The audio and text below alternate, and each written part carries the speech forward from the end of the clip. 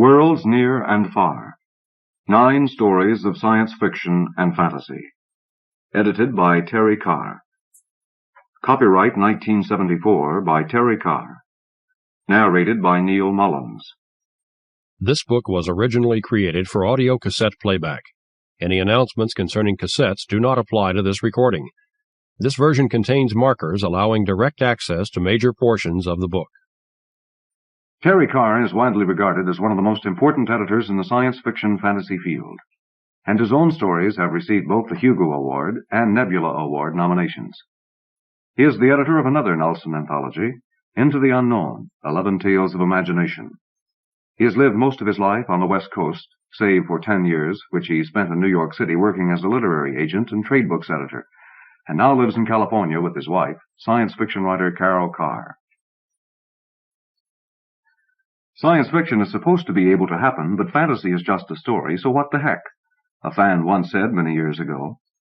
So it really doesn't matter that this eclectic compilation by Terry Carr contains ghost stories as well as science fiction and sheer fantasy itself.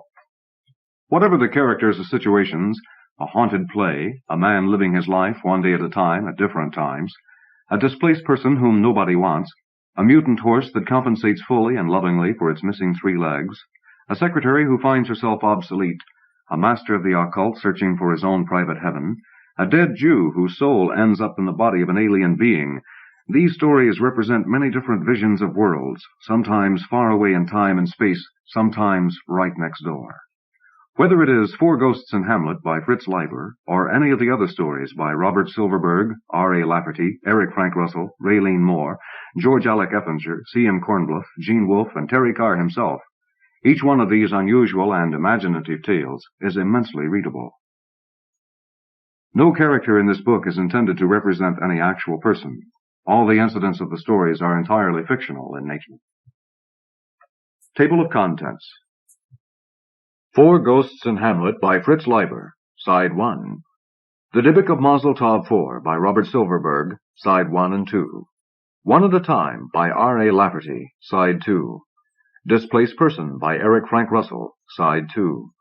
If Something Begins by Raylyn Moore, Side 2. They Live on Levels by Terry Carr, Side 2 and 3. The Horse with One Leg by George Alec Effinger, Side 3.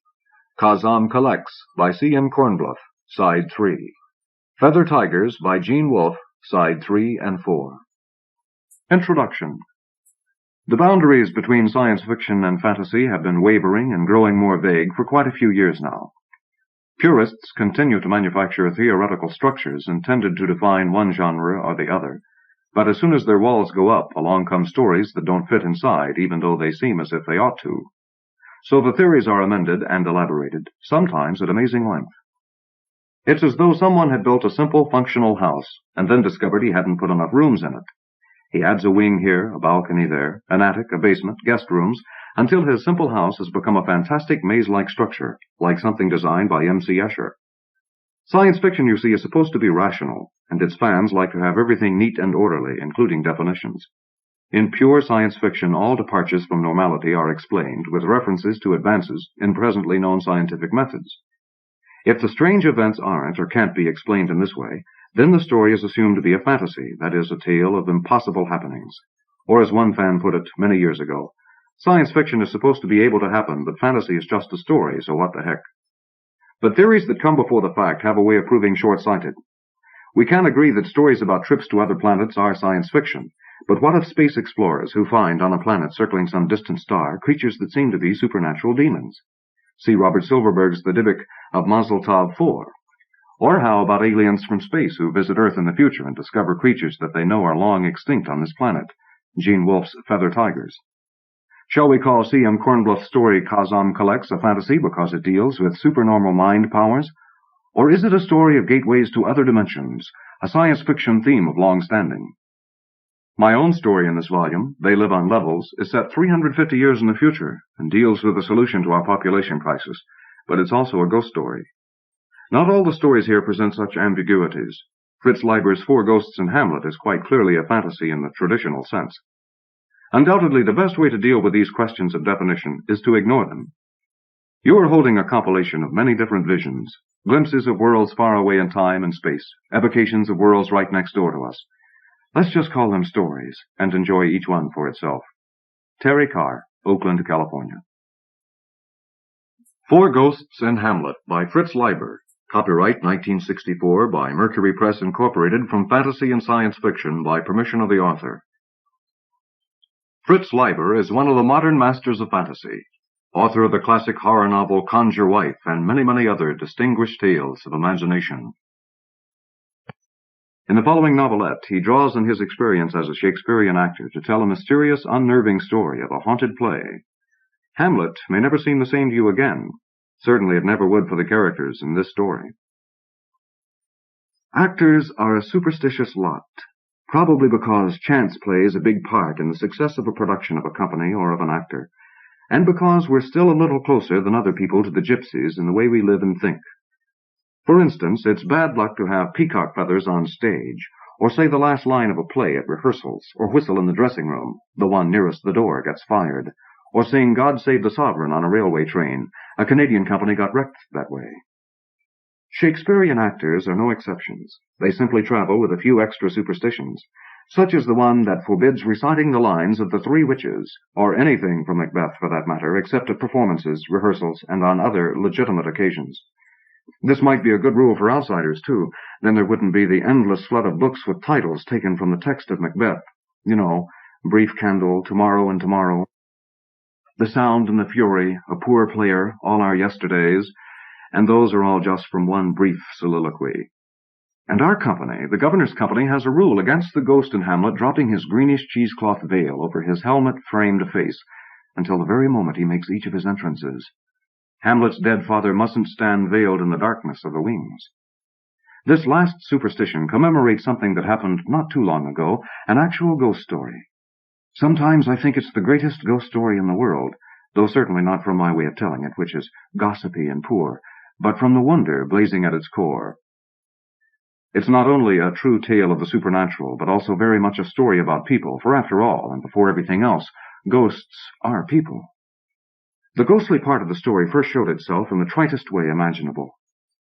3 of our actresses, meaning practically all the ladies in the Shakespearean company, took to having sessions with the Ouija board, and the hour before curtain time, and sometimes even during a performance, when they had long off-stage waits, and they became so wrapped up in it and conceited about it, and they squeaked so excitedly at the revelations which the planchette spelled out, and 3 or 4 times almost missed entrances because of it, that if the governor weren't such a tolerant commander-in-chief, he would have forbidden them to bring the board to the theater. I'm sure he was tempted to, and might have, except that Props pointed out to him that our 3 ladies probably wouldn't enjoy Ouija sessions one bit in the privacy of a hotel room, that much of the fun in operating a Ouija board is in having a half-exasperated, half-intrigued floating audience, and that when all is done, the basic business of all ladies is glamour, whether of personal charm or of actual witchcraft, since the word means both. Props, that is our property man, Billy Simpson, was fascinated by their obsession, as he is by any new thing that comes along, and might very well have broken our Shakespearean taboo by quoting the 3 witches about them, except that Props has no flair for Shakespearean speech at all, no dramatic ability whatsoever. In fact, he's the one person in our company who never acts even a bit part, or carries a mute spear on stage. Though he has other talents that make up for this deficiency, he can throw together a papier-mâché bust of Pompey in 2 hours, or turn out a wooden prop dagger all silvery-bladed and hilt-gilded, or fix a zipper, and that's not all. As for myself, I was very irked at the ridiculous alphabet board, since it seemed to occupy most of Monica Singleton's spare time and satisfy all her hunger for thrills. I'd been trying to promote a romance with her. A long touring season becomes deadly and cold without some sort of heart tickle, and for a while I'd made progress. But after Ouija came along, I became a ridiculous Guildenstern, mooning after an unattainable, unseeing Ophelia, which were the parts I and she actually played in Hamlet. I cursed the idiot board with its childish corner pictures of grinning suns and smirking moons and windblown spirits, and I further alienated Monica by asking her why wasn't it called a 9-9 or a no-no board, ninny board, instead of a yes-yes board. Was that, I inquired, because all spiritualists are forever accentuating the positive and behaving like a pack of fawning yes-men? Yes, we're here. Yes, we're your Uncle Harry. Yes, we're happy on this plane. Yes, we have a doctor among us who'll diagnose that pain in your chest, and so on. Monica wouldn't speak to me for a week after that. I would have even been more depressed, except that props pointed out to me that no flesh-and-blood man can compete with ghosts for a girl's affection, since ghosts, being imaginary, have all the charms and perfections a girl can dream of, but that all girls eventually tire of ghosts, or if their minds don't, their bodies do. This eventually did happen, thank goodness, in the case of Monica and me, though not until we had had a grisly, mind-wrenching experience, a night of terrors before the nights of love. So Ouija flourished, and the governor and the rest of us put up with it one way or another, until there came that three-night stand in Wolverton, when its dismal, uncanny old theater tempted our three Ouija women to ask the board who was the ghost haunting the spooky place, and the swooping planchette spelled out the name S-H-A-K-E-S-P-E-A-R-E. But I am getting ahead of my story. I haven't introduced our company except for Monica, Props, and the governor, and I haven't identified the last of those three. We call Gilbert Usher the governor out of sheer respect and affection. He's about the last of the old actor-managers. He hasn't the name of Gielgud or Olivier or Evans or Richardson, but he spent most of a lifetime keeping Shakespeare alive, spreading that magical a-religious gospel in the more remote counties and the dominions in the United States, like Benson once did. Our other actors aren't names at all. I refuse to tell you mine. But with the exception of myself, they're good troopers, or if they don't become that the first season, they drop out. Gruelingly long seasons, much uncomfortable traveling, and small profits are our destiny. This particular season had got to that familiar point where the plays are playing smoothly and everyone's a bit tireder than he realizes, and the restlessness sets in. Robert Dennis, our juvenile, was writing a novel of theatrical life, he said, mornings at the hotel, up at 7 to slave at it, our Robert claimed. Poor old Guthrie Boyd had started to drink again, and drink quite too much, after an abstemious 2 months that had astonished everyone. Francis Farley Scott, our leading man, had started to drop hints that he was going to organize a Shakespearean repertory company of his own next year, and he began to have conspiratorial conversations with Gertrude Granger, our leading lady, and to draw us furtively aside one by one to make us hypothetical offers, no exact salary named. F.F. is as old as the governor, who is our star, of course, and he has no talents at all except for self-infatuation and a somewhat grandiose yet impressive fashion of acting. He's portly like an opera tenor and quite bald, and he travels with an assortment of 32 pays, ranging from red to black, shot with silver, which he alternates with shameless abandon. They're for wear off stage, not on. It doesn't matter to him that the company knows all about his multicolored artificial toppings, for we're part of his world of illusion, and he's firmly convinced that the stage-struck local ladies he squires about never notice, or at any rate mind the deception. He once gave me a lecture on the subtleties of suiting the color of your hair to the lady you're trying to fascinate, her own age, hair color, and so on. Every year, F.F. plots to start a company of his own. It's a regular mid-season routine with him, and every year it comes to nothing, for he's as lazy and impractical as he is vain. Yet F.F. believes he could play any part in Shakespeare, or all of them at once in a pinch. Perhaps the only F.F. Scott company that would really satisfy him would be one in which he would be the only actor, a Shakespearean monologue. In fact, the one respect in which F.F. is not lazy is in his eagerness to double as many parts as possible in any single play. F.F.'s yearly plots never bother the governor a bit. He keeps waiting wistfully for F.F. to fix him with a hypnotic eye, and in a hoarse whisper ask him to join the Scott Company.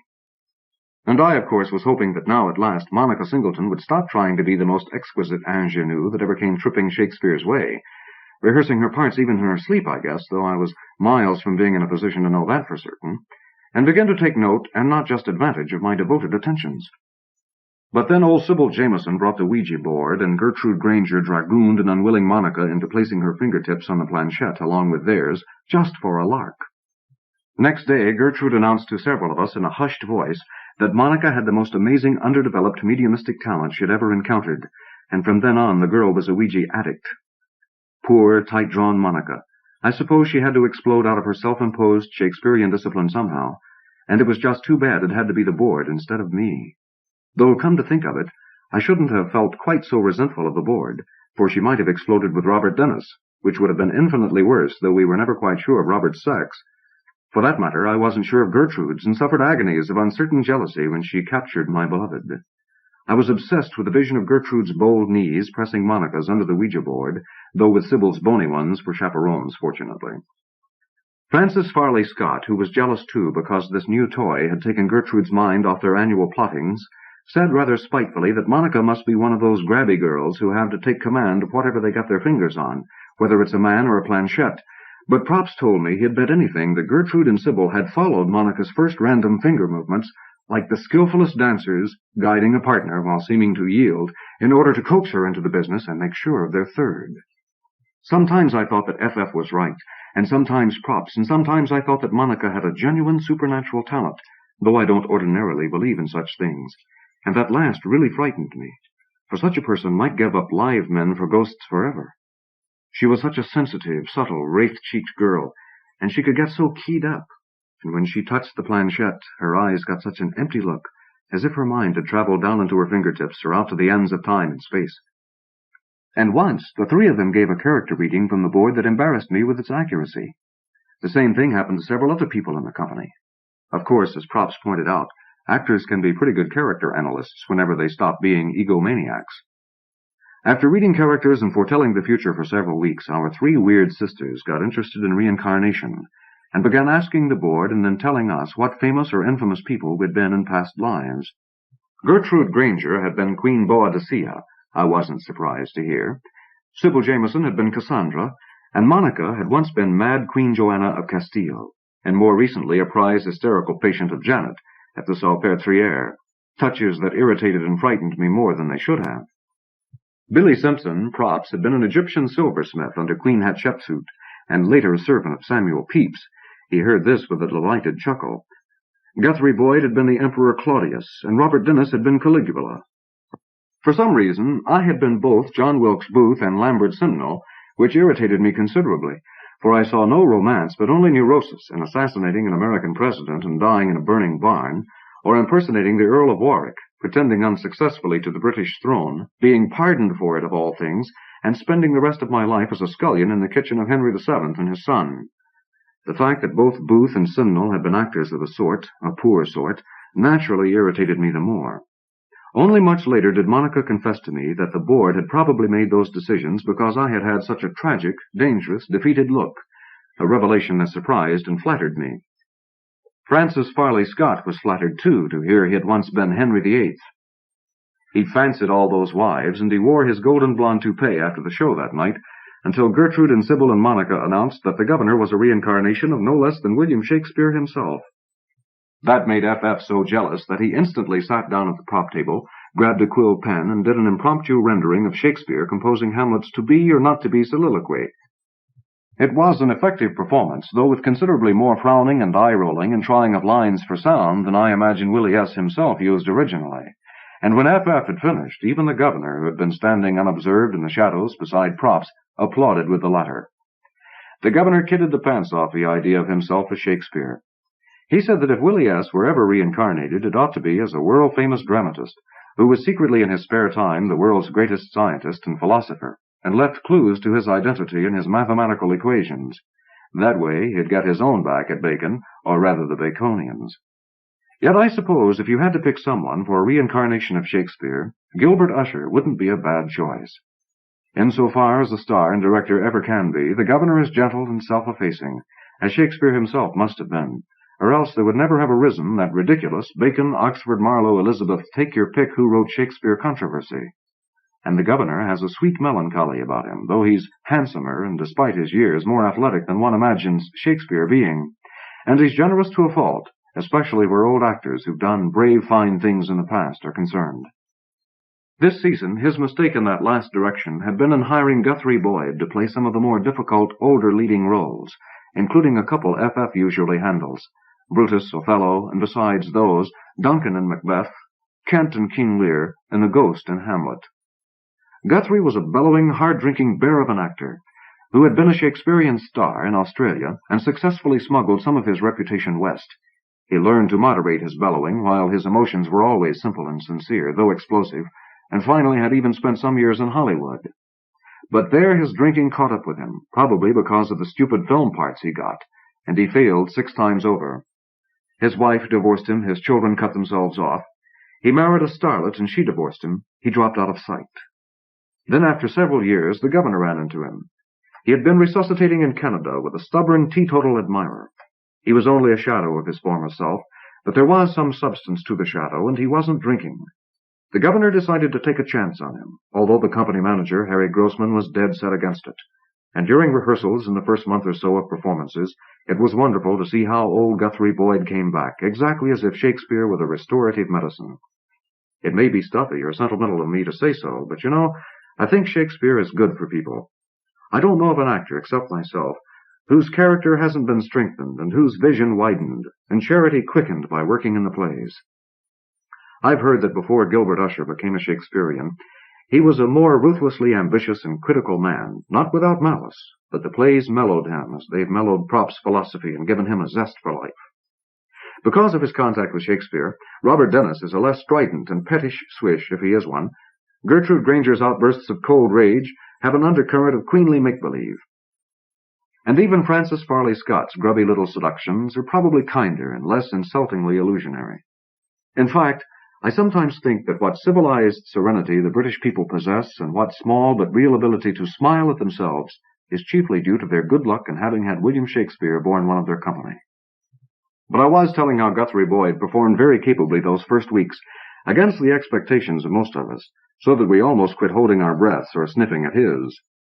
His Brutus was workmanlike, his Kent quite fine, that bluff, rough, honest part suited him well, and he regularly got admiring notices for his Ghost in Hamlet.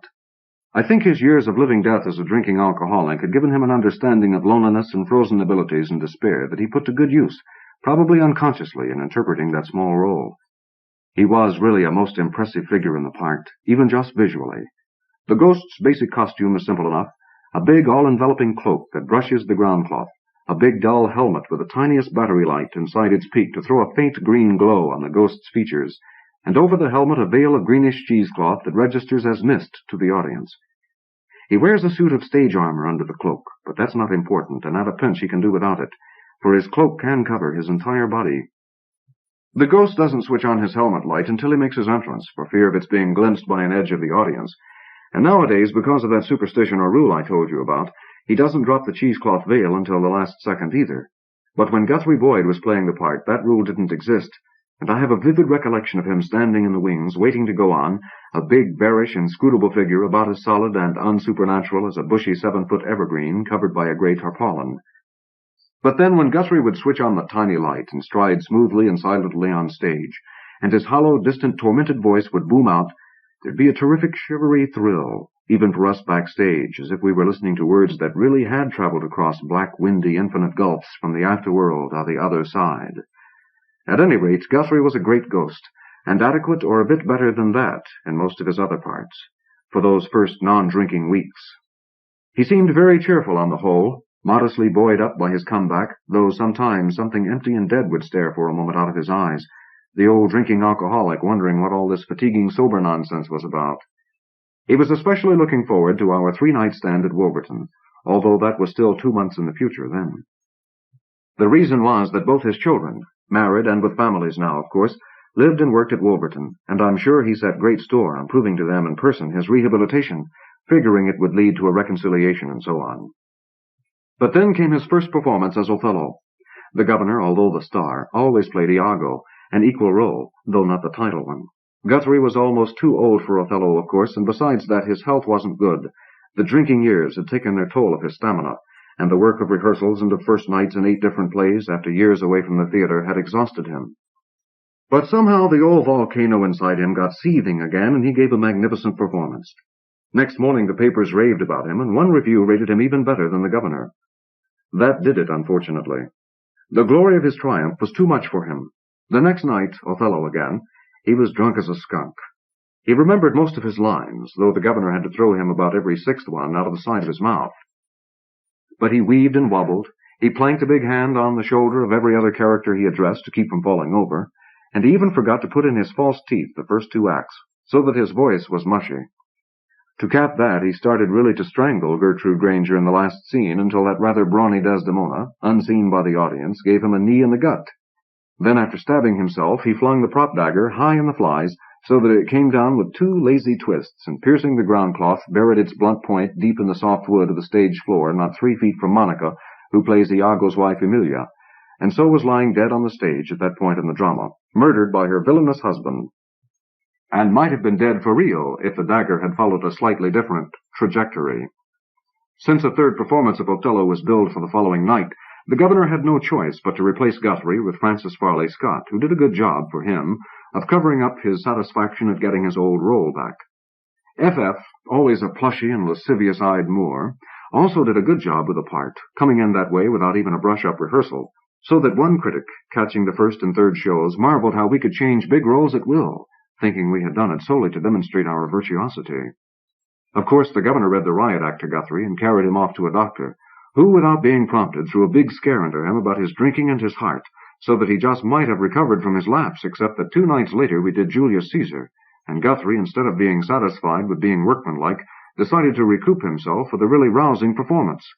So he bellowed and groaned and bugged his eyes, as I suppose he had done in his palmiest Australian days. His optimistic self-satisfaction between scenes was frightening to behold. Not too terrible a performance, truly, but the critics all panned him, and one of them said, "Guthrie Boyd played Brutus, a bunch of vocal cords wrapped up in a toga." That tied up the package and knotted it tight. Thereafter Guthrie was medium pie-eyed from morning to night, and often more than medium. The governor had to yank him out of Brutus, too, F.F. again replacing, but being the governor, he didn't sack him. He put him into a couple of bit parts, Montano and the soothsayer in Othello and Caesar, and let him keep on at the others, and he gave Joe Rubens and me, and sometimes props, the job of keeping an eye on the poor old sot, and making sure he got to the theater by the half hour, and if possible not too plastered. Often he played the ghost of the Doge of Venice in his street clothes, under a cloak or scarlet robe, but he played them. And many were the nights Joe and I made the rounds of half the local bars before we corralled him. The governor sometimes refers to Joe Rubens and me in mild derision as the American element in his company, but just the same he depends on us quite a bit, and I certainly don't mind being one of his troubleshooters. It's a joy to serve him. All this may seem to contradict my statement about our getting to the point about this time, where the plays were playing smoothly and the monotony setting in, but it doesn't really. There's always something going wrong in a theatrical company. Anything else would be abnormal, just as the Samoans say no party is a success until somebody's dropped a plate or spilled a drink or tickled the wrong woman. Besides, once Guthrie had got Othello and Brutus off his neck, he didn't do too badly. The little parts, and even Kent, he could play passably, whether drunk or sober. King Duncan, for instance, and the Doge and the Merchant are easy to play drunk because the actor always has a couple of attendants on either side of him who can guide his steps if he weaves and even hold him up if necessary, which can turn out to be an effective dramatic touch, registering as the infirmity of extreme age. And somehow Guthrie continued to give that same masterful performance as the ghost and get occasional notices for it. In fact, Sybil Jameson insisted he was a shade better in the ghost now that he was invariably drunk, which could have been true. And he still talked about the 3-night stand coming up in Wolverton, though now as often with gloomy apprehension as with proud fatherly anticipation. Well, the 3-night stand eventually came. We arrived at Wolverton on a non-playing evening. To the surprise of most of us, but especially Guthrie's, his son and daughter were there at the station to welcome him with their respective spouses, and all their children and numerous in-laws, and a great gaggle of friends. Their cries of greeting when they spotted him were almost an organized cheer, and I looked around for a brass band to strike up.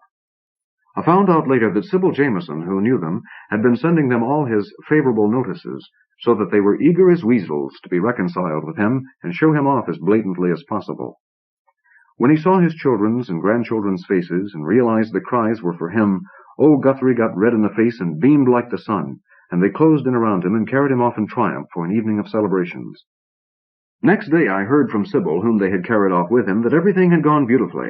He had drunk like a fish, but kept marvelous control, so that no one but she noticed, and the warmth of the reconciliation of Guthrie to everyone, complete strangers included, had been wonderful to behold. Guthrie's son-in-law, a pugnacious chap, had got angry when he'd heard Guthrie wasn't to play Brutus the 3rd night, and he declared that Gilbert Usher must be jealous of his magnificent father-in-law. Everything was forgiven 20 times over. They had even tried to put old Sybil to bed with Guthrie, figuring romantically, as people will about actors, that she must be his mistress. All this was very fine, and of course wonderful for Guthrie, and for Sybil too, in a fashion, yet I suppose the unrestrained night-long bash after 2 months of uninterrupted semi-controlled drunkenness was just about the worst thing anybody could have done to the old boy's sodden body and laboring heart. Meanwhile, on that first evening, I accompanied Joe Rubens and props to the theater we were playing at Wolverton to make sure the scenery got stacked right and the costume trunks had all safely arrived and been stowed. Joe is our stage manager. Besides doing rough or Hebraic parts like Caliban and Tubal, He was a professional boxer in his youth and got his nose smashed crooked. Once I started to take boxing lessons from him, figuring an actor should know everything. But during the third lesson I walked into a gentle right cross, and although it didn't exactly stun me, there were bells ringing faintly in my head for 6 hours afterward, and I lived in a world of faerie, and that was the end of my fistic career. Joe is actually a most versatile actor. For instance, he understudies the governor in Macbeth, Lear, Iago, and of course Shylock, though his brutal moon face is against him, especially when his makeup doesn't include a beard.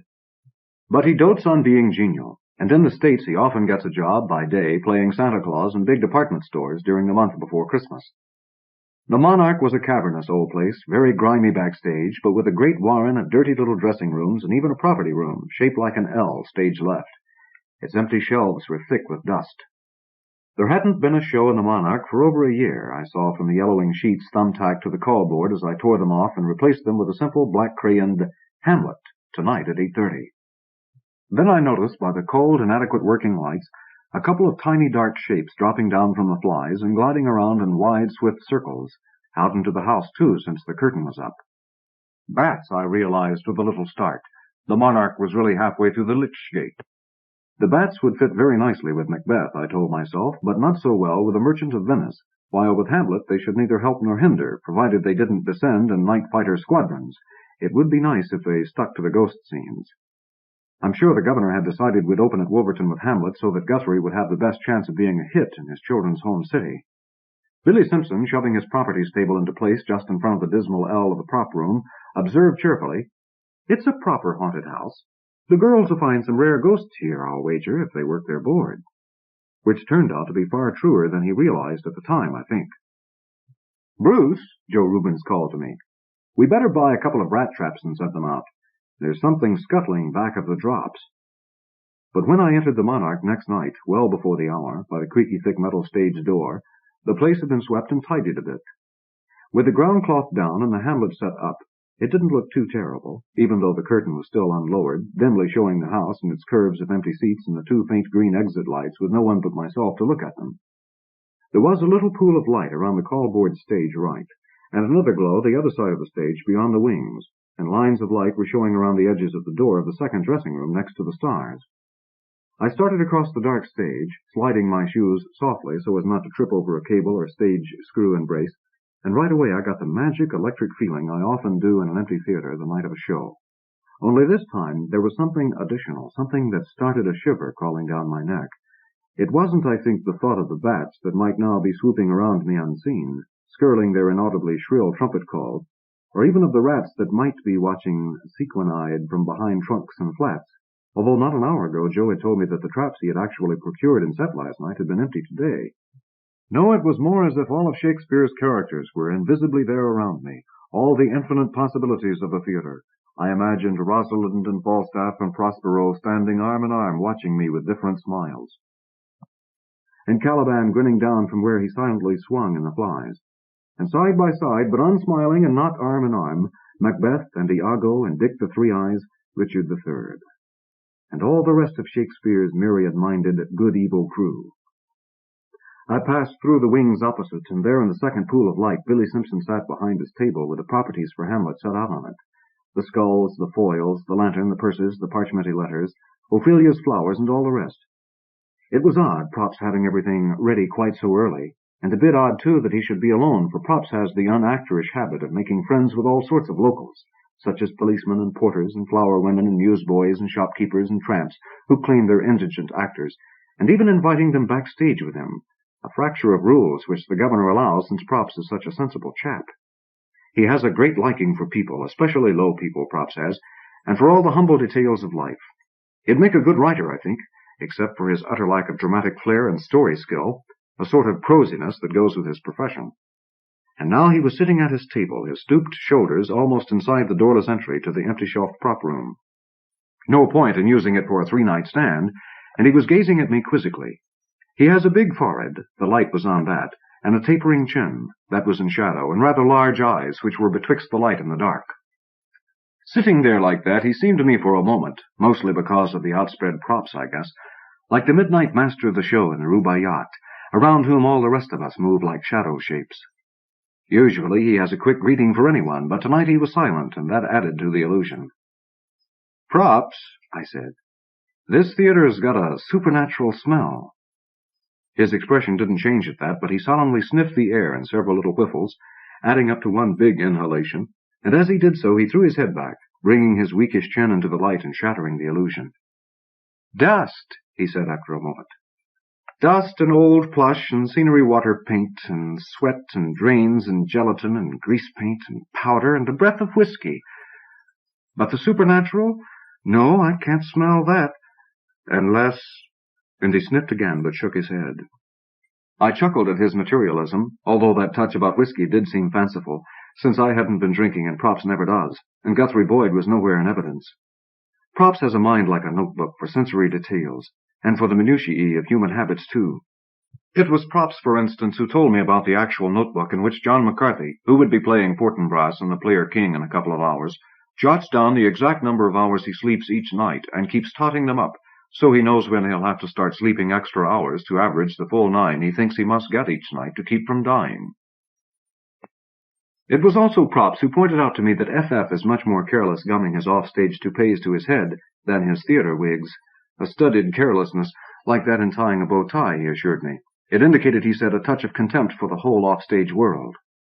Props isn't only a detail worm, but it's perhaps because he is one that he has sympathy for all human hopes and frailties, even the most trivial, like my selfish infatuation with Monica. Now I said to him, "I didn't mean an actual smell, Billy, but back there just now I got the feeling anything might happen tonight." He nodded slowly and solemnly. With anyone but Props, I'd have wondered if he wasn't a little drunk.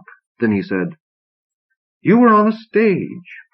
You know, the science fiction writers are missing a bet there. We've got time machines right now. Theaters. Theaters are time machines and spaceships, too. They take people on trips through the future and the past and the elsewhere and the might have been. Yes, and if it's done well enough, give them glimpses of heaven and hell." I nodded back at him. Such grotesque fancies are the closest Props ever comes to escaping from prosiness. I said, "Well, let's hope Guthrie gets aboard the spaceship before the curtain upjets. Tonight we're depending on his children having the sense to deliver him intact, which from what Sybil says about them is not to be taken for granted." Props stared at me owlishly and slowly shook his head. "Guthrie got here about 10 minutes ago," he said, "and looking no drunker than usual." "That's a relief," I told him, meaning it. "The girls are having a Ouija session," he went on, as if he were determined to account for all of us from moment to moment. "They smelled the supernatural here just as you did, and they're asking the board to name the culprit." Then he stooped so that he looked almost hunchbacked, and felt for something under the table. I nodded. I'd guessed the Ouija part from the lines of light showing around the door of Gertrude Granger's dressing room. Props straightened up, and he had a pint bottle of whiskey in his hand. I don't think a loaded revolver would have dumbfounded me as much. He unscrewed the top. "There's the governor coming in," he said tranquilly, hearing the stage door creak and evidently some footsteps my own ears missed. "That's 7 of us in the theater before the hour." He took a big, slow swallow of whiskey and recapped the bottle, as naturally as if it were a nightly action. I goggled at him without comment. What he was doing was simply unheard of for Billy Simpson. At that moment there was a sharp scream and a clatter of thin wood and something twangy and metallic falling and a scurry of footsteps. Our previous words must have cocked a trigger in me, for I was at Gertrude Granger's dressing-room door as fast as I could sprint, no worry this time about tripping over cables or braces in the dark. I yanked the door open, and there by the bright light of the bulbs framing the mirror were Gertrude and Sybil sitting close together, with the Ouija board face down on the floor in front of them, along with a flimsy wire-backed chair overturned. And pressing back into Gertrude's costumes, hanging on the rack across the little room, almost as if she wanted to hide behind them like under bedclothes, was Monica, pale and staring-eyed. She didn't seem to recognize me. The dark green, heavily brocaded costume Gertrude wears as the Queen in Hamlet, into which Monica was chiefly pressing herself, accentuated her pallor. All 3 of them were in their street clothes. I went to Monica and put an arm around her and gripped her hand. It was cold as ice. She was standing rigidly. While I was doing that, Gertrude stood up and explained in rather haughty tones what I told you earlier, about their asking the board who the ghost was that was haunting the monarch tonight, and the planchette spelling out S-H-A-K-E-S-P-E-A-R-E. "I don't know why it startled you so, dear," she ended crossly, speaking to Monica. It's very natural his spirit should attend performances of his plays. I felt the slim body I clasped relax a little. That relieved me. I was selfishly pleased at having got an arm around it, even under such public and unamorous circumstances, while at the same time my silly mind was thinking that if Props had been lying to me about Guthrie Boyd having come in no more drunk than usual, this new Props who drank straight whiskey in the theatre could lie too, I supposed. Why, then we could certainly use William Shakespeare tonight, since the ghost in Hamlet is the one part in all his plays Shakespeare himself is supposed to have acted on the stage. I don't know why myself now, Monica suddenly answered from behind me, shaking her head as if to clear it. She became aware of me at last, started to pull away, then let my arm stay around her. The next voice that spoke was the governor's. He was standing in the doorway, smiling faintly, with Props peering around his shoulder. Props would be as tall as the governor if he ever straightened up, but his stoop takes almost a foot off his height. The governor said softly, a comic light in his eyes, "I think we should be content to bring Shakespeare's plays to life without trying for their author. It's hard enough on the nerves just to act Shakespeare." He stepped forward with one of his swift, naturally graceful movements, and kneeling on one knee, picked up the fallen board and planchette. "At all events, I'll take these in charge for tonight. Feeling better now, Miss Singleton?" he asked as he straightened and stepped back. "Yes, quite all right," she answered flusteredly, disengaging my arm and pulling away from me rather too quickly. He nodded. Gertrude Granger was staring at him coldly, as if about to say something scathing, but she didn't. Sybil Jameson was looking at the floor. She seemed embarrassed, yet puzzled too. I followed the governor out of the dressing room and told him, in case Props hadn't, about Guthrie Boyd coming to the theatre early. My momentary doubt of Props' honesty seemed plain silly to me now, although his taking that drink remained an astonishing riddle. Props confirmed me about Guthrie coming in, though his manner was a touch abstracted. The governor nodded his thanks for the news, then twitched a nostril and frowned. I was sure he had caught a whiff of alcohol and didn't know to which of us two to attribute it, or perhaps even to one of the ladies, or to an earlier passage of Guthrie this way. He said to me, "Would you come into my dressing room for a bit, Bruce?" I followed him, thinking he'd picked me for the drinker and wondering how to answer. Best perhaps simply silently accept the fatherly lecture. But when he had turned on the lights and I had shut the door, his first question was, "You're attracted to Miss Singleton, aren't you, Bruce?" When I nodded abruptly, swallowing my morsel of surprise, he went on softly but emphatically, "Then why don't you quit hovering and playing Galahad and really go after her? Ordinarily I must appear to frown on affairs in the company, but in this case it would be the best way I know of to break up those Ouija sessions, which are obviously harming the girl." I managed to grin and tell him I'd be happy to obey his instructions, and do it entirely on my own initiative, too. He grinned back and started to toss the Ouija board on his couch, but instead put it and the planchette carefully down on the end of his long dressing table, and put a second question to me. "What do you think of some of the stuff they're getting over the board, Bruce?" I said, "Well, that last one gave me a shiver all right. I suppose because—" And I told him about sensing the presence of Shakespeare's characters in the dark. I finished. "But, of course, the whole idea is nonsense," and I grinned. He didn't grin back. I continued impulsively. "There was one idea they had a few weeks back that impressed me, though it didn't seem to impress you. I hope you won't think I'm trying to butter you up, Mr. Usher. I mean the idea of you being a reincarnation of William Shakespeare." He laughed delightedly and said, "Clearly you don't yet know the difference between a player and a playwright, Bruce. Shakespeare, striding about romantically with head thrown back, and twirling a sword and shaping his body and voice to every feeling handed him? No, I'll grant you he might have played the ghost. It's a part within the scope of an average writer's talents, requiring nothing more than that he stand still and sound off sepulchrally." He paused and smiled and went on. "No, there's only one person in this company who might be Shakespeare come again, and that's Billy Simpson. Yes, I mean Props. He's a great listener, and he knows how to put himself in touch with everyone. And then he's got that rat-trap mind for every hue and scent and sound of life, inside or out of the mind. And he's very analytic. Oh, I know he's got no poetic talent, but surely Shakespeare wouldn't have that in every reincarnation. I'd think he'd need about a dozen lives in which to gather material for every one in which he gave it dramatic form.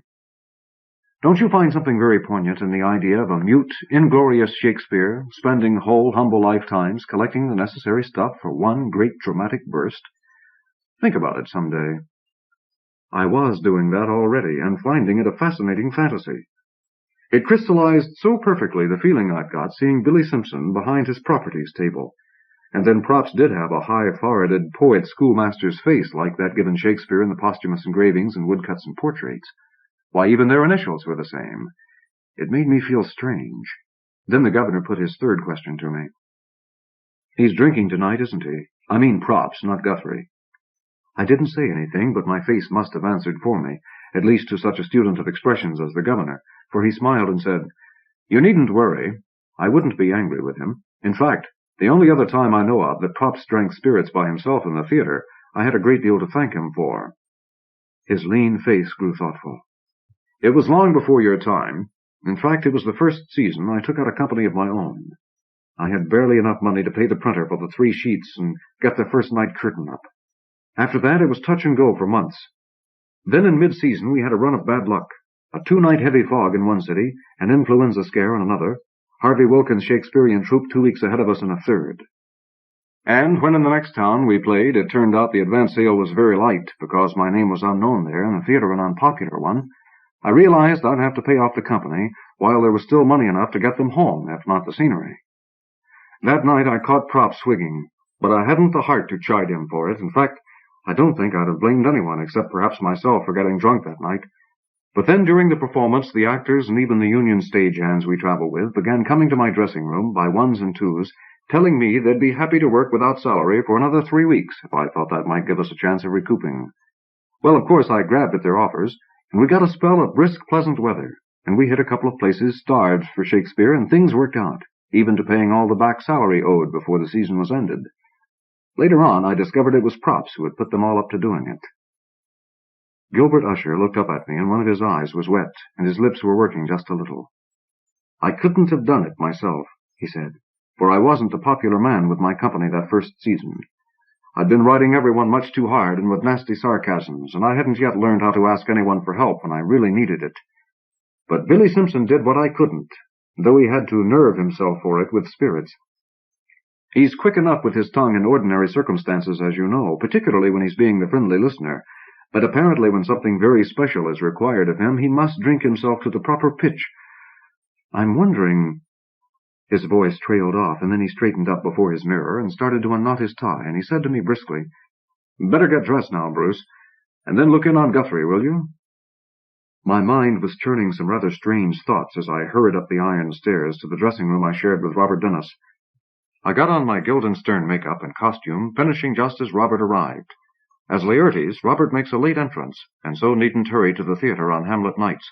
Also, although we don't make a point of it, he and I spend as little time together in the dressing room as we can. Before going down, I looked into Guthrie Boyd's. He wasn't there, but the lights were on, and the essentials of the ghost's costume weren't in sight. Impossible to miss that big helmet, so I assumed he had gone down ahead of me. It was almost the half hour. The house lights were on, the curtain down, more stage lights on too, and quite a few of us about. I noticed that Props was back in the chair behind his table and not looking particularly different from any other night. Perhaps the drink had been a once-only aberration and not some symptom of a crisis in the company. I didn't make a point of hunting for Guthrie. When he gets costumed early, he generally stands back in a dark corner somewhere, wanting to be alone, perchance to sip. Aye, there's the rub. Or he visits with Sybil in her dressing room. I spotted Monica sitting on a trunk by the switchboard where backstage was brightest lit at the moment. She looked ethereal yet spring-like in her blonde Ophelia wig and first costume, a pale green one. Recalling my happy promise to the governor, I bounced up beside her and asked her straight out about the Ouija business, pleased to have something to the point besides the plays to talk with her about, and really not worrying as much about her nerves as I suppose I should have. She was in a very odd mood, both agitated and abstracted, her gaze going back and forth between distant and near and very distant. My questions didn't disturb her at all. In fact, I got the feeling she welcomed them, yet she genuinely didn't seem able to tell me much about why she had been so frightened at the last name the board had spelled.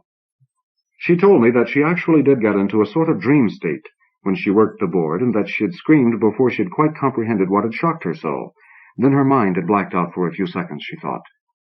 "One thing, though, Bruce," she said. "I'm not going to work the board any more, at least not when the 3 of us are alone like that." "That sounds like a wise idea," I agreed, trying not to let the extreme heartiness of my agreement show through.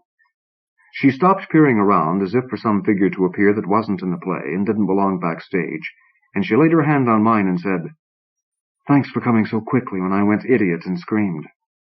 I was about to improve this opportunity by telling her that the reason I'd come so quickly was that she was so much in my mind, but just then Joe Rubens came hurrying up with the governor behind him in his Hamlet black to tell me that neither Guthrie Boyd nor his ghost costume was to be found anywhere in the theater. What's more, Joe had got the phone numbers of Guthrie's son and daughter from Sybil and rung them up. The one phone hadn't answered, while on the other a female voice, presumably a maid's, had informed him that everyone had gone to see Guthrie Boyd in Hamlet. Joe was already wearing his cumbrous chain-mail armor for Marcellus, woven cord silvered, so I knew I was elected. I ran upstairs, and in the space of time it took Robert Dennis to guess my mission and advise me to try the dingiest bars first and have a drink or two myself in them, I'd put on my hat, overcoat, and wristwatch and left him. So garbed, and as usual nervous about people looking at my ankles, I sallied forth to comb the nearby bars of Wolverton. I consoled myself with the thought that if I found Hamlet's father's ghost drinking his way through them, no one would ever spare a glance for my own costume. Almost on the stroke of curtain I returned, no longer giving a damn what anyone thought about my ankles. I hadn't found Guthrie or spoken to a soul who had seen a large male imbiber, most likely of Irish whiskey, in great cloak and antique armor, with perhaps some ghostly green light cascading down his face. Beyond the curtain, the overture was fading to its sinister close, and the backstage lights were all down, but there was an angry, hushed-voiced dispute going on stage left, where the ghost makes all his entrances and exits. Skipping across the dim stage in front of the blue-lit battlements of Elsinore, still in my hat and overcoat, I found the governor and Joe Rubens, and with them John McCarthy, all ready to go on, as the ghost in his Fortinbras armor with a dark cloak and some green gauze over it. But alongside them was Francis Farley Scott in a very similar get-up, no armor, but a big enough cloak to hide his king costume, and a rather more impressive helmet than John's. They were all very dim in the midnight glow, leaking back from the dimmed-down blue floods. The five of us were the only people I could see on this side of the stage. F.F. was arguing vehemently that he must be allowed to double the ghost with King Claudius because he knew the part better than John, and because, this was the important thing, he could imitate Guthrie's voice perfectly enough to deceive his children and perhaps save their illusions about him. Sybil had looked through the curtain hole and seen them and all of their yesterday crowd, with new recruits besides, occupying all of the second, third, and fourth rows center, chattering with excitement and beaming with anticipation. Harry Grossman had confirmed this from the front of the house. I could tell that the governor was vastly irked at F.F. and at the same time touched by the last part of his argument. It was exactly the sort of sentimental, heroic rationalization with which F.F. cloaked his insatiable yearnings for personal glory. Very likely he believed it himself. John McCarthy was simply ready to do what the governor asked him. He's an actor untroubled by inward urgencies, except for things like keeping a record of the hours he sleeps and each penny he spends, though with a natural facility for portraying on-stage emotions, which he doesn't feel one iota. The governor shut up F.F. with a gesture and got ready to make his decision, but just then I saw that there was a sixth person on this side of the stage. Standing in the second wings beyond our group was a dark figure like a tarpaulined Christmas tree, topped by a big helmet of unmistakable general shape despite its veiling. I grabbed the governor's arm and pointed at it silently. He smothered a large curse and strode up to it and rasped, "Guthrie, you old son of a bee, can you go on?" The figure gave an affirmative grunt. Joe Rubens grimaced at me as if to say, "Show business," and grabbed a spear from the prop table and hurried back across the stage for his entrance as Marcellus, just before the curtain lifted and the first nervous, superbly atmospheric lines of the play rang out, loud at first, but then going low with unspoken apprehension. "Who's there? Hey, answer me! Stand and unfold yourself! Long live the king!" "Bernardo? He? You come most carefully upon your hour.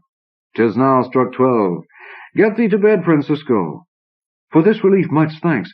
'Tis bitter cold, and I am sick at heart." "Have you had quiet, guard?" "Not a mouse stirring."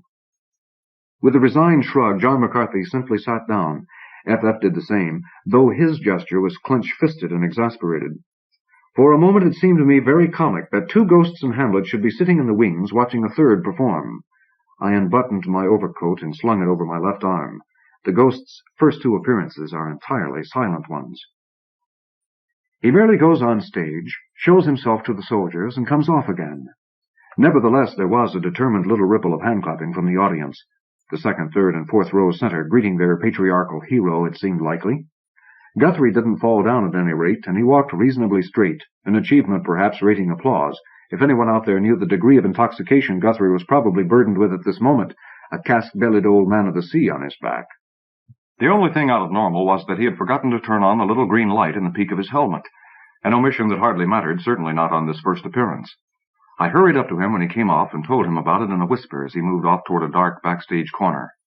I got in reply, through the inscrutable green veil, an exhalation of whiskey and 3 affirmative grunts. 1, that he knew it, 2, that the light was working, 3, that he'd remember to turn it on next time. Then the scene had ended, and I darted across the stage as they changed to the room of state set. I wanted to get rid of my overcoat. Joe Rubens grabbed me about Guthrie's green light not having been on, and I told him that was all taken care of. "Where the hell was he all the time we were hunting for him?" Joe asked me. "I don't know," I answered. By that time, the second scene was playing, with FF, his ghost-covering shed, playing the king as well as he always does. It's about his best part. And Gertrude Granger looking very regal beside him as the queen, her namesake, while there was another flurry of applause, more scattered this time, for the governor in his black doublet and tights beginning about his 700th performance of Shakespeare's longest and meatiest role. Monica was still sitting on the trunk by the switchboard, looking paler than ever under her makeup, it seemed to me, and I folded my overcoat and silently persuaded her to use it as a cushion. I sat beside her, and she took my hand, and we watched the play from the wings. After a while, I whispered to her, giving her hand a little squeeze. "Feeling better now?" She shook her head. Then, leaning toward me, her mouth close to my ear, she whispered rapidly and unevenly, as if she just had to tell someone, "Bruce, I'm frightened. There's something in the theater. I don't think that was Guthrie playing the ghost." I whispered back, "Sure it was. I talked with him." "Did you see his face?" she asked. "No, but I smelled his breath," I told her, and explained to her about his forgetting to turn on the green light. I continued, "Francis and John were both ready to go on as the ghost, though, until Guthrie turned up. Maybe you glimpsed one of them before the play started, and that gave you the idea it wasn't Guthrie." Sybil Jamieson in her player costume looked around at me warningly. I was letting my whispering get too loud. Monica put her mouth so close that her lips for an instant brushed my ear, and she mouse-whispered, "I don't mean another person playing the ghost. Not that exactly.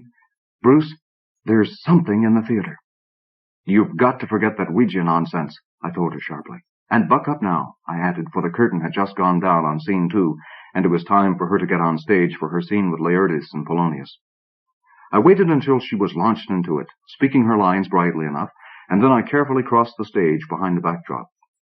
I was sure there was no more than nerves and imagination to her notions, though they had raised shivers on me, but just the same I wanted to speak to Guthrie again and see his face. When I had completed my slow trip, you have to move rather slowly so the drop won't ripple or bulge, I was dumbfounded to find myself witnessing the identical backstage scene that had been going on when I'd got back from my tour of the bars.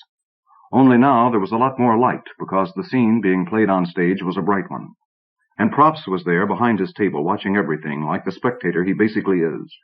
But beyond him were Francis Farley Scott and John McCarthy in their improvised ghost costumes again, and the governor and Joe were with them, all of them carrying on that furious lip-reader's argument, now doubly hushed. I didn't have to wait to get close to them to know that Guthrie must have disappeared again. As I made my way toward them, watching their silent antics, my silly mind became almost hysterical with the thought that Guthrie had at last discovered that invisible hole every genuine alcoholic wishes he had, into which he could decorously disappear and drink during the times between his absolutely necessary appearances in the real world. As I neared them, Donald Fryer, our Horatio, came from behind me, having made the trip behind the backdrop faster than I had, to tell the governor in hushed gasps that Guthrie wasn't in any of the dressing rooms or anywhere else stage right. Just at that moment the bright scene ended. The curtain came down, the drapes before which Ophelia and the others had been playing swung back to reveal again the battlements of Elsinore, and the lighting shifted back to the midnight blue of the first scene, so that for the moment it was hard to see at all. I heard the governor say decisively, "You play the ghost," his voice receding as he and Joe and Don hurried across the stage to be in place for their proper entrance.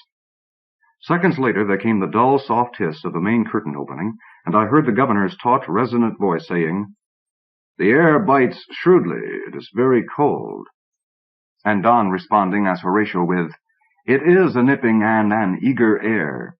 By that time I could see again well enough, see Francis Farley Scott and John McCarthy moving side by side toward the back wing, through which the ghost enters. They were still arguing in whispers. The explanation was clear enough. Each thought the governor had pointed at him in the sudden darkness, or possibly, in FF's case, was pretending he so thought. For a moment the comic side of my mind, grown a bit hysterical by now, almost collapsed me with the thought of twin ghosts entering the stage side by side. Then once again, history still repeating itself, I saw beyond them that other, bulkier figure with the unmistakable shrouded helmet. They must have seen it too, for they stopped dead just before my hands touched the shoulder of each of them. I circled quickly past them and reached out my hands to put them lightly on the third figure's shoulders, intending to whisper, "Guthrie, are you okay?"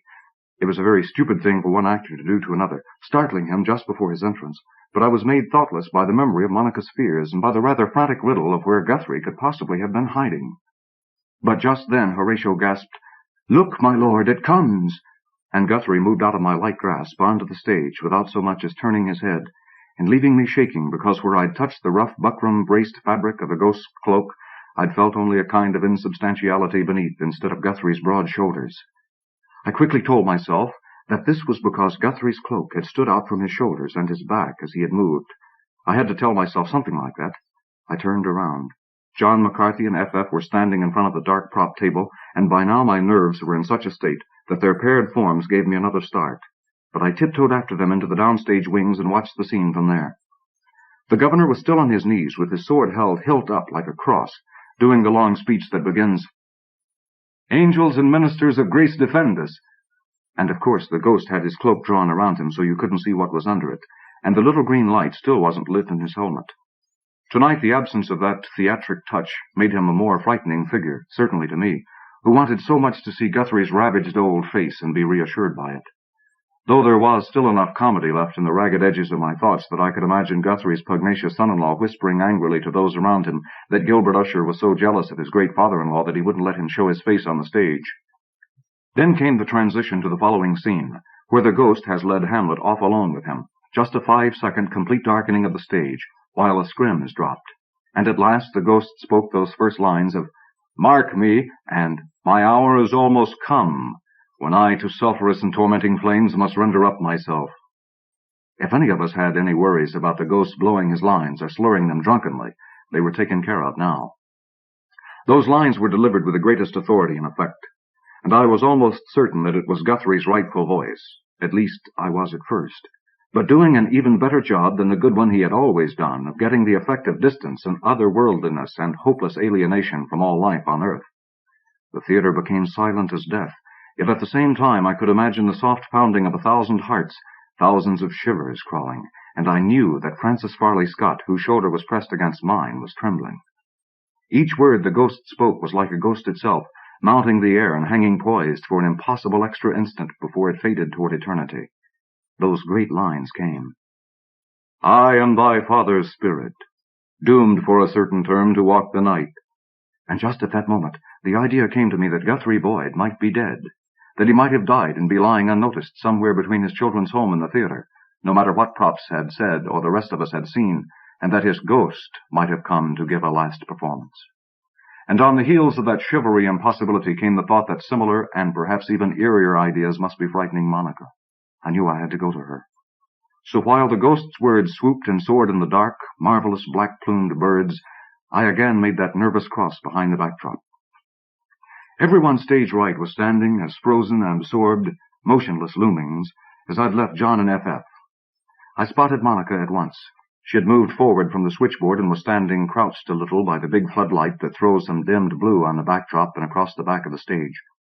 I went to her just as the ghost was beginning his exit stage left, moving backward along the edge of the light from the flood, but not quite in it, and reciting more lonelily and eerily than I'd ever heard them before those memorable last lines. "Fare thee well at once. The glowworm shows the matin to be near, and 'gins to pale his uneffectual fire. Adieu, adieu, Hamlet, remember me." 1 second passed, then another, and then there came 2 unexpected bursts of sound at the same identical instant. Monica screamed, and a thunderous applause started out front, touched off by Guthrie's people, of course, but this time swiftly spreading to all the rest of the audience. I imagine it was the biggest hand the ghost ever got in the history of the theater. In fact, I never heard of him getting a hand before. It certainly was a most inappropriate place to clap, however much the performance deserved it. It broke the atmosphere and the thread of the scene. Also, it drowned out Monica's scream so that only I and a few of those behind me heard it.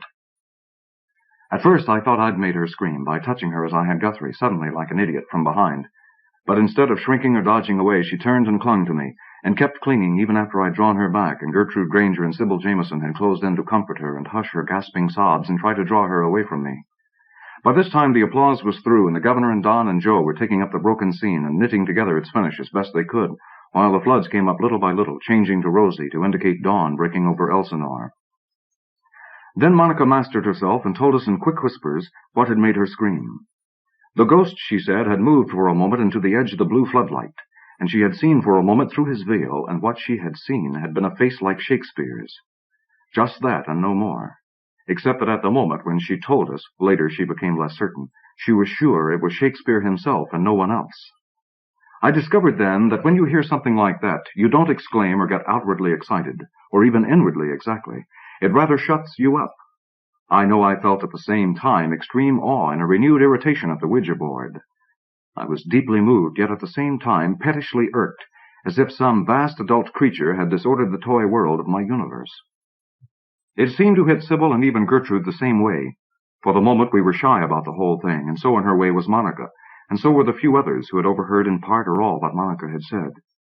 I knew we were going to cross the stage in a few more seconds when the curtain came down on that scene, ending the first act, and stage lights came up. At least I knew that I was going across, yet I wasn't looking forward to it.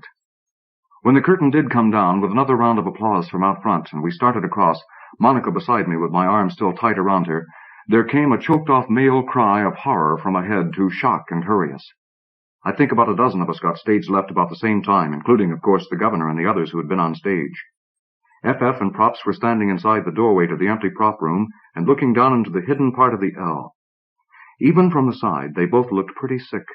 Then FF knelt down and almost went out of view, while Props hunched over him with his natural stoop. As we craned around Props for a look, I among the first, just beside the governor, we saw something that told us right away that this ghost wasn't ever going to be able to answer that curtain call they were still fitfully clapping for out front, although the house lights must be up by now for the first intermission. Guthrie Boyd was lying on his back in his street clothes. His face looked gray, the eyes staring straight up. Swirled beside him lay the ghost's cloak and veil and the helmet and an empty fifth of whiskey. Between the two conflicting shocks of Monica's revelation and the body in the prop room, my mind was in a useless state. And from her helpless, incredulous expression, I knew Monica felt the same. I tried to put things together, and they wouldn't fit anywhere. FF looked up at us over his shoulder. "He's not breathing," he said. "I think he's gone." Just the same, he started loosing Boyd's tie and shirt and pillowing his head on the cloak. He handed the whiskey bottle back to us through several hands, and Joe Rubens got rid of it. The governor sent out front for a doctor, and within 2 minutes Harry Grossman was bringing us one from the audience who had left his seat number and bag at the box office. He was a small man. Guthrie would have made two of him, and a bit awestruck I could see, though holding himself with greater professional dignity because of that, as we made way for him and then crowded in behind. He confirmed FF's diagnosis by standing up quickly after kneeling only for a few seconds where FF had. Then he said hurriedly to the governor, as if the words were being surprised out of him against his professional caution, "Mr. Usher, if I hadn't heard this man giving that great performance just now, I'd think he'd been dead for an hour or more." He spoke low, and not all of us heard him, but I did, and so did Monica. And there was shock 3 to go along with the other two, raising in my mind for an instant the grisly picture of Guthrie Boyd's spirit or some other entity willing his dead body to go through with that last performance. Once again I unsuccessfully tried to fumble together the parts of this night's mystery. The little doctor looked around at us slowly and puzzledly. He said, "I take it he just wore the cloak over his street clothes?" He paused. Then, "He did play the ghost?" he asked us. The governor and several others nodded, but some of us didn't at once, and I think FF gave him a rather peculiar look, for the doctor cleared his throat and said, "I'll have to examine this man as quickly as possible in a better place and light. Is there—" The governor suggested the couch in his dressing room, and the doctor designated Joe Rubens and John McCarthy and Francis Farley Scott to carry the body. He passed over the governor, perhaps out of awe, but Hamlet helped just the same, his black garb most fitting. It was odd the doctor picked the older men. I think he did it for dignity. And it was odder still that he should have picked two ghosts to help carry a third, though he couldn't have known that. As the designated ones moved forward, the doctor said, "Please stand back, the rest of you." It was then that the very little thing happened which made all the pieces of this night's mystery fall into place, for me, that is, and for Monica, too, judging from the way her hand trembled in and then tightened around mine. We had been given the key to what had happened. I won't tell you what it was until I've knit together the ends of the story. The second act was delayed perhaps a minute, but after that we kept to schedule, giving a better performance than usual. I never knew the graveyard scene to carry so much feeling, or the bit with Yorick's skull to be so poignant. Just before I made my own first entrance, Joe Rubin snatched off my street hat. I'd had it on all this while, and I played Olive Guildenstern wearing a wristwatch, though I don't imagine anyone noticed. F.F. played the ghost as an offstage voice when he makes his final brief appearance in the closet scene. He used Guthrie's voice to do it, imitating him very well. It struck me afterward as ghoulish, but right. Well, before the play ended, the doctor had decided he could say that Guthrie had died of a heart seizure, not mentioning the alcoholism. The minute the curtain came down on the last act, Harry Grossman informed Guthrie's son and daughter and brought them backstage. They were much moved, though hardly deeply smitten, seeing they had been out of touch with the old boy for a decade. However, they quickly saw it was a grand and solemn occasion and behaved accordingly, especially Guthrie's pugnacious son-in-law. Next morning, the two Wolverton papers had headlines about it, and Guthrie got his biggest notices ever in the ghost. The strangeness of the event carried the item around the world, a 6-line filler capturing the mind for a second or two, about how a once-famous actor had died immediately after giving a performance as the ghost in Hamlet, though in some versions, of course, it became Hamlet's ghost. The funeral came on the afternoon of the third day, just before our last performance in Wolverton, and the whole company attended along with Guthrie's children's crowd and other Wolvertonians. Old Sybil broke down and sobbed.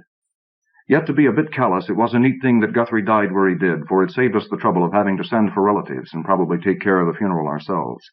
And it did give old Guthrie a grand finish, with everyone outside the company thinking him a hero martyr to the motto, "The show must go on." And of course we knew, too, that in a deeper sense, he had really been that. We shifted around in our parts and doubled some to fill the little gaps Guthrie had left in the plays, so that the governor didn't have to hire another actor at once. For me, and I think for Monica, the rest of the season was very sweet. Gertrude and Sybil carried on with the Ouija sessions alone. And now I must tell you about the very little thing that gave Monica and me a satisfying solution to the mystery of what had happened that night. You'll have realized that it involved props. Afterward, I asked him straight out about it, and he shyly told me that he really couldn't help me there. He'd had this unaccountable devilish compulsion to get drunk, and his mind had blanked out entirely from well before the performance until he found himself standing with F.F. over Guthrie's body at the end of the first act. He didn't remember the Ouija scare or a word of what he had said to me about theaters and time machines, or so he always insisted. F.F. told us that after the ghost's last exit, he had seen him, very vaguely in the dimness, lurch across backstage into the empty prop room, and that he and Props had found Guthrie lying there at the end of the scene. I think the queer look F.F., the old reality-fuddling rogue, gave the doctor was to hint to him that he had played the ghost, though that wasn't something I could ask him about. But the very little thing. When they were picking up Guthrie's body and the doctor told the rest of us to stand back, Props turned as he obeyed and straightened his shoulders and looked directly at Monica and me, or rather a little over our heads. He appeared compassionate, yet smilingly serene as always, and for a moment transfigured, as if he were the eternal observer of the stage of life and this little tragedy were only part of an infinitely vaster, endlessly interesting pattern. I realized at that instant that Props could have done it, that he had very effectively guarded the doorway to the empty prop room during our searches, that the ghost's costume could be put on or off in seconds, though Props' shoulders wouldn't fill the cloak like Guthrie's, and that I had never once before or during the play seen him and the ghost at the same time. Yes, Guthrie had arrived a few minutes before me, and died, and Props, nerved to it by drink, had covered for him. While Monica, as she told me later, knew at once that here was the great broad face she had glimpsed for a moment through the greenish gauze. Clearly there had been 4 ghosts in Hamlet that night. John McCarthy, Francis Farley Scott, Guthrie Boyd, and the 4th who had really played the role. Mentally blacked out or not, knowing the lines from buried memories of times he had taken the role in the days of Queen Elizabeth I, Billy or Willie Simpson, or simply Willie S., had played the ghost, a good trooper responding automatically to an emergency. The Dybbuk of Mazel Tov 4 by Robert Silverberg. Copyright 1974 by Robert Silverberg. From Wandering Stars, by permission of the author and his agents, Scott Meredith Literary Agency, Incorporated, 585th Avenue, New York, New York, 10036. When humans spread outward to the stars, they'll take with them their ancient hopes, fears, and superstitions. And they're likely to find things on the worlds around distant stars that are as frightening as anything they ever dreamed of on Earth. Some of them may even be the same things. My grandson David will have his bar mitzvah next spring. No one in our family has undergone that rite in at least 300 years, certainly not since we Levins settled in old Israel, the Israel on earth soon after the European Holocaust. My friend Eliyahu asked me not long ago how I feel about David's bar mitzvah, whether the idea of it angers me, whether I see it as a disturbing element. No, I replied. The boy is a Jew, after all. Let him have a bar mitzvah if he wants one. These are times of transition and upheaval, as all times are. David is not bound by the attitudes of his ancestors. Since when is a Jew not bound by the attitudes of his ancestors? Eliyahu asked. You know what I mean, I said. Indeed he did. We are bound, but yet free. If anything governs us out of the past, it is the tribal bond itself, not the philosophies of our departed kinsmen. We accept what we choose to accept. Nevertheless, we remain Jews.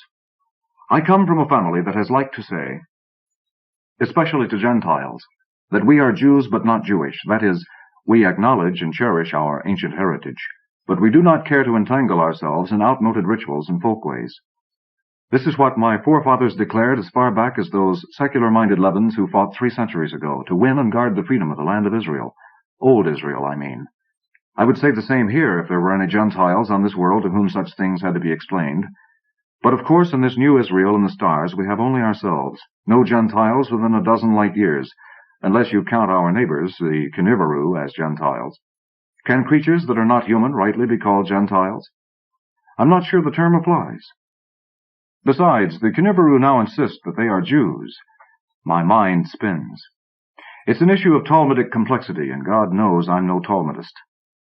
Hillel, Akiva, Rashi, help me. Anyway, come the 5th day of Sivan, my son's son will have his bar mitzvah, and I'll play the proud grandpa, as pious old Jews have done for 6,000 years. All things are connected. That my grandson would have a bar mitzvah is merely the latest link in a chain of events that goes back to when? To the day the Kinivaru decided to embrace Judaism? To the day that Dybbuk entered Seoul, the Kunivar? To the day we refugees from Earth discovered the fertile planet that we sometimes call New Israel and sometimes call Mazel Tov for? To the day of the final pogrom on Earth? Reb Yosele the Hasid might say that David's bar mitzvah was determined on the day the Lord God fashioned Adam out of dust, but I think that would be overdoing things. The day that Dybbuk took possession of the body of Seoul, the Kunivar, was probably where it really started. Until then, things were relatively uncomplicated here. The Hasidim had their settlement, we Israelis had ours, and the natives, the Kinivaru, had the rest of the planet. And generally, we all kept out of one another's way. After the Dybbuk, everything changed. It happened more than 40 years ago, in the first generation after the landing, on the 9th day of Tishri in the year 6302. I was working in the fields, for Tishri is a harvest month. The day was hot, and I worked swiftly, singing and humming. As I moved down the long rows of crackle pods, tagging those that were ready to be gathered, a Kunivar appeared at the crest of the hill that overlooks our kibbutz. It seemed to be in some distress, for it came staggering and lurching down the hillside with extraordinary clumsiness, tripping over its own 4 legs as if it barely knew how to manage them. When it was about 100 meters from me, it cried out, "Shimon! Help me, Shimon! In God's name, help me!" There were several strange things about this outcry, and I perceived them gradually, the most trivial first. It seemed odd that a Kunivar would address me by my given name, for they are a formal people. It seemed more odd that a Kunivar would speak to me in quite decent Hebrew, for at that time none of them had learned our language. It seemed most odd of all, but I was slow to discern it, that a Kunivar would have the very voice, dark and resonant, of my dear dead friend, Joseph Obnery. The Kunivar stumbled into the cultivated part of the field and halted, trembling terribly. Its fine green fur was pasted into hummocks by perspiration, and its great golden eyes rolled and crossed in a ghastly way. It stood flat-footed, splaying its legs out under the 4 corners of its chunky body like the legs of a table, and clasped its long, powerful arms around its chest. I recognized the Kunivar as Sul, a sub-chief of the local village, with whom we of the kibbutz had had occasional dealings. "What help can I give you?" I asked. "What has happened to you, Sul?" "Shimon! Shimon!" A frightful moan came from the Kunivar. "Oh, God, Shimon, it goes beyond all belief. How can I bear this? How can I even comprehend it?" No doubt of it, the Kunivar was speaking in the voice of Joseph Obnery. "So?" I said hesitantly. "My name is Joseph Obnery." Joseph Obnery died a year ago last Elul. I didn't realize you were such a clever mimic, Saul. Mimic? You speak to me of mimicry, Shyman? It's no mimicry. I am your Joseph, dead but still aware, thrown for my sins into this monstrous alien body. Are you Jew enough to know what a Dybbuk is, Shyman? A wandering ghost, yes, who takes possession of the body of a living being. I have become a Dybbuk. There are no Dybbuks. Dybbuks are phantoms out of medieval folklore, I said.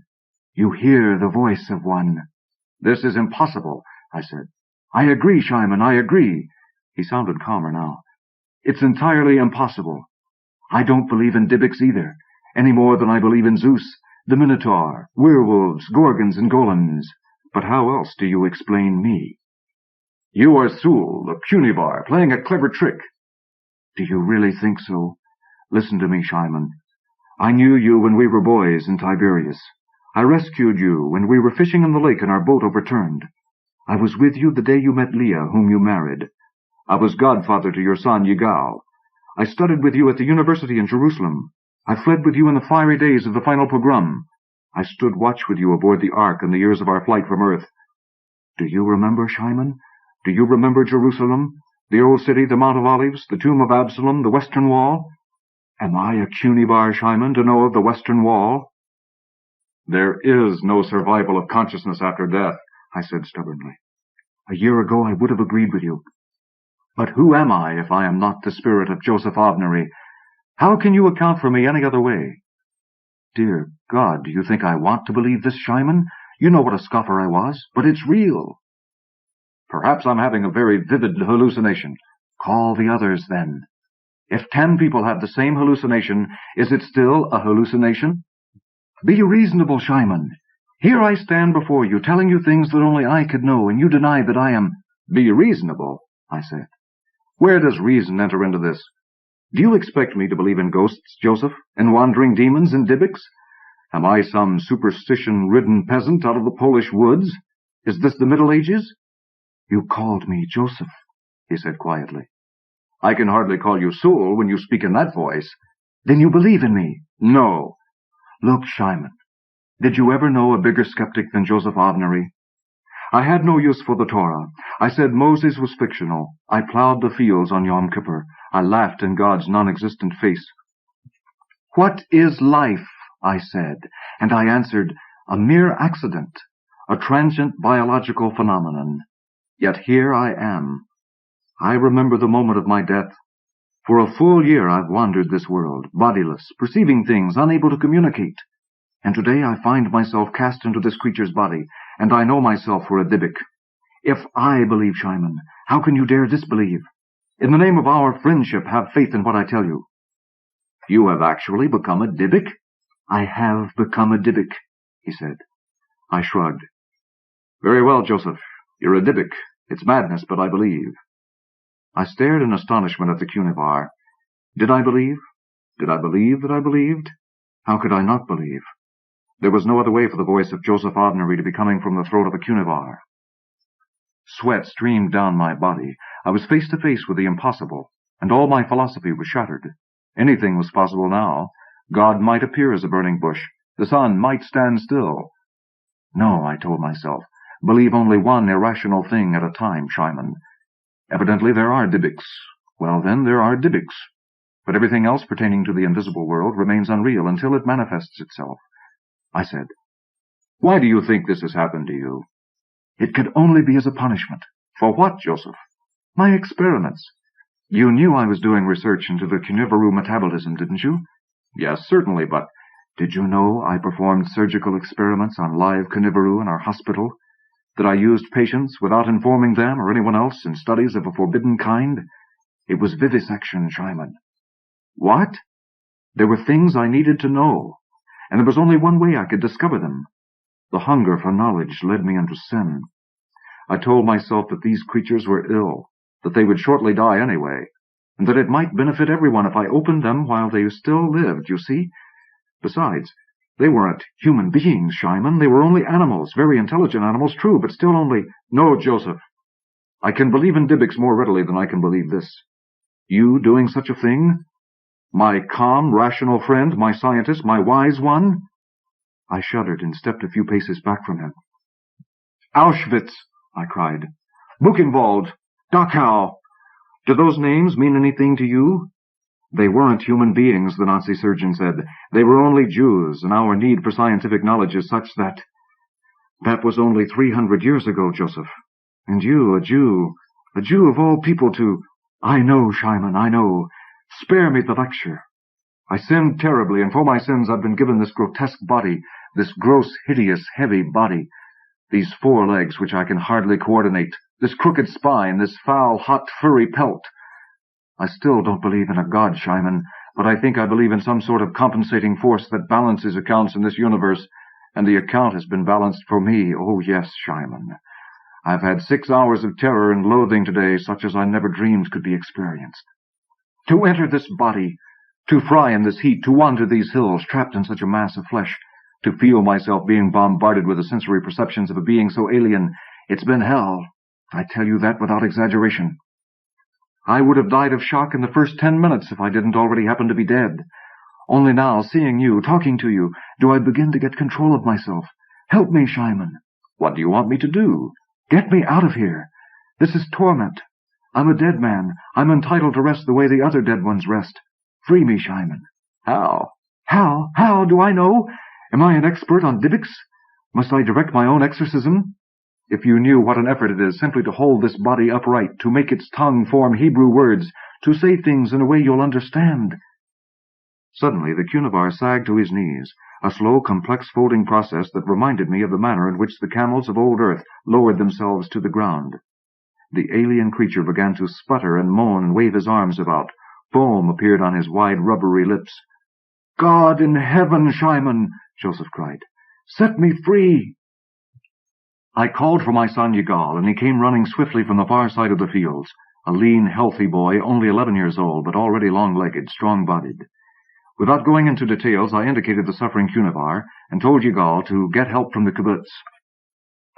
A few minutes later he came back, leading 7 or 8 men, Abrashah, Itzhak, Uri, Nahum, and some others.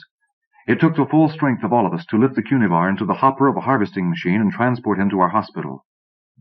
2 of the doctors, Moshe Shiloah and someone else, began to examine the stricken alien, and I sent Yigal to the Kniveru village to tell the chief that Sul had collapsed in our fields. The doctors quickly diagnosed the problem as a case of heat prostration.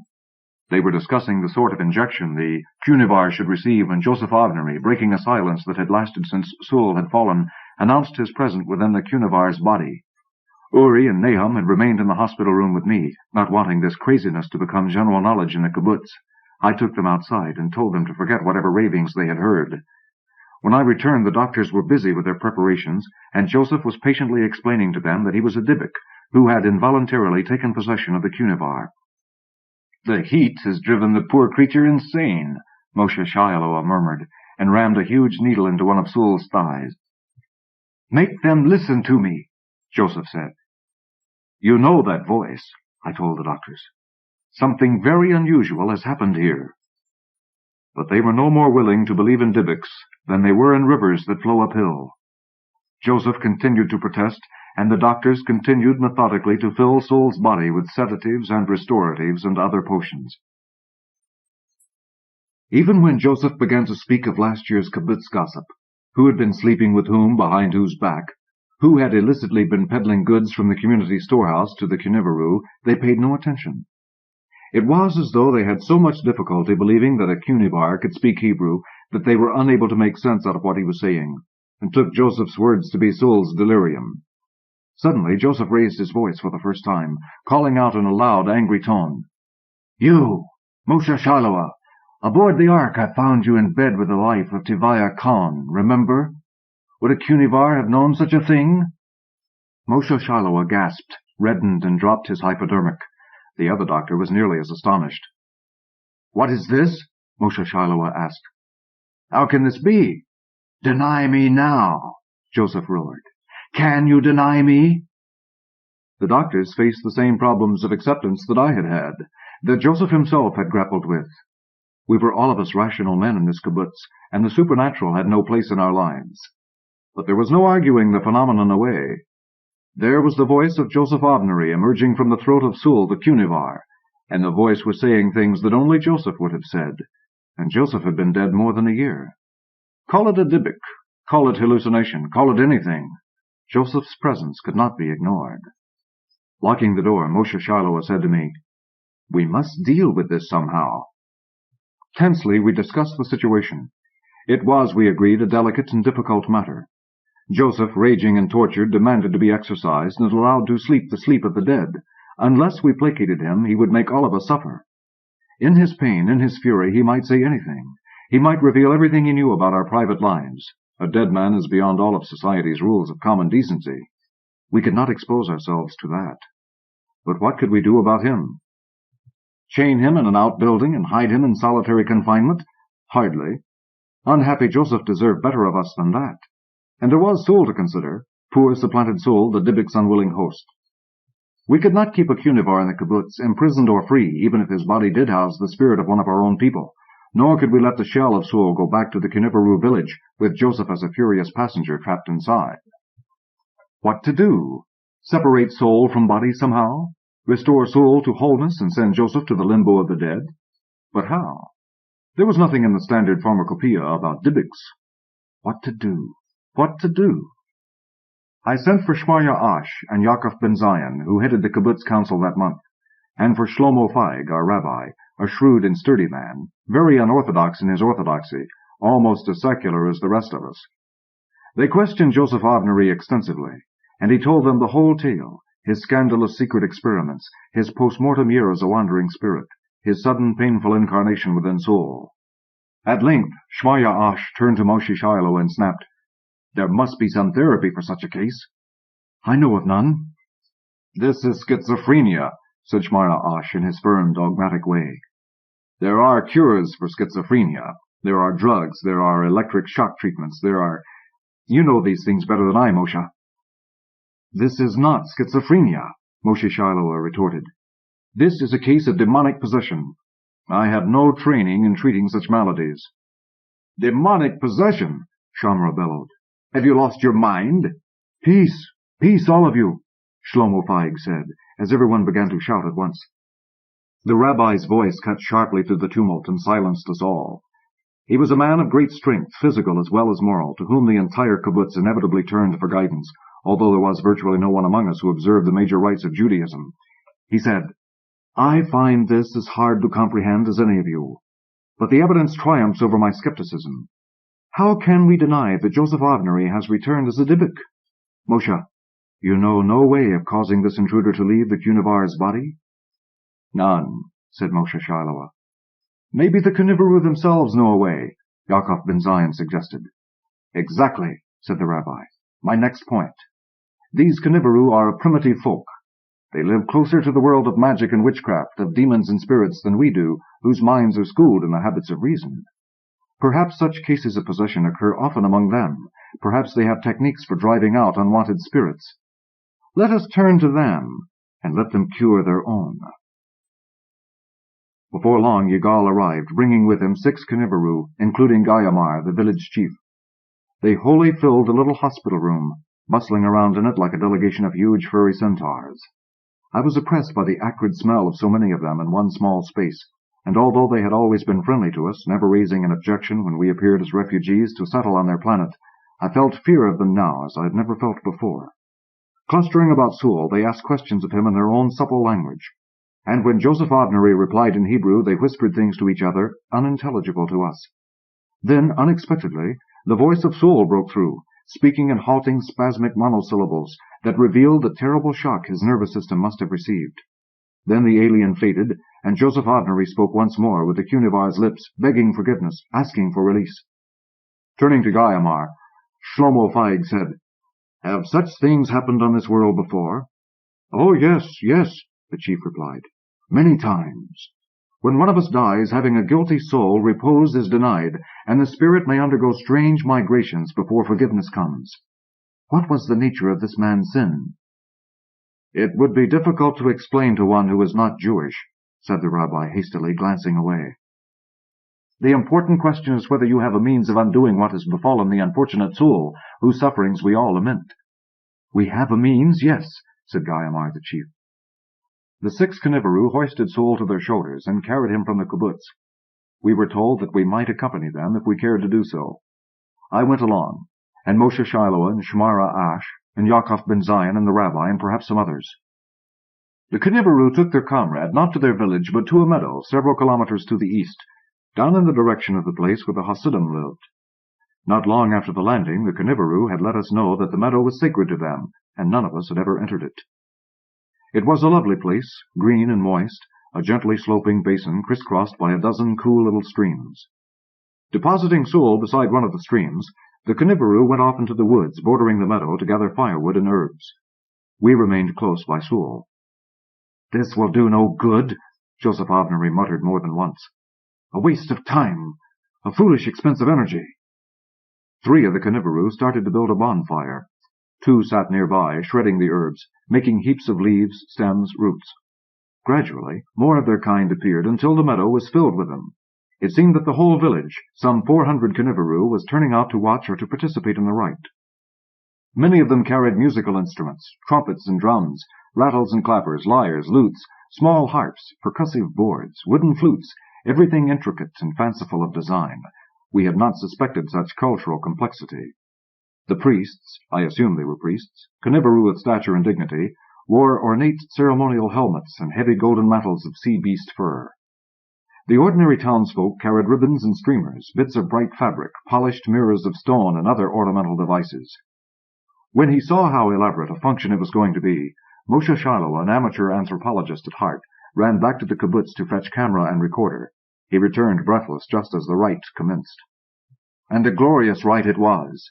Incense, a grandly blazing bonfire, the pungent fragrance of freshly picked herbs, some heavy-footed quasi-orgiastic dancing, and a choir punching out harsh, sharp-edged, arrhythmic melodies. Guy Amar and the high priest of the village performed an elegant antiphonal chant, uttering long, curling, intertwining melismas, and sprinkling Sewell with a sweet-smelling pink fluid out of a baroquely carved wooden censer. Never have I beheld such stirring pageantry, but Joseph's gloomy prediction was correct. It was all entirely useless. 2 hours of intensive exorcism had no effect. When the ceremony ended, the ultimate punctuation marks were 5 terrible shouts from the high priest. The Dybbuk remained firmly in possession of Sewell. "You have not conquered me," Joseph declared in a bleak tone. Guy Amar said, "It seems we have no power to command an earth-born soul." "What will we do now?" demanded Yaakov Ben Zion of no one in particular. "Our science and their witchcraft both fail." Joseph Avnery pointed toward the east, toward the village of the Hasidim, and murmured something indistinct. "No," cried Rabbi Shlomo Fag, who stood close to the Dybbuk at that moment. "What did he say?" I asked. "It was nothing," the rabbi said. "It was foolishness. The long ceremony has left him fatigued and his mind wanders. Pay no attention." I moved nearer to my old friend. "Tell me, Joseph." "I said," the Dybbuk replied slowly, "that perhaps we should send for the Baal Shem." "Foolishness," said Shlomo Feig and spat. "Why this anger?" Shmara Ash wanted to know. "You, Rabbi Shlomo, you were one of the first to advocate employing Knivaroo sorcerers in this business. You gladly bring in alien witch doctors, Rabbi, and grow angry when someone suggests that your fellow Jew be given a chance to drive out the demon? Be consistent, Shlomo." Rabbi Shlomo's strong face grew mottled with rage. It was strange to see this calm, even-tempered man becoming so excited. "I will have nothing to do with Hasidim," he exclaimed. "I think this is a matter of professional rivalries," Moshe Shiloh commented. The rabbi said, "To give recognition to all that is most superstitious in Judaism, to all that is most irrational and grotesque and outmoded and medieval? No, no." "But Dybbuks are irrational and grotesque and outmoded and medieval," said Joseph Avnery. "Who better to exercise one than a rabbi whose soul is still rooted in ancient beliefs?" "I forbid this," Shlomo Feig sputtered. "If the Baal Shem is summoned, I will... "Rabbi," Joseph said, shouting now, "this is a matter of my tortured soul against your offended spiritual pride. Give way! Give way! Get me the Baal Shem." "I refuse." "Look!" called Yaakov Ben Zion. The dispute had suddenly become academic. Uninvited, our Hasidic cousins were arriving at the sacred meadow, a long procession of them, eerie prehistoric-looking figures clad in their traditional long black robes, wide-brimmed hats, heavy beards, dangling sidelocks, and at the head of the group marched their tzaddik, their holy man, their prophet, their leader, Reb Shmuel, the Baal Shem. It was certainly never our idea to bring Hasidim with us when we fled out of the smoldering ruins of the land of Israel. Our intention was to leave earth and all its sorrows far behind, to start anew on another world where we could at last build an enduring Jewish homeland, free for once of our eternal Gentile enemies, and free also of the religious fanatics among our own kind, whose presence had long been a drain on our vitality. We needed no mystics, no ecstatics, no weepers, no moaners, no leapers, no chanters. We needed only workers, farmers, machinists, engineers, builders. But how could we refuse them a place on the ark? It was their good fortune to come upon us just as we were making the final preparations for our flight. The nightmare that had darkened our sleep for 3 centuries had been made real. The homeland lay in flames. Our armies had been shattered out of ambush. Philistines wielding long knives strode through our devastated cities. Our ship was ready to leap to the stars. We were not cowards, but simply realists, for it was folly to think we could do battle any longer. And if some fragment of our ancient nation were to survive, it could only survive far from that bitter world, Earth. So we were going to go, and here were suppliants asking us for succor, Reb Shmuel and his 30 followers. How could we turn them away, knowing that they would certainly perish? They were human beings, they were Jews. For all our misgivings, we let them come on board. And then we wandered across the heavens year after year, and then we came to a star that had no name, only a number. And then we found its 4th planet to be sweet and fertile, a happier world than Earth, and we thanked the God in whom we did not believe for the good luck that he had granted us, and we cried out to each other in congratulation, Mazel Tov, Mazel Tov, good luck, good luck, good luck. And someone looked in an old book, and saw that Mazel once had had an astrological connotation, that in the days of the Bible it had meant not only luck, but a lucky star, and so we named our lucky star Mazel Tov, and we made our landfall on Mazel Tov 4, which was to be the new Israel. Here we found no enemies, no Egyptians, no Assyrians, no Romans, no Cossacks, no Nazis, no Arabs, only the Kniveru, kindly people of a simple nature, who solemnly studied our pantomimed explanations and replied to us in gestures, saying, Be welcome, there is more land here than we will ever need, and we built our kibbutz. But we had no desire to live close to those people of the past, the Hasidim, and they had scant love for us, for they saw us as pagans, godless Jews who were worse than Gentiles, and they went off to build a muddy little village of their own. Sometimes on clear nights we heard their lusty singing, but otherwise there was scarcely any contact between us and them. I could understand Rabbi Shlomo's hostility to the idea of intervention by the Baal Shem. These Hasidim represented the mystic side of Judaism, the dark, uncontrollable Dionysiac side, the skeleton in the tribal closet. Shlomo Feig might be amused or charmed by a rite of exorcism performed by furry centaurs, but when Jews took part in the same sort of supernaturalism, it was distressing to him. Then, too, there was the ugly fact that the sane, sensible Rabbi Shlomo had virtually no followers at all among the sane, sensible, secularized Jews of our kibbutz, whereas Reb Shmuel's Hasidim looked upon him with awe, regarding him as a miracle worker, a seer, a saint. Still, Rabbi Shlomo's understandable jealousies and prejudices aside, Joseph Avnery was right. Dybbuks were vapors out of the realm of the fantastic, and the fantastic was the Baal Shem's kingdom.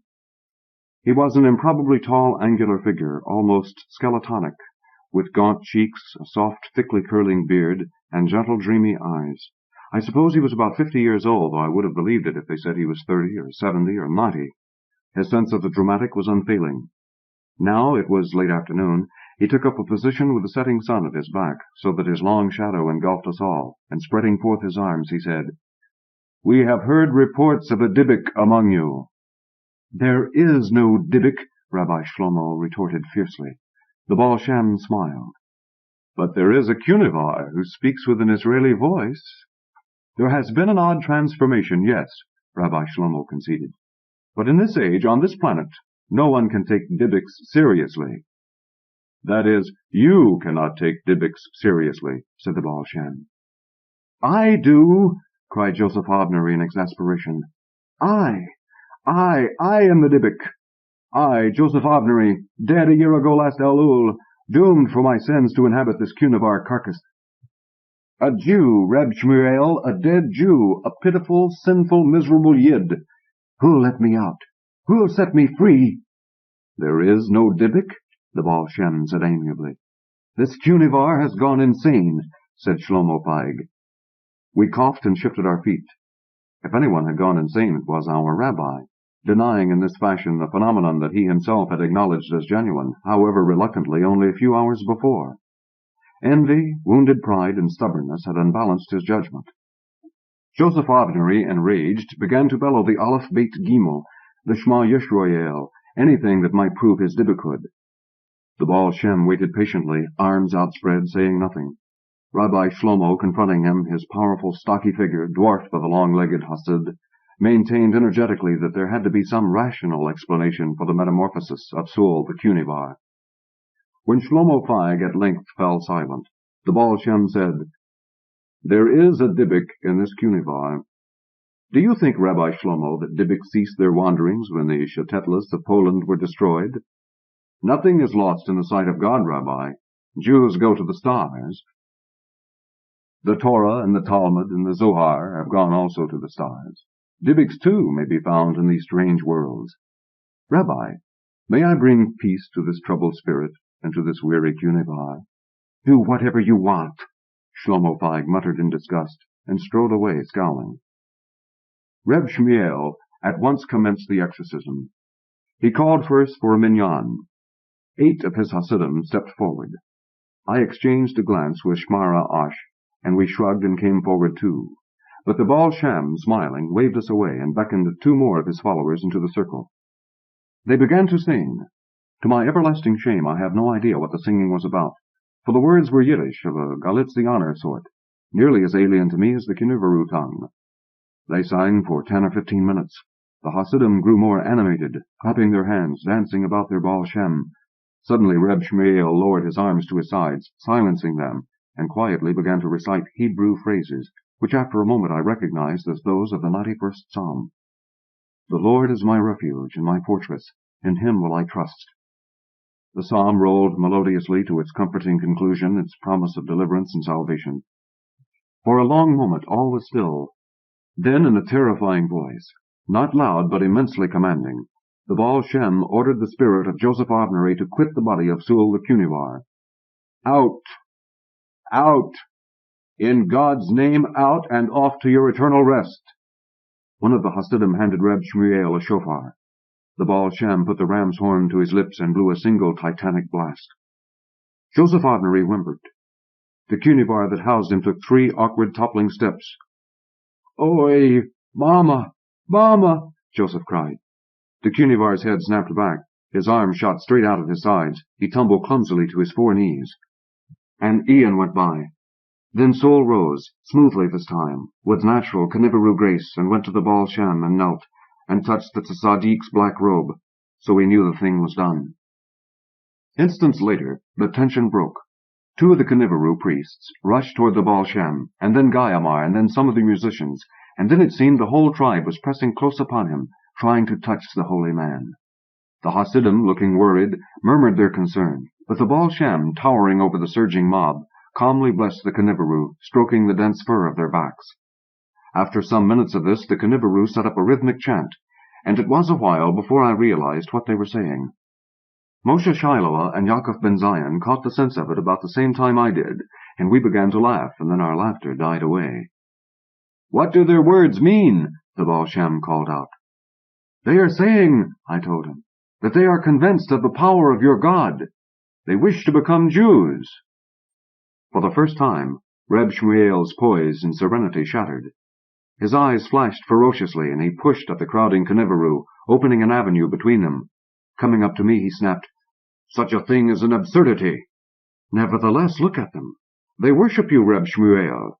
I refuse their worship. You worked a miracle. Can you blame them for adoring you and hungering after your faith? Let them adore, said the Baal Shem. But how can they become Jews? It would be a mockery. I shook my head. What was it you told Rabbi Shlomo? Nothing is lost in the sight of God? There have always been converts to Judaism. We never invite them, but we never turn them away if they're sincere, Reb Shmuel? Even here in the stars there is continuity of tradition, and tradition says we harden not our hearts to those who seek the truth of God. These are a good people. Let them be received into Israel. No, the Baal Shem said. A Jew must first of all be human. Show me that in the Torah. The Torah? You joke with me. A Jew must first of all be human. Were cats allowed to become Jews? Were horses? These people are neither cats nor horses, Reb Shmuel. They are as human as we are. No, no. If there can be a Dybbuk on Mazel Tov 4, I said, then there can also be Jews with 6 limbs and green fur. No, no, no, no! The Baal Shem had had enough of this debate. Shoving aside the clutching hands of the Kniveru in a most unsaintly way, he gathered his followers and stalked off, a tower of offended dignity, bidding us no farewells. But how can true faith be denied? The Hasidim offered no encouragement, so the Kniveru came to us. They learned Hebrew and we lent them books, and Rabbi Shlomo gave them religious instruction, and in their own time and in their own way they entered into Judaism. All this was years ago, in the first generation after the landing.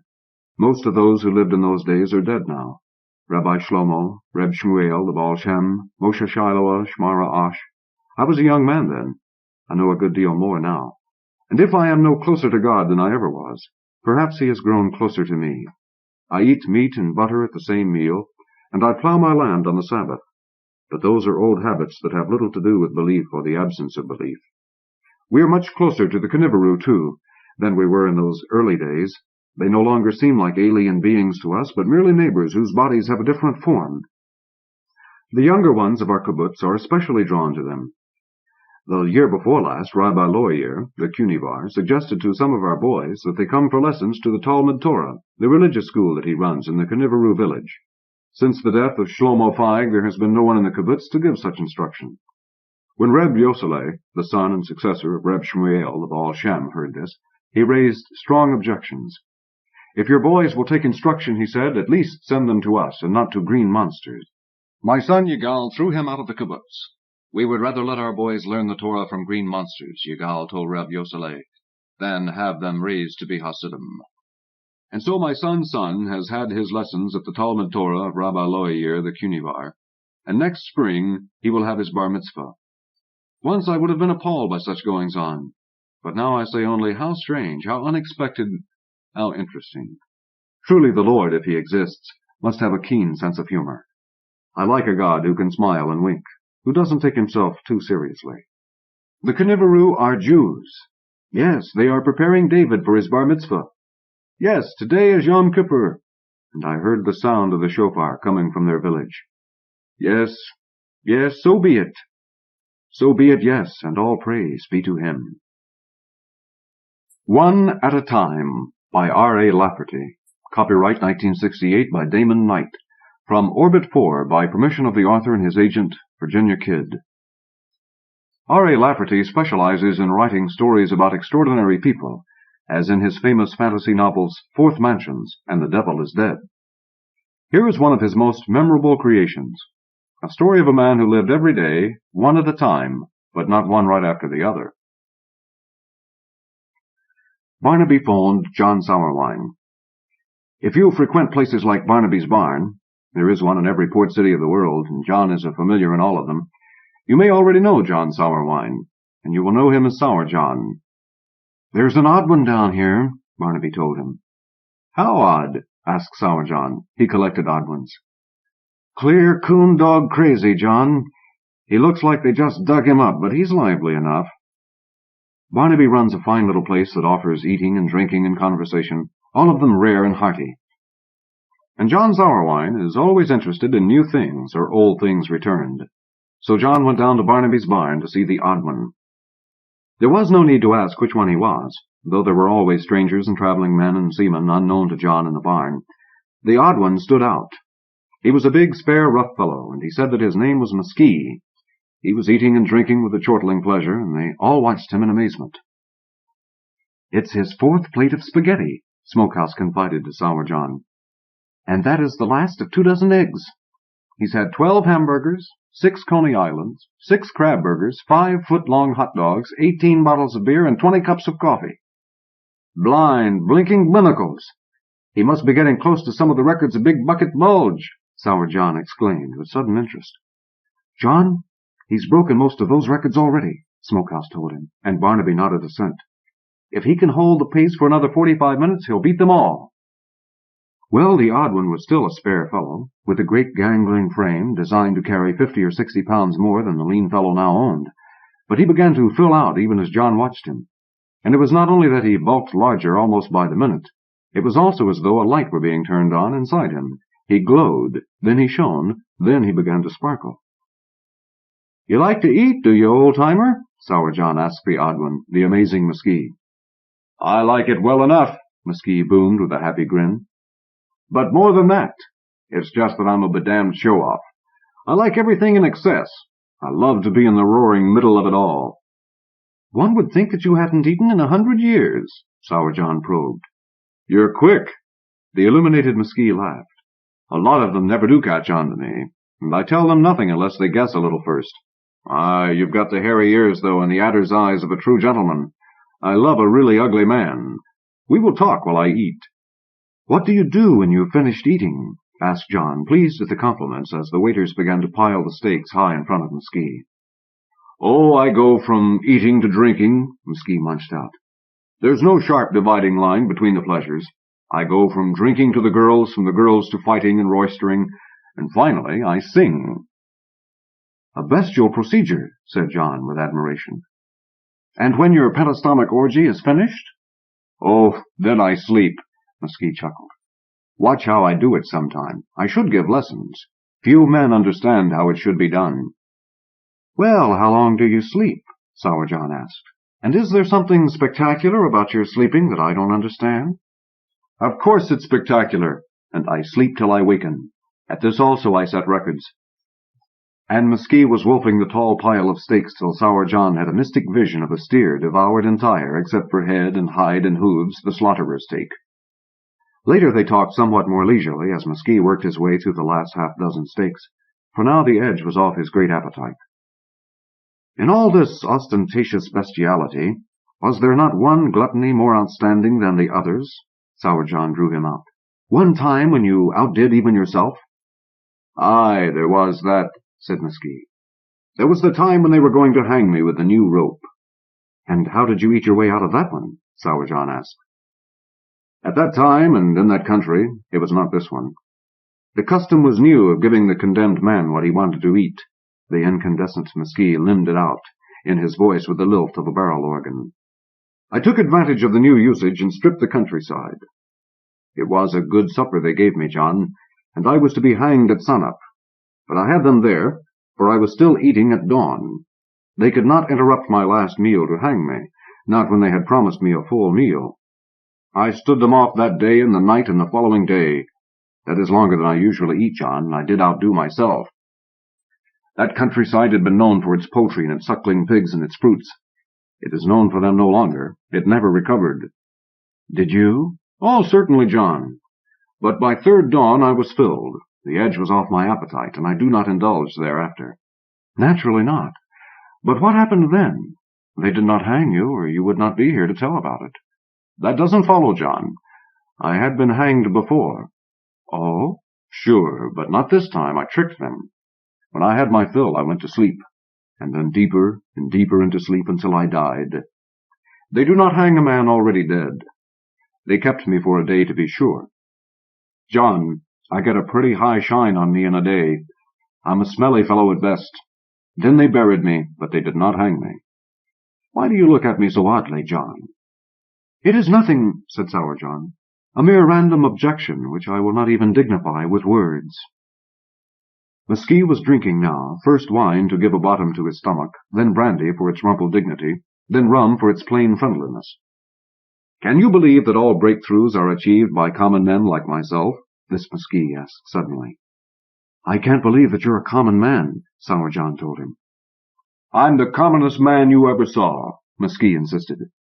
"I am made from the clay and the salt of the earth and the humus from decayed behemoths. They may have used a little extra slime in making me, but I contain none of the rare earths. It had to be a man like myself who would work out the system. The savants aren't capable of it, they have no juice in them. And by their having no juice in them, they missed the first hint." "What is that, Mesquite?" "It's so simple, John, that a man should live his life one day at a time." "Well?" Sour John asked, with towering intonation. "See how harmlessly it slides down, John. It sounds almost like an almanac maxim. And it isn't? No, no. The thunder of 100 worlds rumbles between them. It's the door to a whole new universe. But there's another saying. Man, thy days are numbered. This is the one inexorable saying. It is the limit that will not be bent or broken, and it puts the damper on us hearty ones. It poses a problem to one like myself, too carnal to merit eternal beatitude on another plane, too full of juice to welcome final extinction, and anxious for personal reasons to postpone the hardships of damnation as long as possible. Now, John, there were, and are, smarter men than myself in the world. That I solved the problem to an extent, and they did not, means only that the problem was more pressing on me. It had to be a coarse man to find the answer, and I never met a man with such a passion for the coarse things of life as myself. Neither did I, Sour John told him. And how did you solve the problem? By a fine little trick, John. You'll see it worked, if you follow me around through the night. Mesquite had left off eating, but he continued to drink while he indulged in girls, and in fighting and roistering and singing. His girly exploits are not given here, but there is a fruity listing of them on the police blotter of that night. Go see Mossback McCarty some night when he is on desk duty, and he will get it out and let you read it. It is something of a classic around the station house. When a man gets involved with soft-talk Susie Coots and Mercedes Marrero and Dottie Pison and little Dottie Nesbitt and Hildegard Cott and Catherine Cadensis and Ouida and Avril Heron and little Midnight Mullins all in one night, you're talking about a man who generates legends. Mesquite did stir things up around town, and John Sourwine stayed with him. John fit in with Mesquite well. There are many who would not. There are persons of finely tuned souls who cringe when a companion becomes unusually boisterous. There are those who wince when a hearty mate sings loudly and obscenely. There are even those who attempt to disassociate when the grumblings of the solid citizenry rise to a sullen roar, and who look for cover when the first little fights begin. Fortunately, Sour John was not such a person. He had a finely tuned soul, but it had a wide range. Mesquite had the loudest and most dissonant voice in town, but would an honest friend desert him for that? The two of them cut a big swath, and a handful of rough men, rubbing big knuckles into big palms and biding their time, had begun to follow them from place to place. Men like Buffalo Chips Dugan and Shrimp Boat Gordon, Sulphur Bottom Sullivan, Smokehouse, Kidney Stone Stanton, Honey Bucket Kincaid. The fact that these men followed Mesquite angrily, but did not yet dare to close with him, speaks highly of the man. He was pretty woolly. But there were times when Mesquite would leave off his raucous disharmony and joyful battling and chuckle somewhat more quietly, as for a while in the little oyster bar. It's upstairs from the big oyster. The first time I put the trick to a test, Mesquite confided to John, was from need and not from choice. I have incurred a lot of ill will in my day, and sometimes it boils over. There was one time when a whole shipful of men had had enough of me. This time it was far away and long ago in the ancient days of small sail. I was shackled about the ankles and weighted and dropped overboard. Then I employed the trick. What did you do? Sour John asked him. John, you ask the damnedest questions. I drowned, of course. What else could any man do? But I drowned calmly, and with none of that futile threshing about. That's the trick, you see. No, I don't see. Time would be on my side, John. Who wants to spend eternity in the deep? Salt water is most corrosive, and my shackles, though I could not break them, were not massive. After a long lifetime, the iron would be so eaten through that it would part with any sudden strain. In less than 100 years, the shackles gave way, and my body, preserved in a briny fashion, but not in the best of condition, drifted up to the surface of the sea. Too late to do you any good, Sour John said. Rather a droll end of the story. Or was it the end? Yes, that is the end of that story, John. And another time, when I was a foot soldier in the service of Pixoderus the Carrion, with his Celtic mercenaries, of course. Just a minute, Mesquite, Sour John cut in. There's something a little loose about all your talk, and it needs landmarks. How long have you lived, anyhow? How old are you? About 40 years old by my count, John. Why? I thought your stories were getting a little too tall, Mesquite. But if you're no more than 40 years old, then your stories do not make sense. Never said they did, John. You put unnatural conditions on a tale. Mesquite and Sour John were up in night court, bloodied and beatific. It was only for a series of little things that they had been arrested, but it was really to save them from lynching. They had a palaver with all those fine officers and men, and they had much going for them. Sour John was known to them as an old acquaintance and sometime offender. It was known that John's word was good. Even when he lied, he did it with an air of honesty. After a little time had been allowed to pass, and the potential lunchers had dispersed, Sour John was allowed to bail them both out on their strong promise of good behavior. They swore and forswore that they would behave like proper men. They took ringing oaths to go to their beds at once and quietly. They went on record that they would carouse no more that night, that they would assault no honest woman, that they would obey the quirks of the laws, however unreasonable, and that they would not sing. So the police let them go. When the two of them were out and across the street, Mesquite found the bottle handy to his hand on the sidewalk and let fly with it. You'd have done it yourself if you'd been taken by a like impulse. Mesquite threw it in a beautiful looping arc, and it went through the front window of the station house. You have to admire a throw like that. We recorded here that they are not patsy cops in that town. They are respectable adversaries, and it is always a pleasure to tangle with them. Off again, and pursued by the minions with shout and siren. It was close there. Half a dozen times it was close. But Sour John was a fox who knew all the dens, and he and Mesquite went to earth for the while. The trick is in coming to a total stop, said Mesquite when they were safe and had their breath again. They were at ease in a club less public than Barnaby's Barn, and even smaller than the Little Oyster. I tell you a little about it, Sour John, for I see that you are a man of worth. Listen and learn. Everyone can die, but not everyone can die just when he wants to. First, you stop breathing. There will be a point where your lungs are bursting and you just have to take another breath. Do not do it, or you will have the whole business to go through again. Then you slow your heart and compose your mind. Let the heat go out of your body and finish it. And then what? Sour John asked. Why, then you die, John. But I tell you, it isn't easy. It takes a devilish lot of practice. Why so much practice for a thing you do only once? You mean to die literally? John, I talk plain. I say die, I mean die. There are two possibilities, said Sour John. One is that I am slow of understanding. The other is that you are not making sense. On other evidence, I know the first possibility to be impossible. Tell you what, Sour John, said Mesquite. Time's running short. Give me $20 and I'll overlook your illogic. I never did like to die broke, and I feel my time is upon me. Thank you, John. I had a full day, both before and after I met you, and a full night that is nearly over. I had a pleasant meal and enough booze to make me happy. I had fun with the girls, especially soft-talk Susie and Dottie and Little Midnight. I sang several of my favorite songs, which are not everybody's favorites. I indulged in a couple of good solid fights, and I've still got bells ringing in my head from them. Hey, John, why didn't you tell me that Honey Bucket was left-handed? You knew it, and you let him sneak the first punch on me. It's been fun, John. I'm a boy that gets a lot out of this game. I'm a real juicy one, and I try to jam everything into a day and a night. You can get a lot into a period if you heap it up. Now let's gather up what's left in the bottles and go down to the beach to see what we can provoke. The night needs a cap on it before I go to my long slumber. Mesquite, you've hinted several times that you had a secret for getting the most out of life, said Sour John, but you haven't told me what it is.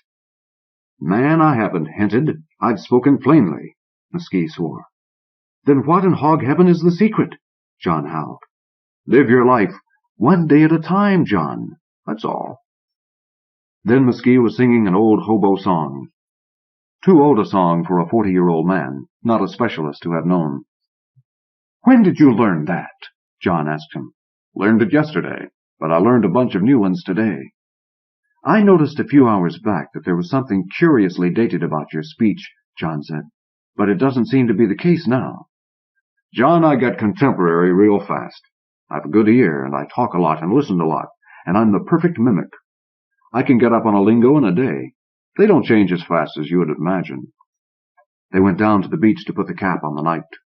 If you're going to die, it's nice to die within the sound of the surf, Mesquite had said. They went down beyond the end of the seawall and into the stretches where the beach was dark. Aye, Mesquite had guessed it rightly. There was excitement waiting for them, or actually it had been following them. It was the opportunity for a last glorious fight. A tight, dark group of men had been following them, fellows who had somehow been insulted during the day and night of carousing. The intrepid pair turned and faced the men from a distance. Mesquite finished the last bottle and threw it into the midst of the group. The men were bad-natured, they flamed up instantly, and the man who was struck by the flying bottle swore. So they joined battle.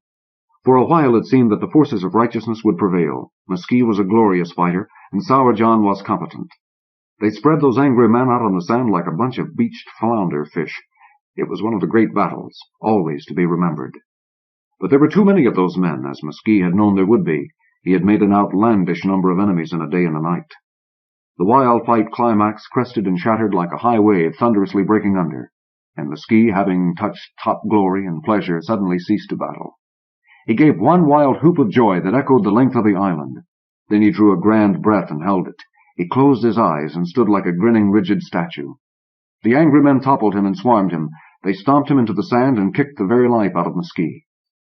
Sour John had battled as long as there was a battle. He understood now that Mesquite had withdrawn for reasons that were not clear. He did likewise. He broke and ran, not from cowardice, but from private inclination. An hour later, just at the first touch of dawn, Sour John returned. He found that Mesquite was dead, with no breath, no pulse, no heat. And there was something else. Mesquite had said in one of his rambling tales that he got a pretty high shine on him. John knew what he meant now. That man got ripe real fast. By the test of the nose, Mesquite was dead. With a child's shovel that he found there, Sour John dug a hole in the side of one of the sand cliffs. He buried his friend Mesquite there. He knew that Mesquite still had the $20 bill in his pants. He left it with him. It isn't so bad to be one or the other, but to be both dead and broke at the same time is an ignominy almost past enduring. Then Sour John walked into town to get some breakfast and quickly forgot about the whole thing. He followed his avocation of knocking around the world and meeting interesting people. The chances are that he met you, if there's anything interesting about you at all. He doesn't miss any of them. 12 years went by, and some weeks. Sour John was back in one of the interesting port cities, but with a difference. There had come the day, as it comes to many, and pray it may not come to you, when Sour John was not flush. He was as broke as a man can be, with nothing in his pockets or in his stomach, with very little on his back. He was on the beach in every sense. Then he bethought himself of the previous times he had been in the city. There had been benders here, there had been antics and enjoyments. They came back to him in a rush, a dozen happy times, and then one in particular. He was an odd one, a real juicy cove. Sour John grinned as he remembered. He knew a trick, how to die just when he wanted to. He said that it took a lot of practice, but I don't see the point in practicing a thing that you do but once. Then Sour John remembered a $20 bill that he had buried with that juicy cove. The memory of the incandescent Mesquite came back to Sour John as he walked down the empty beach. He said that you could jam a lot of living into a day and a night, John said. You can. I do. He said something else that I forget. Sour John found the old sand cliff. In half an hour he had dug out the body of Mesquite. It still had a high old shine on it, but it was better preserved than the clothes. The $20 bill was still there, disreputable but spendable. I'll take it now, when I have the need, Sour John said softly, and later when I am flush again I will bring it back here. Yes, you do that, said Mesquite. There are men in the world who would be startled if a thing like that happened to them. Some of them would have gasped and staggered back. The meaner ones would have cried out. John Sourwine, of course, was not a man like that, but he was human, and he did a human thing. He blinked. I had no idea you were in such a state, he said to Mesquite. So that's the way you do it. That's the way, John, one day at a time, and I space them far enough apart that they don't pall on me. Are you ready to get up again, Mesquite? I sure am not, John. I had just barely died. It'll be another 50 years before I have a really good appetite worked up. Don't you think it's cheating? Nobody's told me that it's disallowed, and only the days that I live count. I stretch them out a long while this way, and every one of them is memorable. I tell you that I have no dull days in my life. I'm still not sure how you do it, Mesquite. Is it suspended animation? No, no. More men have run afoul on that phrase than on any other. You think of it like that and you've already missed it. You die, John, or else you're just kidding yourself. Watch me this time and you'll see. Then bury me again and leave me in peace. Nobody likes to be resurrected before he's had time to get comfortable in his grave. So Mesquite put himself carefully to death once more, and Sour John buried him again in the side of the sand cliff. Mesquite, which in Hedge Irish is son of slumber, the master of suspended animation, No, if you think of it that way, you've already missed it. It's death, Who lived his life one day at a time, and those days separated by decades. Displaced Person by Eric Frank Russell. Copyright 1948 by Weird Tales. From Weird Tales, by permission of the author and his agents, Scott Meredith Literary Agency, Incorporated, 580 Fifth Avenue, New York, 10036. After every war, there are thousands of people uprooted from their homes by the violence that has passed. It's true in Southeast Asia today, just as it was true after the Hellenic Greeks destroyed Troy. Eric Frank Russell, whose Fortnian novel Sinister Barrier first established his fantasy reputation 35 years ago, considers one such displaced person. He glided out of the gathering dusk and seated himself at the other end of the bench and gazed absently across the lake. The setting sun had dribbled blood in the sky. Mandarin ducks paddled through crimson streaks on the waters. The park held its usual eventide hush, the only sounds were the rustle of leaves and grasses, the murmuring of secluded lovers, and the muted tootings of distant cars. When the bench quivered its announcement of company, I had glanced along it, half expecting to find some derelict, hoping to cadge the price of a bed. The contrast between the anticipated and the seen was such that I looked again, long, carefully, out of the corners of my eyes, so he wouldn't notice it. Despite the gray tones of twilight, what I saw was a study in black and white. He had thin, sensitive features, as white as his gloves and his shirt front. His shoes and suit were not quite as black as his finely curved eyebrows and well-groomed hair. His eyes were blackest of all, that solid, supernal blackness that can be no deeper or darker, yet they were alive with an underlying glow. He had no hat. A slender walking stick of ebony rested casually against his legs. A black silk-lined cloak hung from his shoulders. If he had been doing it for the movies, he could not have presented a better picture of a distinguished foreigner. My mind speculated about him in the way minds do when momentarily they have nothing else to occupy them. A European refugee, it decided, possibly an eminent surgeon or sculptor, or perhaps a writer or painter, more likely the latter. I stole another look at him. In the lowering light, the pale profile was hawk-like. The glow behind the eyes was strengthening with the dark. The cloak lent him a peculiar majesty. The trees were stretching their arms toward him as if to give aid and comfort through the long, long night. No hint of suffering marked that face. It had nothing in common with the worn-lined features I had seen elsewhere, countenances wearing forever the memories of the manacles, the whip, and the horror camp. On the contrary, it held a mixture of boldness and serenity, of confidence in the belief that one day the tide must turn. Impulsively, I decided that he was a musician. I could imagine him conducting a tremendous choir of 50,000 voices. "I am fond of music," he said in low, rich tones. His face turned toward me, revealing a pronounced peak in his glossy black hair. "Really?" The unexpectedness of his remark caught me at a disadvantage. Without knowing it, I must have voiced my thoughts aloud. Rather feebly, I asked, "Of what kind?" "This," he used his ebony stick to indicate the world at large. "The sigh of ending day." "Yes, it is soothing," I agreed. "It is my time," he said. "The time when the day ends, as all things must end." "That's true," I said, for lack of anything better. We were silent a while. Slowly the horizon soaked the blood from the sky. The city put on its lights, and a wan moon floated over its towers. "You're not a native of this place?" I prompted. "No." Resting long, slender hands upon his stick, he gazed meditatively forward. "I have no country. I am a displaced person." "I'm sorry." "Thank you," he said. I couldn't just sit here and leave him to stew in his own juice. The choice was to continue the conversation or depart. There was no need to go, so I continued. "Care to tell me about it?" His head came around, and he studied me as if only now fully aware of my presence. That weird light in his eyes could almost be felt. He smiled gradually and tolerantly, showing perfect teeth. "Should I?" "You don't have to, but sometimes it helps to get things off one's mind." "I doubt it. Besides, I would be wasting your time." "Not at all. I'm wasting it anyway." Smiling again, he used his stick to draw unseeable circles in front of his black shoes. "In this day and age, it is an all-too-familiar story," he said. "A leader became so blinded by his own glory that he considered himself incapable of making blunders. He rejected all advice and resented all criticism. He developed delusions of grandeur, posed as the final arbiter on everything from birth to death, and thereby brought into being a movement for his overthrow. He created the seeds of his own destruction. It was inevitable in the circumstances." "And rightly so," I supported. "To hell with dictators. The stick slipped from his grasp. He picked it up, juggled it idly, resumed his circle drawing. "The revolt didn't succeed?" I suggested. "No." He looked at the circles and struck a line through them. "It proved too early and too weak. It was crushed with the utmost ruthlessness. Then came the purge." His glowing eyes surveyed the sentinel trees. "I created that opposition. I still think it was justified, but I dare not go back, not yet." "A fat lot you should care about that. You're in a good country now, and you can fit into it comfortably." "I don't think so. I'm not especially welcome here." His voice was deeper.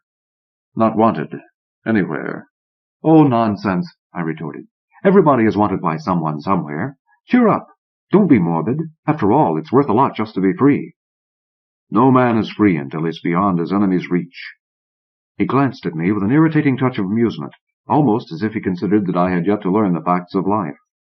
"When one's foe has gained control of every channel of information and propaganda, when he uses them to present his own case and utterly suppress mine, when he offers calculated lies as truth and damns the truth as a lie, there is little hope for me." "Well, that's your way of looking at things.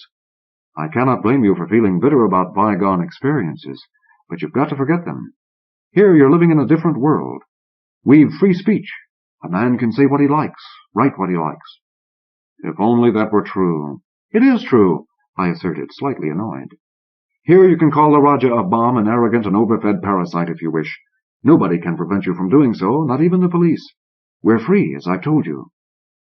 He stood up, towering amid embracing trees. From my sitting position his height seemed enormous. The moon lit his face in pale ghastliness. "Your faith is comforting, but baseless." "No," I denied. He turned away, his cape swung behind him and billowed in the night breeze until it resembled mighty wings. "My name," he murmured softly, "is Lucifer." After that, there was only the whisper of the wind. If Something Begins, by Raylyn Moore. Copyright 1971 by Mercury Press, Incorporated. From Fantasy and Science Fiction by permission of the author and her agent, Virginia Kidd. Our world relies increasingly on automation, the replacement of human labor by machinery.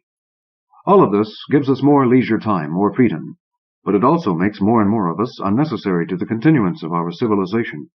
Here's a story that takes this theme to its logical conclusion, so let's hope the world never becomes this logical. If something begins, then it has begun.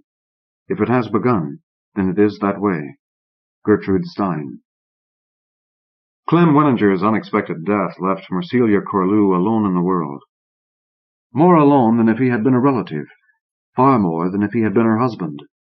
For in either case his friends and family might have rallied to console her, to provide the human tie, however tenuous, that binds.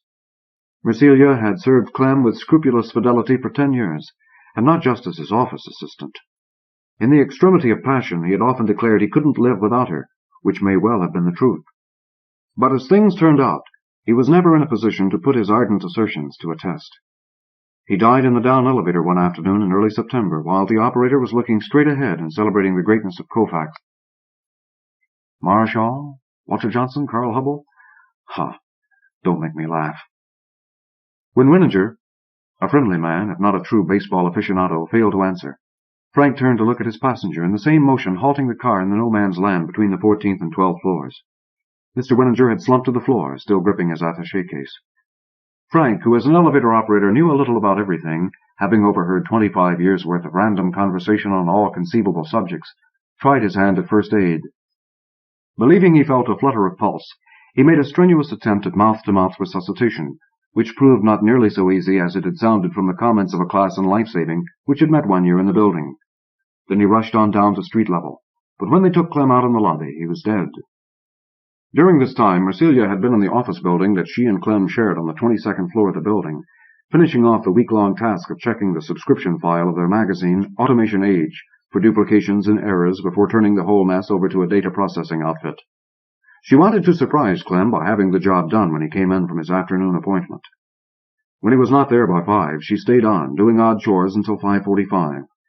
Clem, a punctilious, organized person, had never before in her experience failed to turn up either for business or pleasure without calling to explain. It was, in fact, the quality she most admired in him. On the other hand, Marcelia reasoned sensibly, putting the finished work on Clem's desk and preparing to leave for the day. Presumably there was a first time for everything. She stopped off in the ladies' room after locking the office, and a girl she recognized vaguely as an employee of some other 22nd floor firm said, "Did you hear that a man died in the elevator this afternoon?" A dreamlike neutralization of sensation settled over Marcelia as she answered, "Why, yes, of course. That must have been my boss, Mr. Winninger." The girl looked at her oddly, but Marcelia had nothing more to say, and all she could think was, "Ah, how right I was. There is a first time for everything."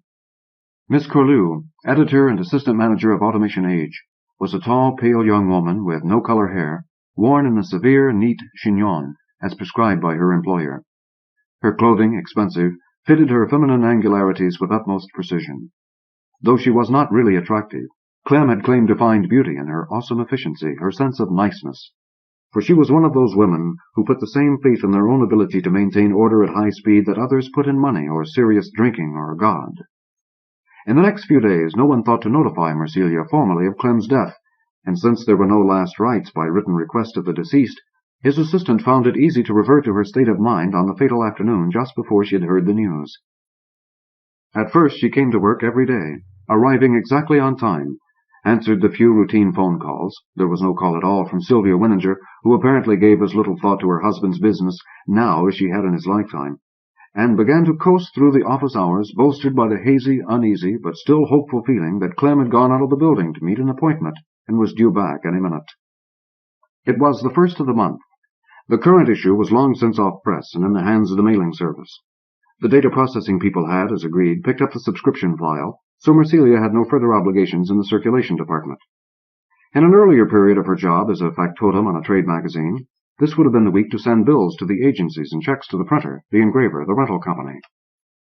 But some months before, Clem had put the entire bookkeeping operation in the hands of the bank, which itself had become fully mechanized. Nor was there any need to sell advertising as in the old days. That was now arranged entirely by long-term contract, the agencies automatically allocating money to all small organs serving the readership in which their clients' interests lay, the contracts automatically being renewed so long as circulation remained stable. At first it had bothered her, having less and less to do when she was so adept at doing everything, but she had begun to adjust to the change, after she was assured it was part of Clem's long-range plan, the perfection of which she admittedly found beguiling. "If we can once get the magazine functioning smoothly, it will begin running itself," Clem had promised. "You mean figuratively?" "I mean actually. Why not? I'd still keep business hours, and we could use all that time for whatever we wanted to do. Free, absolutely free." "How about the trade stories on new products and things, the convention reports, the puff stuff on potentates in the industry?" "Since most of it comes ready canned from the agencies and trade organizations, perhaps we could arrange to have it go from them direct to the printer. We'll arrange with the answering service to have them open the mail too. That'll take care of any stray problems that might pop up. Let their troubleshooters handle our troubles. That's what they're in business for." To Marcelia, who even after a decade didn't always know when to take Clem absolutely seriously, this ultimate refinement of the plot had seemed not unfeasible. Born in Nebraska, she had always viewed New York as something of a fantasy anyway, so it did not appear an impossibility now when she began to imagine herself going on and on into the future, continuing the publishing business in Clem's name, working alone on the top floor of a midtown office building with no one ever coming around to challenge her authority. It had something to do with inertia, she supposed. The magazine was like any other machine, which, once turned on, is easier to leave running than to risk whatever disasters its sudden stoppage might bring about. It was this sense of risk, in fact, which kept Marcelia from giving herself a raise. Clem had made her an officer in the company. It would have been merely a matter of sending a note to the bank, when she first realized that in her changed situation she would need more money. For without Clem to pay her rent, she would either have to make some other arrangement or give up the apartment on Gramercy Park. So on her days off, which were becoming more frequent as there was less to do in the office, she began apartment hunting. Not wanting to go uptown into who-knew-what alien territory, like all New Yorkers, she had become a xenophobe about neighborhoods. She finally found a place on 2nd Avenue just south of St. Mark's Place. It was nothing to get excited over, its only real charm being the fact that she could afford it. Because it was so small, she had to get rid of many of the things she and Clem had collected together over the years. Occasional chairs, lamps and end tables, a small piano. When she signed the lease, she gave the name of Clem Winninger of Winninger Publications as a reference. For a while, still using her extra time off, Mercelia turned her remarkable capacity for creating order into transforming her new home. When she had first moved in, paint flakes were snowing from the living room ceiling. A fetor of sewage rose through the bathroom ventilator, and the kitchen wall conveyed some carved-in plaster information about the surprising dimensions of a private feature of one Raffaello Lugo. After a storm of cleaning, scraping, painting, and visitations from handymen, the apartment took on another shape entirely. Only then did it occur to Mercelia to wonder if, with nothing much left either at the office or at home to claim her attention, there might be some emotional reaction to Clem's death which she had so far been too occupied to accommodate. But no, the weeks continued to pass, and she felt nothing, not even that remorse for real and imagined slights and omissions perpetrated in life, which formed the cornerstone of most grief. Nor was she bothered by accusatory memories, for in different rooms and with many of the old furnishings gone, it would not be possible to look into a corner and think, "That's where he sat when he said such and such," or "We made love on that sofa by the window the night we came home from our week in San Juan." Additionally, she had recalled something Clem himself said once. When a person is no longer needed, he ceases to exist. At the time, she had thought it an odd fancy, both platitudinous and somehow pretentious. Remembering it now, however, seemed to give a rounded-off quality to Clem's life, making his death seem not nearly so precipitate as it had before. This notion afforded her a great deal of satisfaction, strongly appealing as it did to Mercelia's love for the correct, the tidy, the complete. Conversely, it was precisely this sense that suffered most on fair days now, when Mercelia, to fill in all her free time and with spring coming on, began taking long walks. She looked into store windows, not really seeing what they contained. She studied faces in parks, but without real interest in them. What she did see, could not avoid seeing, was the terrible cycle of rending and restoring, a merry-go-round that never stopped. Streets ripped up, buildings ripped down, all without warning, seemingly without forethought. A neighborhood she had walked through one week would have whole blocks gouged away the next. New buildings went up constantly, yet they always seemed in process, never finished, or if finished, still raw-looking like a wound that does not heal. The fact was that she could never set foot in the same street twice, for it was never quite the same street, with always something either missing or partly added. No doubt it had all been going on at the same rate throughout the more than 10 years of her life in the city, yet she had been not nearly so aware of its offensiveness as she was now. Between Clem's attentions and her job, there had been no time. Was it for such contemplation as this that Clem's plan had freed her? She finally decided to give up the walks, at least in daylight hours, when the scars, new and old, appeared at their most unsettling.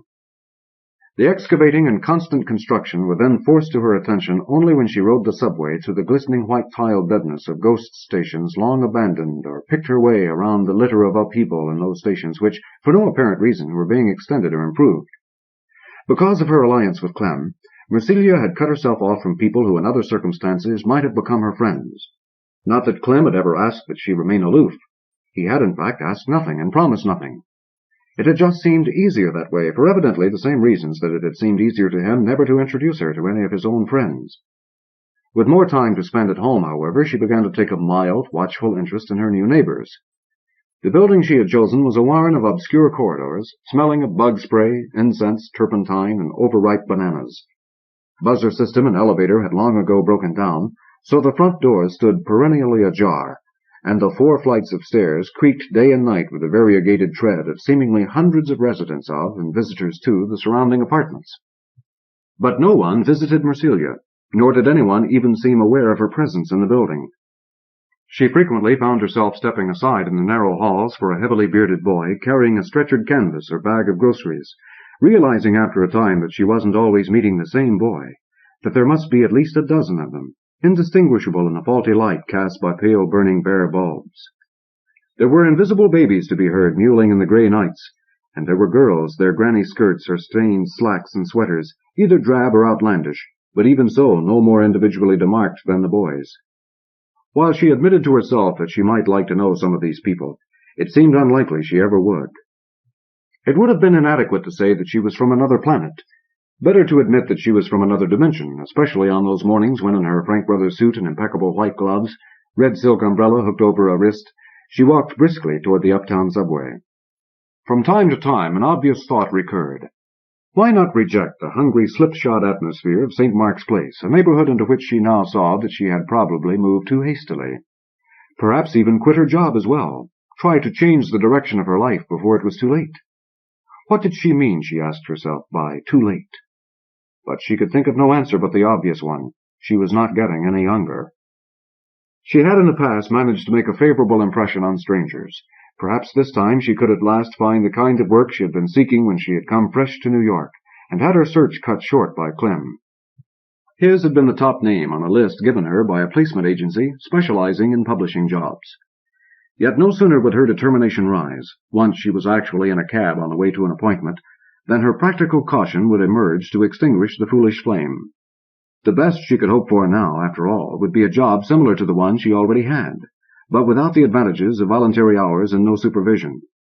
For she was no longer a new player in a game that demanded fresh players every season. Her baccalaureate degree was already a dozen years old, and therefore had greatly depreciated. Any job she really wanted would inevitably have just been reserved for a June graduate of Smith. Finally, Mercelia stopped thinking about it altogether. On several evenings at about the same time, she tried to telephone Susanna, who had been her roommate very briefly just before she met Clem, and who later had lived in the same building on Gramercy Park. But there was no answer, which must mean that Susanna was spending her nights out, or had gone to Europe, or perhaps had even moved from the city. In a way, the lack of answer was a relief, since she wasn't entirely sure why she was calling, or what she might have said had Susanna answered. During the move from one building to another, Mercelia had, in the interest of keeping her life as neat and orderly as usual, discarded her meager file of personal correspondence, with good reason. Most of the names were people she no longer had current addresses for, school friends, chance acquaintances, an old favorite high school French teacher, now dead, people she had met on trips. There was only one unanswered letter of any timeliness, and this she had saved. It was from the one remaining member of her family, an aunt in Omaha. Usually the aunt and niece exchanged notes only at Christmas, and the aunt had faithfully written as usual in midwinter, the letter reaching town and being forwarded at the height of the renovation in the new apartment. Now Mercelia took out her portable typewriter and dashed off a note which began, "Dear Aunt Louise, do forgive my uncharacteristic tardiness in answering, but I have had several upheavals in my quiet existence, and know you'll understand when I tell you that." She found the letter in her own mailbox a few days later with a scrawled message under the aunt's name, addressee deceased. Mercelia began to sleep more, going to bed early and rising late, staying in bed until noon, reading the books she brought home in shopping bags from the Artendorfer branch library, or listening to music on the FM tuner. Later, after dressing with slow care, she would go out and buy a post and a few groceries, and then it would be mid-afternoon, with the day almost killed. And this was somehow a triumph, a ruse against fate. On the days she still went to work, however, she made it a point to be on time as always. At her desk, which was curiously bare now, she sat one day staring in reflective satisfaction across Clem's equally empty desktop and off to the sectional view of Madison Square Garden afforded by the window. How beautifully tidy and restful the place had become. No telephone ever rang. No flutter of correspondence or galley proofs interrupted the emptiness. No one would suspect now that it was an editorial office with a magazine coming out every month. And she had accomplished it herself, she thought with pride, simply by channeling everything elsewhere. Or rather, she had finished what Clem had begun. As if in contradiction, there was a sudden rustling at the mail slot, and a thin envelope wafted through, settling to the floor at her feet as softly as a paper glider.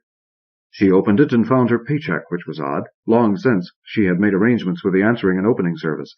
Or was it the bank itself, to forward the check to her apartment? Odder still was the printed pink slip that fell into her lap from the envelope. Because the organization, as presently constituted, does not require the same number of personnel services as in the past, we regretfully inform you of your termination of employment 2 weeks from above date. Mercelia was, in series, puzzled, wryly amused, then extremely annoyed. She dialed the bank and got a recording which directed her to leave a message at the sound of the beep. Mercelia complained righteously about the pink slip and added, "It's perfectly insane. I can't be fired. I'm the only one here. I wouldn't fire myself, would I?" The recorded voice came on the line again to say that they would try to discover the answer to her question and call her back as soon as possible. After half an hour, when Mercelia was on the point of recalling the bank to add a complaint about the recorded voice to her original reason for outrage, the bank did return her call, this time in the person of an executive officer in charge of Winninger Publications. The man explained placatingly that something had been amiss with the machines that did the processing, which accounted also for the reason her check had not come to her home as usual. When the foul-up had caused the checks to miss the usual mail delivery, the bank had dispatched them by messenger. He hoped Miss Corlew had not been discommoded. The exchange with the bank reminded her of the niggling matter she had been trying to rectify for some months with the mailing service. After all her impeccable work on the subscription file the week Clem died, her checking copy of the magazine, also forwarded to her home address, had been coming through with her own name misspelled. Certainly it was not a major problem, yet it threatened to be an insoluble one. The first time it happened, she had contacted the mailing service immediately, pointed out that her name was not Horlew, and requested they check their address plates and insert a corrected one for herself. She was promised the matter would be attended to at once. Each time to follow, in fact, she had been made the same promise. Yet next month there would be an error again. Never the same one. She became variously Hurlew, Harlow, Curlew, Carlow, so that she never attained any fixed identity, even a mistaken one. Infuriating. In former times, when she herself had been taking care of the list, any error, not to speak of error upon error, would have been unthinkable. Now she picked up the telephone again with every intention of getting to the bottom of the trouble once and for all, but the line at the mailing service was busy. As Mercelia hung up, she heard the Howard Johnson man in the hall trundling his aluminum cart, bearing bagels and coffee, and she realized that an hour and a half must have passed since she entered the building. That was longer than she usually spent at her desk these days, and the longer she stayed, the more upset she was making herself. Better perhaps to give it up for today. Stealthily, so as not to disturb the thick layers of quietude all about her, she put the check into her purse, gathered up her jacket and umbrella, and let the door lock slide soundlessly home behind her. Her 34th birthday consisted of 24 hours, during which Mercelia exchanged no word with another human being. Not that this was so unusual. She often went through a day at home without having occasion to speak to anyone, but now she was going again to the office after the lapse of still another week. She discovered, not entirely to her surprise, that in her absence this time the office building, which was quite old and lagging considerably behind the times, had finally been converted to automatic elevators. She was thus relieved of the necessity of saying good morning to Frank, who she presumed must now be retired, ably succeeded by the small vertical keyboard of silent buttons. While she was at her desk, as usual, the telephone did not ring, and this time no messenger from the bank disturbed her peace. And finally, waiting to go back down, she was joined at the 22nd floor elevator stop by two men whom she did not recognize. "We just got back from Lynn. Kid's car-sick all the way," reported one. "Why Lynn?" said the other. "I had this meeting, but really we went up to see Dorothea's family. She's from Swampscott. I met her in '57 when I spent the summer there with a cousin of mine. That was the fall I was going to the Sorbonne. Used the money to furnish an apartment instead." "How is Dot?" "Not so good. Expecting again. Our fourth. And everyone is cesarean. Dot says her belly already looks like a Parkway interchange. I happen to have some pictures of the other kids right here in my wallet if you'd like to have a look." As an editor, Mercelia was impressed by this distillate of so much family history. She pictured Dorothea, wan after a seizure of morning sickness, following her brood as they bounded up the walk at her parents' home in Swapscott. She imagined Dorothea's husband driving alone back to his father-in-law's home after an exhausting sales meeting in Lynn, feeling the wind off the bay pressing against the closed car, wondering secretly, half-guiltedly, how things would have turned out if he had gone ahead to Paris back in that fatal year. Dorothea's life seemed in some way more real to Mercelia than her own.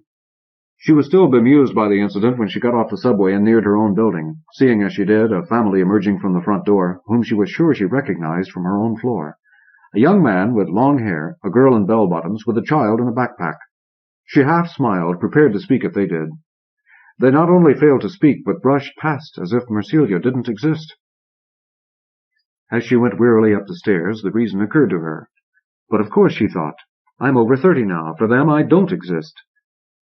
Several weeks went by before Mercelia again visited the office. She did start out one morning with every intention of going as far as 34th Street, but after a fall down the steps of the Union Square subway station, she went home again. The fall was a highly enlightening experience.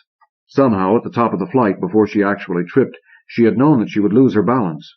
Yet it was certainly an accident. She caught her heel in the corrugation of a step and slid, rolled, and bumped her way to the bottom. At that hour the station was teeming, and as she lay crumpled on the floor, she had an opportunity to confirm what has already been said often enough of humankind, that a person can have an accident and even die in the midst of his fellows, and no one will lift a helpful hand. As they eddied around her fallen body, she watched them pass, more in contemplation than anger, as if it were some kind of satisfaction to have proved a rule.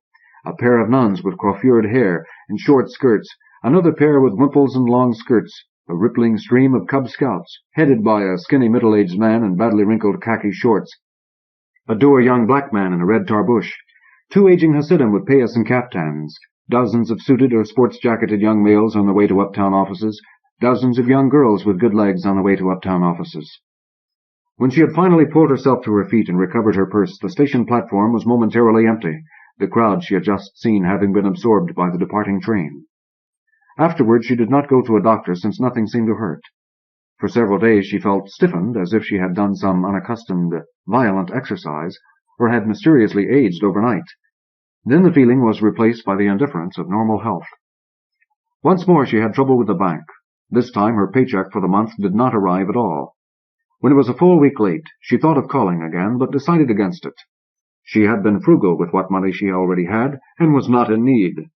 If she waited long enough, the check would no doubt be along. Calling could lead only to the silly business of having to hear of still another mistake perpetrated by the accounting machine. Sometimes she still thought of Clem, but her memory of him now was of something receding, like a scene slipping beyond the window of a train taking on speed. He seemed to be someone of whom she had read or heard long ago.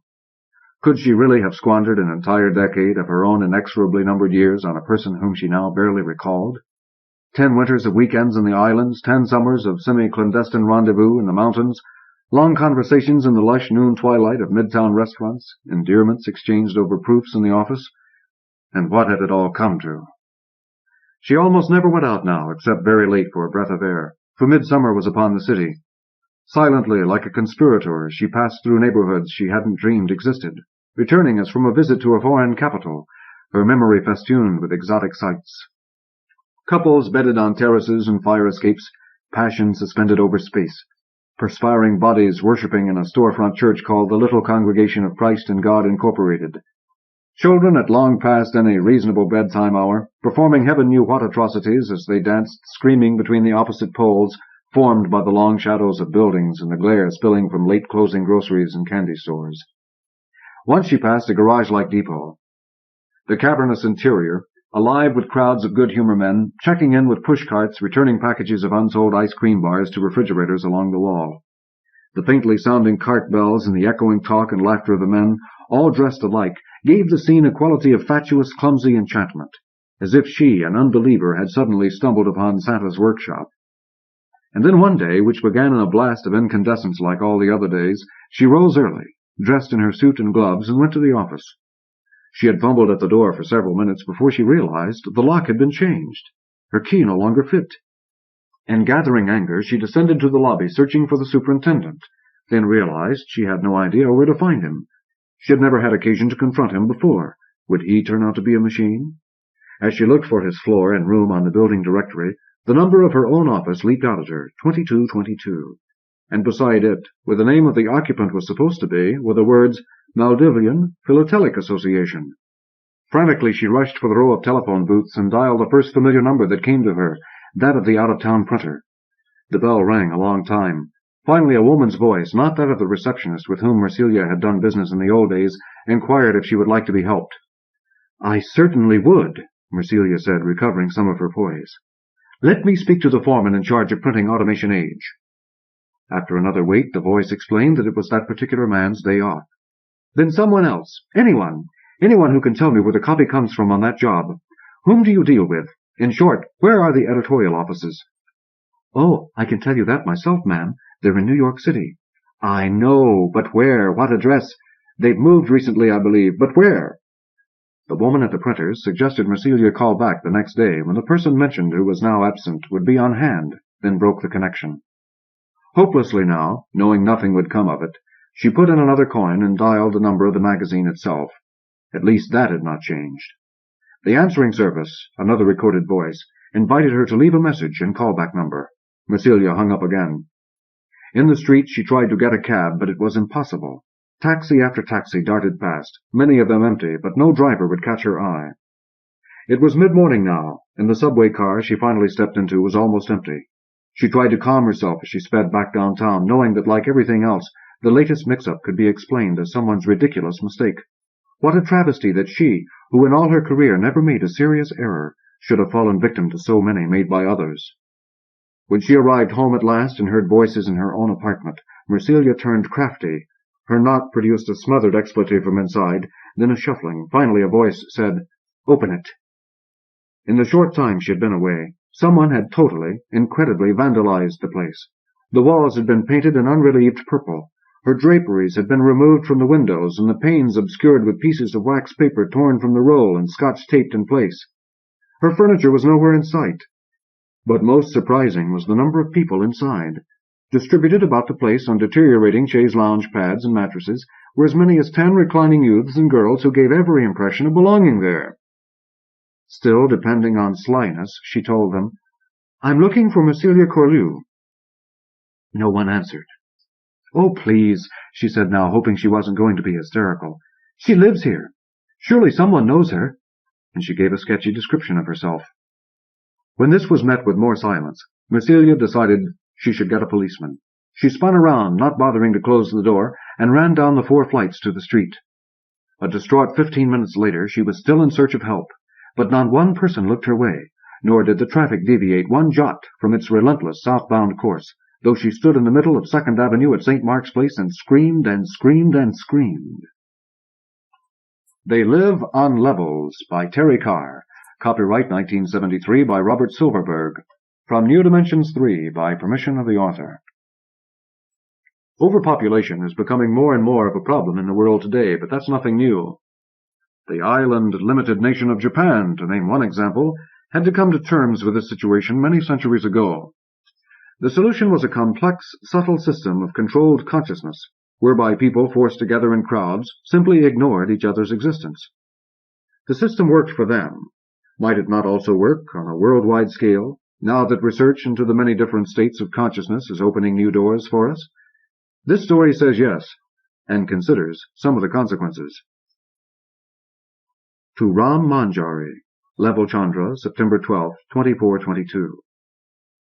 Your talk diverts me beyond expression. I might fuse, as my old hygiene instructor liked to say. What an odd world is yours. You must take care not to make it too real for me, or I should soon be there with you. And then what of our crosstalk?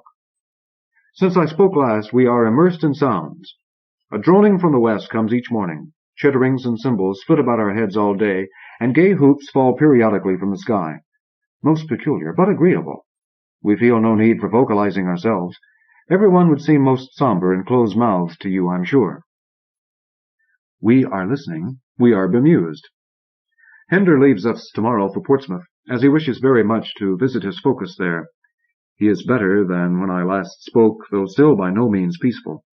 He will spend a week centering and return to us only when his light has begun to reopen. Do you call your city Portsmouth, too? It is on our western coast, and such an ancient city that it must have existed before the dispersal. How near our worlds are, yet there are chasms between us. Anandaruth and Ruthanan have come again to live with us. We had not expected them, therefore we were unprepared, but we made well upon fruits of the air, which seem to be stimulated by the great volume of sounds that wash them. The air spice will be blooming next. If the sounds last, we should have a most delightful season. Ruthanan has not grown any more mindful than she was, nor Anandaruth at all more emotive. If they did not have each other, I believe both would perish for want of understanding the world. But they will add to our echoing house, so I welcome them. Speak to me again soon, please. I feel I have found a friend at last, and that is most wonderful to me. There are greater distances on Rose Level than scales can measure. Tell me of Level Chandra, your grounds and rocks, and how they grind. Do you have these sounds, too? One never knows the pervasive from the particular. Unhindered, unfiltered, Cass.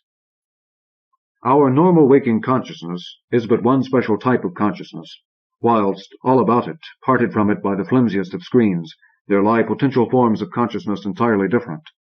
No account of the universe in its totality can be final, which leaves these other forms of consciousness quite disregarded. William James. To Cass Laurelling, Rose Level, September 14th, 2422. Fascinating to hear of your air sounds. There's nothing like that here, but we have more floating emotions than usual. You can be simply walking around, doing nothing in particular, and suddenly you find yourself skipping buoyantly, happy as leaves for no reason. Keep walking and you leave that mood, but you could just as easily walk into a gloom. I stumbled into one yesterday so deep it actually dimmed the sun's light, and I could feel my pupils expand. The thing to do when you get into one of those is to keep walking, and you'll get out of the area. They're not big. A really deep gloom can make you want to lie down and moan, though, so you have to remember to keep going. I had a childhood adventure with such a floating mood. I was only 14 months, but I thought I was terribly smart. We had a very rainy season, and I was cold and wet forever, it seemed, actually less than a month. I was in foul humor and never slept in the same bed twice. One day I wandered into a cloud of giggles, and began to bubble with them joyfully and boisterously. I had a grand time. But they passed, and I was cold and wet again. I jumped up and looked around for the cloud, but of course you can't see them. I ran several steps in one direction, found nothing, ran in another direction, still nothing.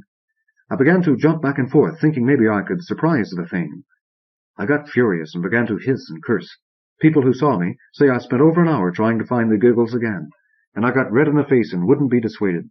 I never found that patch again, of course, but I entertained a lot of people. Anyway, we're absolutely inundated with floating moods now. Most of them seem to be risers, but we do stumble into holes in the air sometimes. Verna, my mother, this week, says she can see these moods by eye. I look where she points, but never see anything. She says the risers have a faint silver cast, shimmering, and the holes are a sort of dim purple. Verna and I have been talking about changing our relationship from mother-son to woman-man. We could do both, of course, but Verna likes to keep things simple. Can you offer any advice? Verna is 47 years old, petite, gammon-faced, with a bubbly aura. I've stayed with her as son frequently. We play hand games and sing together, and she likes my cooking.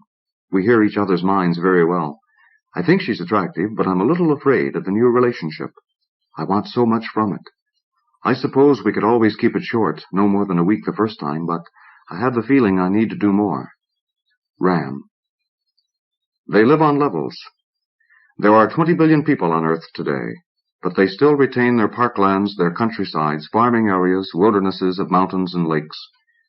The oceans were cleared of their last pollutants during the century when the technologists were distilling even trace elements for desperately needed fuel. They ran out, of course, but technology had run its course anyway. It was time for progress in a new direction, and they were forced to it. Huizinga said that culture began as an expression of our play instinct. We built new shapes, we imitated things we saw, we learned how to make other things do what we wanted. Not in the interests of building a civilization, only of getting a kick out of life. Civilization came with that, and the new shapes were standardized. Culture told us to do what it wanted, and we did. The play went out of it quickly. That's why culture is for unhappy people. That's why the ecstatics always got off in the desert. But when most of the fuel resources of the world were gone, technology faltered and people began to study new disciplines. The breakthrough into psychic space came shortly, and humanity discovered new worlds in the alternate realities of perception. Here were universes that had seldom been glimpsed by men, and then only as shimmering dreams, high Brazils of the mind. Now, as people learned how to reach them, these new levels of perception offered space for the planet's aching cities. Landscapes assumed new lines, colors pulsed above, below, and beside the familiar spectra. People found that they themselves looked other than they remembered. Natural laws seemed to change or were augmented. And on each new level it was different, always different from the last, an infinity of new worlds. All it took was for people to follow their full natures, to live their own consciousnesses, each to his own perception, to each his own reality. So now they live on levels. No one knows how many levels there are, but there are enough to provide room for 20 billion people on this one planet. Are you dubious? Even if they don't see people who live on different levels from them, that can't mean the others aren't there, can it? In reality, there are more people on Earth than the planet can support, and nobody really has room to stretch his toes without stepping on someone else's. It's really that crowded in reality, isn't it? Maybe. What's reality? Maybe this isn't the 25th century after all. Maybe it's the 20th, and they're in India, and they're all starving. But if so, they don't know it. You wouldn't want to bring them down, would you? To Ram Manjari, Level Chandra, September 15th, 2422. We have had boomings from the west, and sharp crackling above, like sun lightning. The chitterings and hoops are still with us, but these deeper sounds begin to override them. We are all most amazed and wondering what will come next. Are we to live in the midst of an air symphony? The world is suddenly bombastic. Ruth Ann grows morose. She says these new sounds weigh on her with a physical presence, and I do see her shrink and tire when our booms are sounding, though chittering sometimes cause her to smile. Yesterday I was with her when all of our sounds seemed to come at once, a quick rending sound followed by deep dull crashes, and with these a chittering and loud bells right in the room with us. What play of emotions on Ruth and Ann's face! She is so very emotive, far more than the rest of our home. We are all hoping the heavier sky sounds will pass quickly for her sake. Our home is made emptier while Hender is away at Portsmouth, but we did have word from him today. He contacted Bard, of course, and she relayed much of their talk afterward. He feels quite excited by new powers and energies in his focus. Bard asked him to store some for us, and he did promise it. Your floating moods sound most intriguing. We have those so seldom here. We are a more concrete level, I believe. I once felt a gloom darkening such as you describe, but it was only in one room. It never moved. We opened the windows to air that room, but nothing availed for days, till finally we found a dead bird that had flown in and died behind a tape closet. The bird removed, the gloom passed. How curious your relationship with Verna. Are mother-son ties different from those of man-woman, or do you speak metaphorically? Surely you do not change shape as you assume new relationships. Is one relationship closer than others? Then choose the closest. Space between people is wasted, as we say here. It is only a wistful saying, however. Do you celebrate anniversaries of the dispersal? We used to, but the practice is unpopular now. Our world is so very slow in filling up, we begin to fear it will forever be a wilderness. Unseen, unexplored. Cass. They're born remembering their former lives. Cellular memory isn't very complicated, perhaps, but it's clear and complete. The only time they don't remember very well is when they are born into another level. On the cellular scale, things can still slip through. The screen between levels is no iron wall. Kids get born to women who haven't seen a man for years. Kids get born to men, too. 5-year-olds have born children and thought nothing of it. The prevalence of cross-birth means people never are certain whose genes went into the kids they birth, so there's a lot less identification, and they don't have a lot of expectations and demands to make. Most of the time a woman's child is hers and her lover's, as you'd expect, but they can't count on that, and they don't. Flesh of my flesh doesn't mean anything when you don't know. Blood ties become theoretical. When men or kids have children, they can figure it didn't happen on their level. They must have been around when a fertilized egg came through the screen. But that's just a certainty of uncertainty. The bearer knows he's not the genetic parent. Family systems are different on the different levels, and often there's a wide variety even on the same level. Most of them tend toward low intensities of involvement, usually expanded families or community parenthood. If a child is hungry, they feed him. If he wants to know something, they tell him. Affection gets spread more thinly than it was in nuclear families, but there are few traumas. Life is placid. The kids are healthy and bright. They walk in 5 months and start talking soon after. They're sexually mature at 7 or 8. Cass Laurelling is 10 years old, and Ram Manjari is 9. To Cass Laurelling, Rose Level, September 19th, 2422. I don't understand Verna. For days she spoke of man-womaning, so that I was seriously thinking about it, but suddenly she has no interest in emotions. She's all work and seriousness, is seldom home. She studies environment, and is presently very involved in our mood weather. When we talk, it's only about that. I'm disappointed. I do want a strong emotional experience, and now I have no prospect.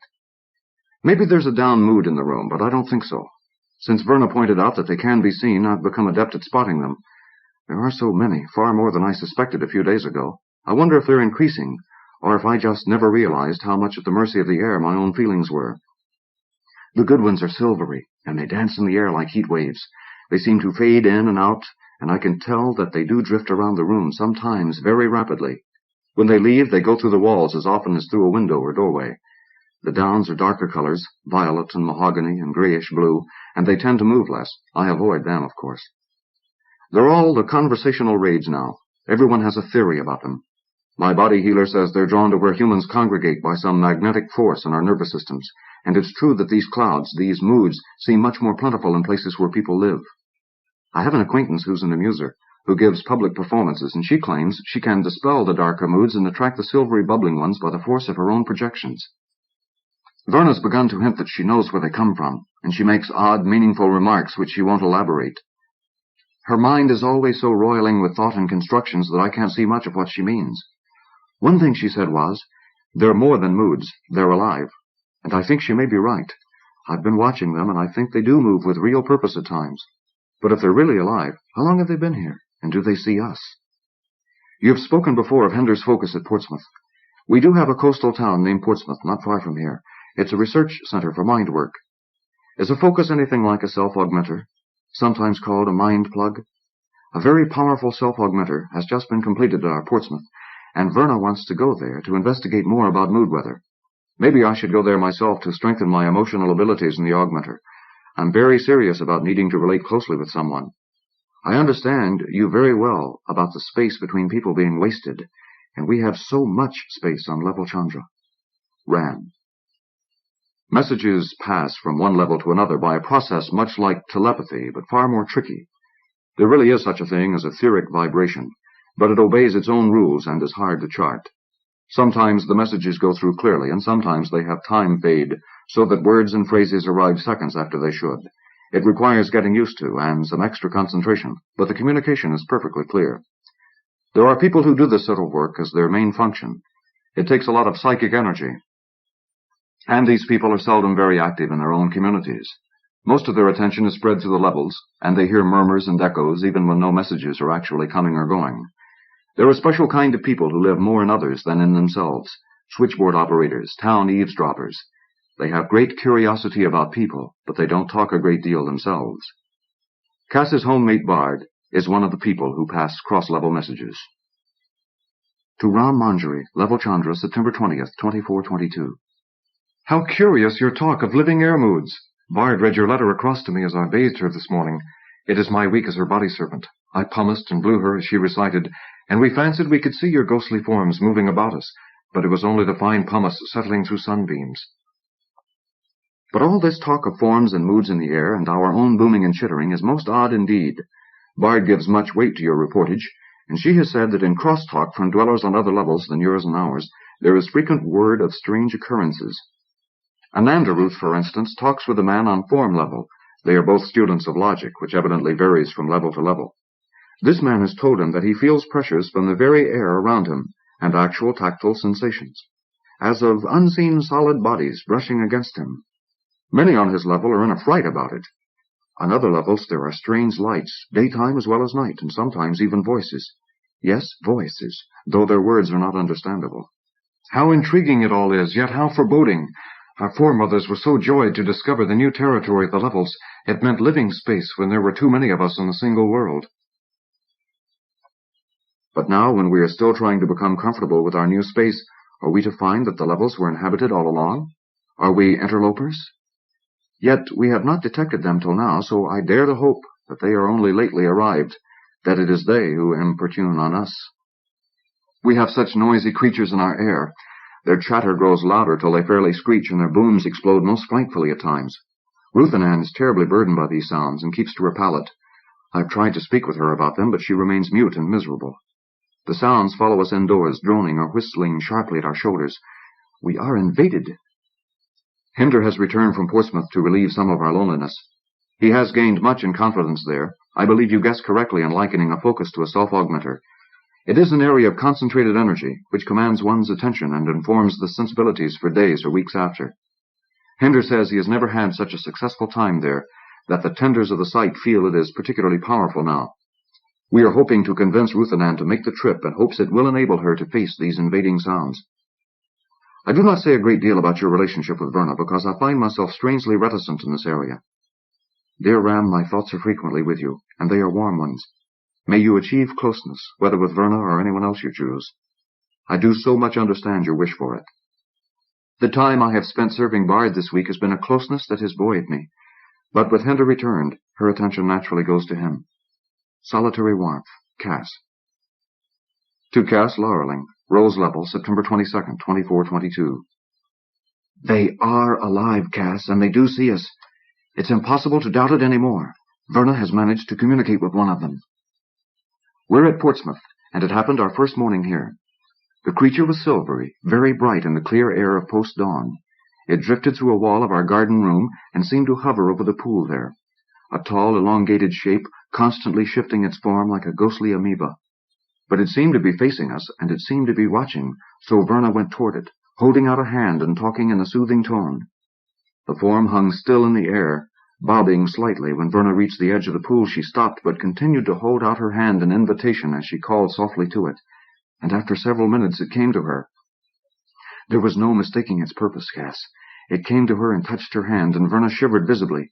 Then it moved closer and covered the upper part of her body, and I heard her suddenly laugh in delight. The creature turned in the air, and Verna turned with it. As she faced me, I saw wonder and joy on her face.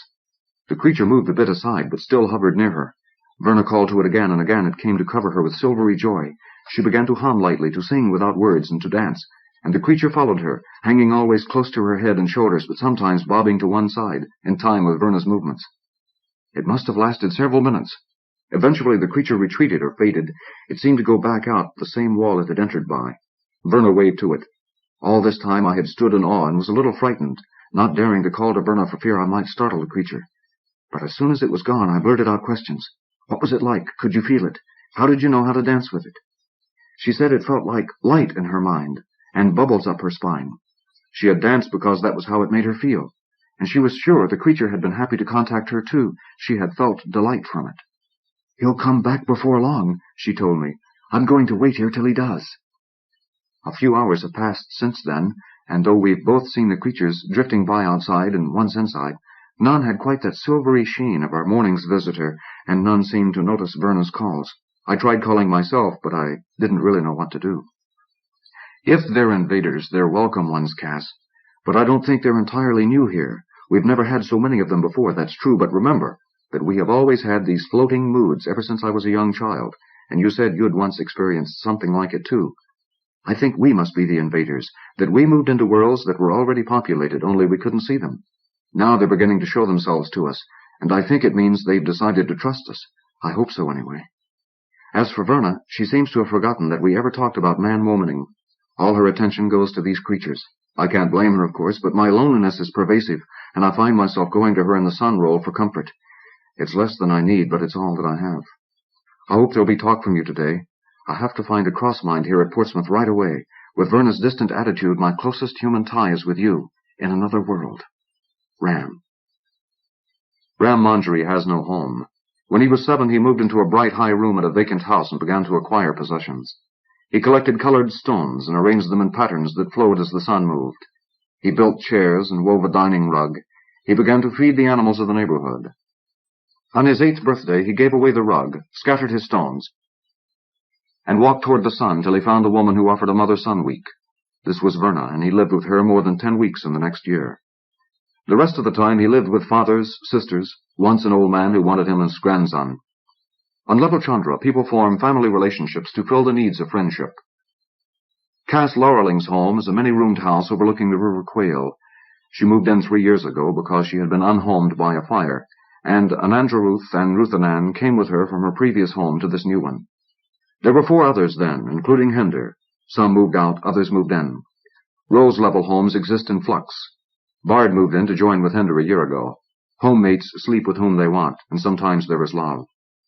Outside the homes on Rose Level or Level Chandra, there is space for trees, lakes, walking paths, streams.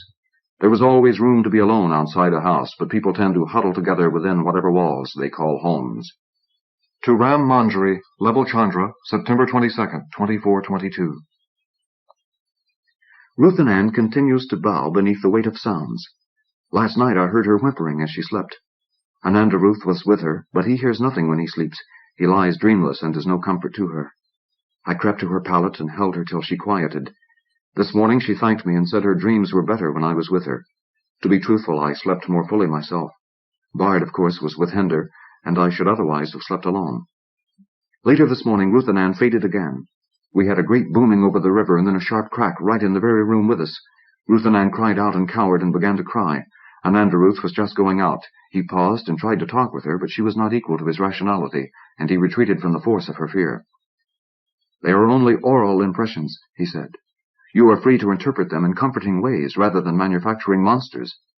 Anandaruth does not understand fear. It is not familiar to him. He went out to an appointment, and I went to Ruth and Ann.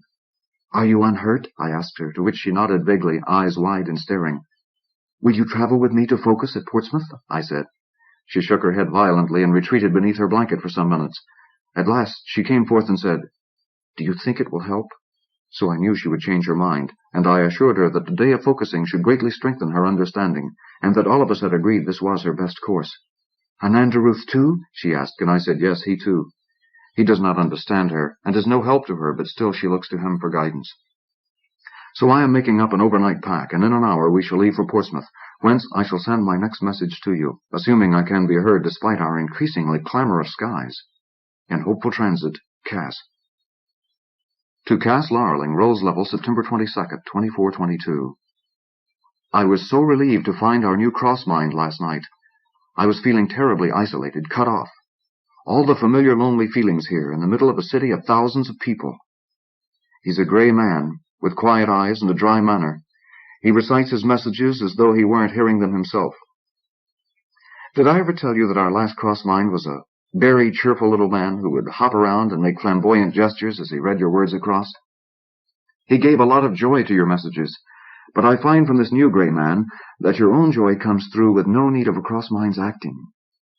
I think you must be a rising bubble all by yourself, one of those pockets of happiness that we've been having in our air. Everything is metaphorical, all of life is a symbol of some other reality, and haven't we found that these air moods are living creatures? You're a joyous bubble to me, Cass. If only I could chase you as easily as I used to chase giggles. I'm sorry, I'm starting to babble nonsense. I'll talk about something else. We've been visited again by our air creatures, 3 of them this time, and Verna is beginning to establish a language of gestures. They become clearer to the eye each day. Now we can see the movement of their limbs. They walk upright, and I think they have several arms. Does that frighten you? They really don't seem at all menacing, and I could be wrong about their arms. I've been talking with people in Portsmouth about them. Everybody thinks they're becoming more and more numerous every day. A woman who tends the city's parks is very grumpy about all the hubbub. "They build this big augmenter," she complained to me, "and now everybody comes here to get bigger. They sleep in the grass and leave their odors behind, and that's not bad enough. Now there's ghosts coming to haunt us. It was a happier town without this augmenter, but try and tell anything to these young snats with their self-realization." The town does have more people in it than there are beds for. Not that that's any problem to anyone but a sour old woman. I was hoping I'd get to visit the augmenter myself, but there's always such a crowd there that the effects are diffused among them, and still more people arrive every day. I manage to be lonely even among the crowds, though. I suppose loneliness is a part of us all. Your message yesterday cheered me, but it was frustrating, too. So good to hear your words. Surprising to know you've come to Portsmouth, too. But you're not really here, are you? Not here where I can see and touch you and look in your eyes. If only we lived in the same world, so that I could travel to be with you, no matter how many days away, but to be in the same city and still be so far apart. I can't think of anything more to say. Ram. I'm not trying to change you. It may happen that one day you may become a man of knowledge, but that will not change you. Some day, perhaps, you'll be able to see men in another mode, and then you'll realize that there's no way to change anything about them. Don Juan. To Ram Manjari, Level Chandra, September 24th, 2422. Do you truly think me so joyous, Ram, so light and bright? Oh, I wish I were. But in truth, I am a distressingly empty person. I need people around me, or I am still as dust. I need to be stirred. I am moved now, but not entirely pleasantly. We arrived in Portsmouth only to find the city besieged by the sounds of a teeming sky. The air is drenched in noise, so very clamorous that Ruth and Ann wanted to turn and leave immediately. I prevailed on her to stay, at least to visit a focus and try its effect. She has done so, and is perhaps a bit better today. I have been wandering the streets of old Portsmouth, in some awe at the great specificity of these surroundings. Such straight lanes, never wandering, and the ancient Portsmouth trees placed almost geometrically at the verges. It is a city planned in our eras of rationalism. One can apprehend this immediately, and its beauties are rational. Quite appropriate for a great center of mind focus, of course, for the very geometry of the city discourages a wandering mind.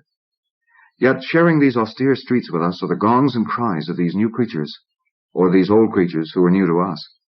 Portsmouth is a dreaming city of the past, painfully roused to wakefulness by alarms from emptiness. Leaves quail before blasts of sound, and people try to go about their lives as though nothing were at all anomalous. Here, too, we are beginning to see these creatures.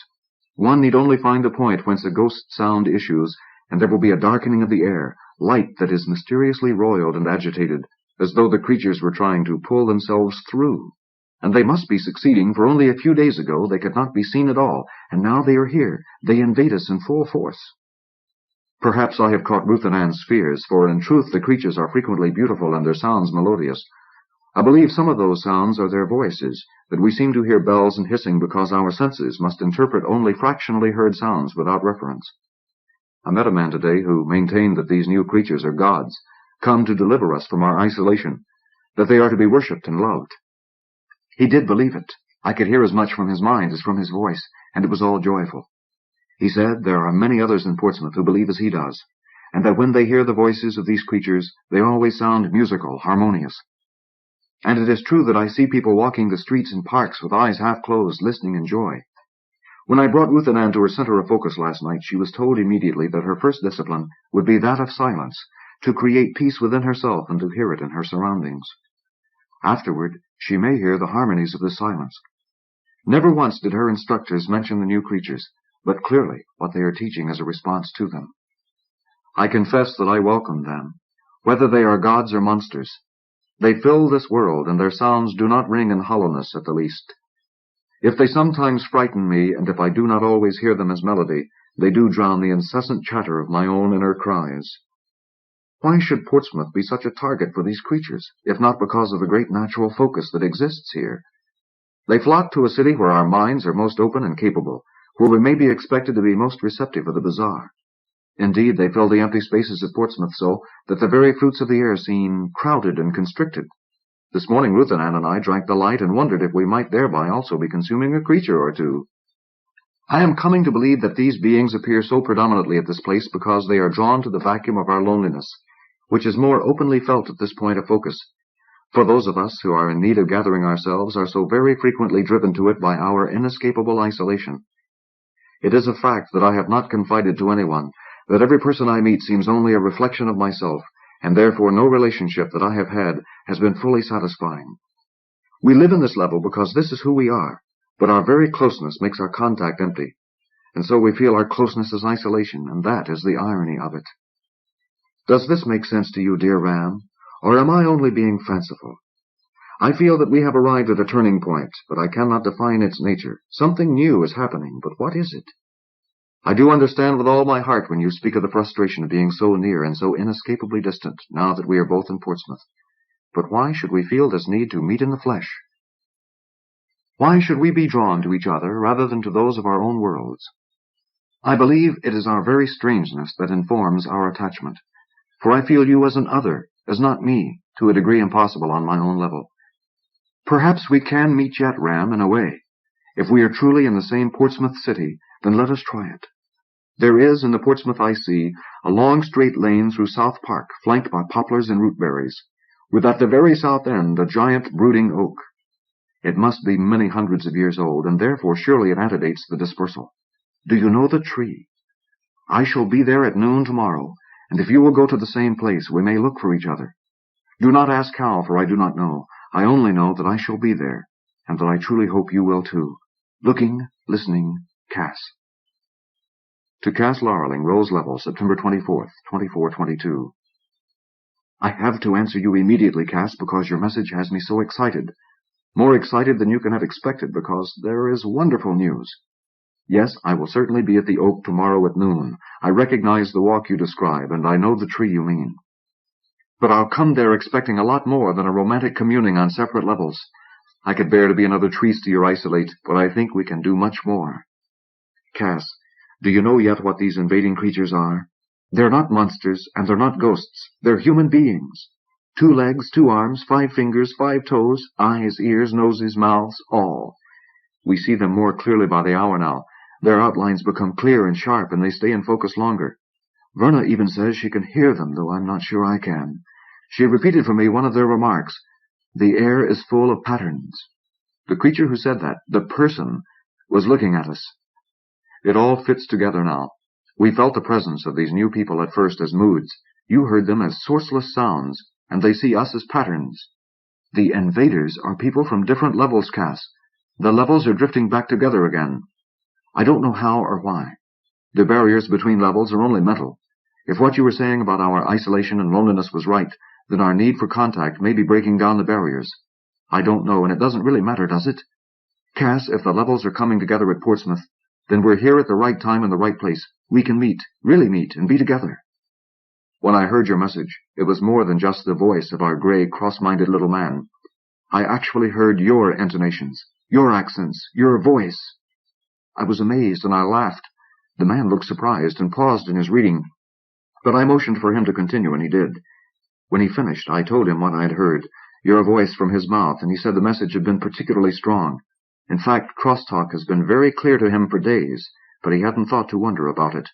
So dull, so unreacting, he doesn't know what it means at all. Tomorrow, Cass, near the oak at noon, I'll see you there. Isn't that incredible? I really will see you there. I can hardly believe it, but I do believe it. Tomorrow, Ram. To Ram Manjri, Level Chandra, September 25th, 2422. I am suffused by joy, by hope, to see you, Ram, to meet an eye and mind and touch. It is hardly to be believed, but it will happen today. Earth's ancient stones grind and flow. New events come to us. We have seen multitudes in the streets and homes of this portal city. No longer only dim shadows, but fully fleshed people, dressed strangely or not dressed at all. New faces, new voices, speaking in strange accents. Their voices are clear, not booming or keening, and they can see us as well as we them. Ruth and Anne fled to her focus, where she huddles and pursues her disciplines, surrounded by the crowd. Unfamiliar faces abound even there, however, especially there. Portsmouth is suffused by sounds of speech, a babble, a drone, and it has become impossible even to hear Ruth and Anne's mind in the tumult. There are men and women of all descriptions, and children as well. We brush against one another in the streets, are pressed together in crowds. Crowds! I had not dreamed there might be so many of us, Ram. It is like Decade Day, and more. At noon we shall meet, hardly more than an hour from now. Is there more I should say? I am besieged by fears you will not like me, but I shall not think of that. In an hour my fears will become fading ghosts. Joyfully, joyfully, Cass. The levels come together. There is a single reality after 3 prisoned centuries. What I see, you may see, and what you hear is in my ears too. Your colors are my colors, and we can touch. In a wide grassy field, where one ancient oak spreads shadows by a path, crowds mill and jostle, voices babble, and laughter goes up. Here a round man in leather, his outlines tinged violet, harangues those around him with elaborations of doom. Here 3 naked children wrestle and shout. Here a dark girl in many ribbons huddles and enwraps herself in silent chants. Here a man with pale eyes stares in sightless wonder and reaches out to touch arms, shoulders, faces. Grass is crushed under many feet, and the air smells of breath and perspiration. Cass Laureling makes her way through the crowds slowly, as if in a dream, her mouth half open and eyes moving. It is difficult for her to see over the heads of those around her, but the oak where she and Ram are to meet rises massively into the ghosted sky, and she makes for it. Elbows jostle, voices babble, strange eyes seem to stare. Not everyone is distinct even now. Cass meets the gaze of a balding man and realizes with a start that she can see through his eyes past him to others in the crowd. She brushes past a young woman and feels her shoulders sink into the woman's arm as though it were hanging moss. Shapes and colors wink in the air above and drift through the bodies around her. She smiles nervously and presses on to the oak. She finds an open place beneath the tree. A ghostly couple are sitting here, but they are insubstantial as yet, and Cass shares their space. Currents seem to drift through her, and shadows move in her eyes, but otherwise they do not impinge on her. She stands with her back to the tree and looks for Ram. But she sees only the crowd, hundreds of strangers, thousands, occasionally a face that she has seen before in Portsmouth, or perhaps not. She is becoming unsure of who is familiar, who strange, and this is new to her. She shivers and searches faces anxiously, looking for Ram. What does she know of him? He is 9. He might be with a woman whose name is Verna. What else? What else? Faces waver and blur around her. Shapes drift down into the crowd and coalesce into human figures. More are arriving every minute. Ram! Which one are you?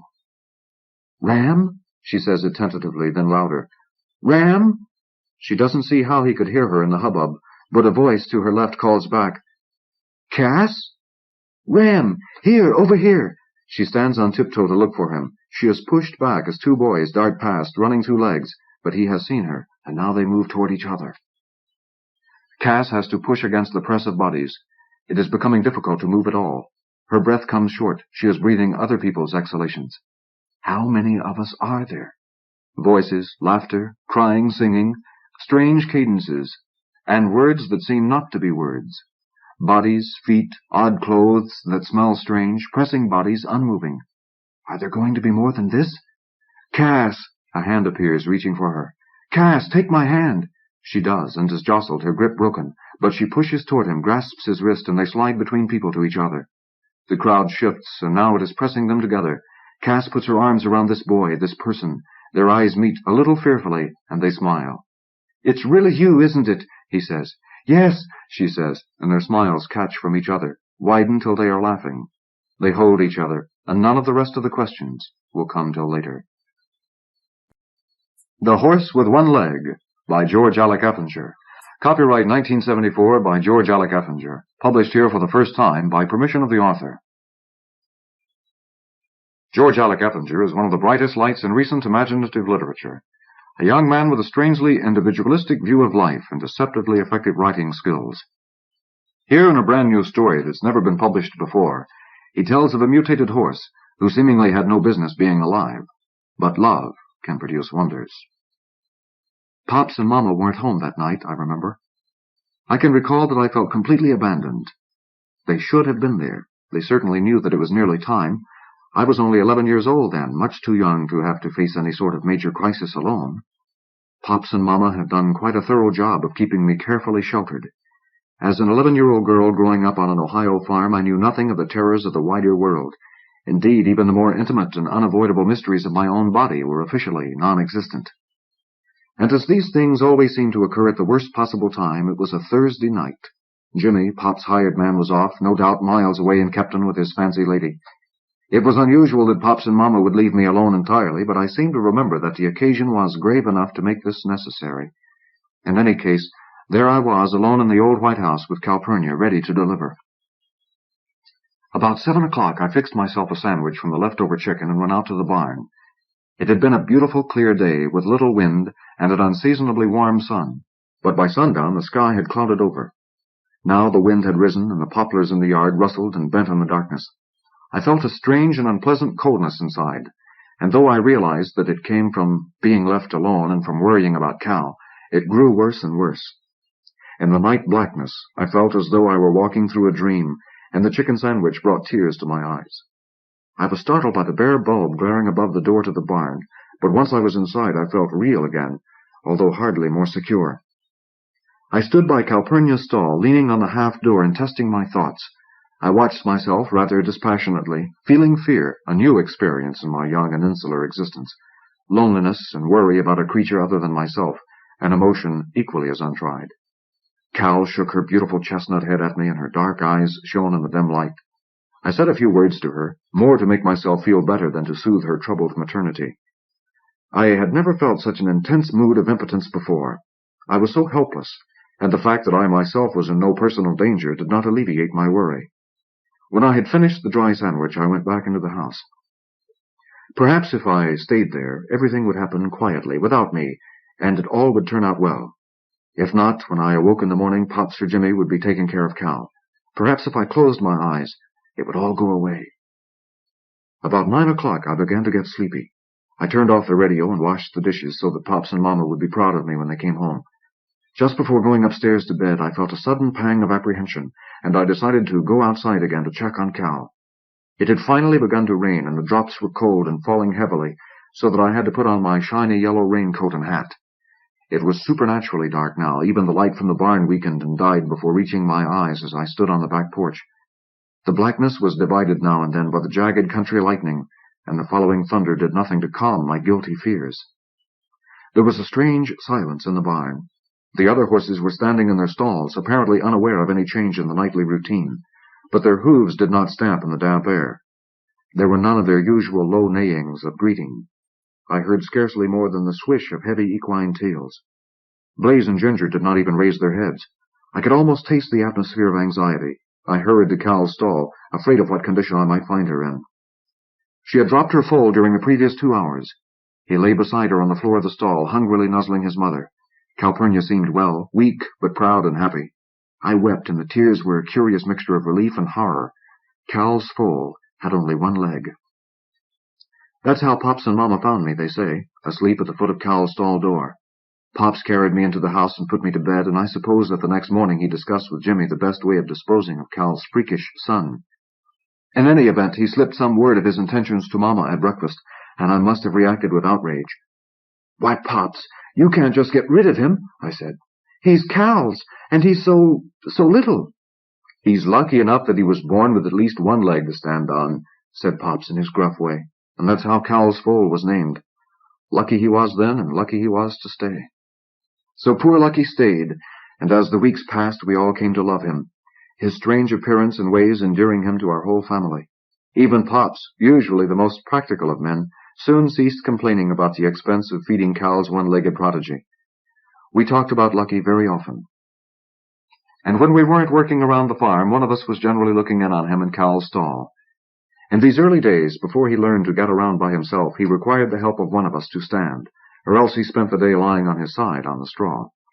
Pops and Jimmy together propped him up against the side of the barn, so that he might get the benefit of the sunshine and fresh air. But otherwise he led a lonely and secluded life. It was in these first weeks that I often thought that he might indeed have been better off had Pops disposed of him immediately. But always a soft voice within me answered that surely every one of nature's children had the same right to life, and that we had made the only correct choice in letting him live. One day, while I was helping Mama put up some fruits for the winter, Jimmy came running into the house, grinning and gasping for breath. "Come on outside," he said. "You have to see your Lucky." Both Mama and I wiped our hands clean and followed Jimmy out to the barn. Lucky, who, as I have said, normally spent the day in the stall or merely leaning against the barn like some strange field implement, was standing alone in the middle of the yard. He looked so comical there, balanced on his 1 fragile leg, that both Mama and I began to laugh. "How did he get there?" I asked. "Must have got there by himself," said Jimmy. "Your father and I were both too busy to help him. We noticed him just now when we knocked off for lunch." Lucky tossed his head up and down as if in agreement. He looked at me for a short while, and then he did an odd thing. He bent his 1 leg at the knee, falling low toward the ground, but maintaining his balance. Then he hopped. He did this again and again until he was standing next to me, rubbing his lovely head on my arm. I was so happy that I threw my arms around his neck to hug him, and he and I toppled over together. The scene must have been somewhat ludicrous, for both Jimmy and Mama laughed, but for me it was the happiest moment of my young life. No longer was my brave, spirited Lucky a helpless sport of cruel fate. At first I don't suppose that I had any intention or goal in mind as I worked with Lucky. He was just Lucky, my Lucky, and he was more than a pet. He was a real friend, one who somehow seemed to know what I was thinking and what I wanted. Jimmy helped me to train him, and Lucky learned to take the bit with little of the usual trouble. He never seemed to mind the extra burden of a saddle, and he stood patiently when I mounted him. This was potentially a difficult operation, for someone had to hold Lucky upright while I vaulted to his back. If no other person was available, I leaned him against some handy object. I began by walking him around the pasture, guiding him with the reins and getting him used to taking my directions. He was soon able to keep a steady and surprisingly quick pace with his bizarre hopping. He would bend, dip, and jump, coming to a complete stop and making sure of his footing before repeating the series of motions. The more we practiced, the less time elapsed between successive jumps. We certainly must have presented a curious picture to Pops and Mama, who always watched from the kitchen window or the back porch. It surely must have been peculiar to see me riding that misshapen, 1-legged beast, but never again did I hear them suggest that Lucky ought to be disposed of before getting his chance to prove his capabilities. Thereafter, Jimmy and I worked with him every day, building up his confidence, his speed, and his stamina. When the first winter snow fell, he was already holding his own with our other young horses, showing more and more leadership potential as he hopped about the pasture. Then shortly after his first birthday happened the event that was so drastically to alter our lives. We were visited by old Colonel Jennings, a retired horse breeder from Kentucky and a boyhood friend of Pop's father. He was staying with us for a few weeks, during which time he expressed an interest to see any promising racing stock in the neighborhood. Although he himself was no longer breeding horses, his nephew still ran the Colonel's famous stables in his name. Mama jokingly referred to Lucky, and the idea so intrigued Colonel Jennings that we all went outside. I saddled Lucky, and when we hopped out of the barn, I could hear the colonel gasp. Of course, by now the sight of me riding a horse with only one leg was not particularly unsettling to Pop's Mama or Jimmy, but the colonel wasn't really prepared. "No!" he cried, throwing his hands up before his face. "Take it away! It's horrible, horrible!" Lucky and I hopped over to him. I smiled down at the colonel. "What's this?" said Jimmy as I dug my heels into Lucky's sides. He hopped off at a great speed, and we stopped at the far end of the yard. The colonel was staring silently. Lucky hopped and spun at my command, and then we raced back across the yard. "Amazing," said the colonel. "Did you train him yourself, young lady?" "Well, Pops and Jimmy helped," I said. "Amazing, simply amazing. Would you consider selling him? I could give you quite a good price."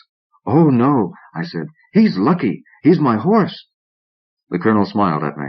"I understand. I, too, was young once. But here is what I will do for you.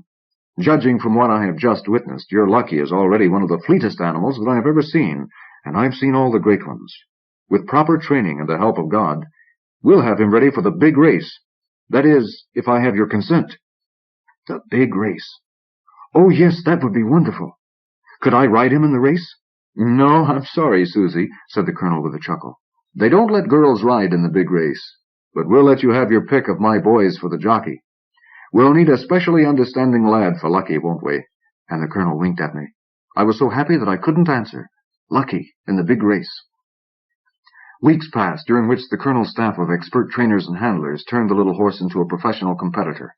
At first, every one of them expressed doubts that he could ever do it, but as they came to know Lucky, they loved him, because his gallant heart could never admit defeat. He seemed to understand immediately that his duty was to run the course ahead of the other horses, because I wanted him to. He worked and he strained for me.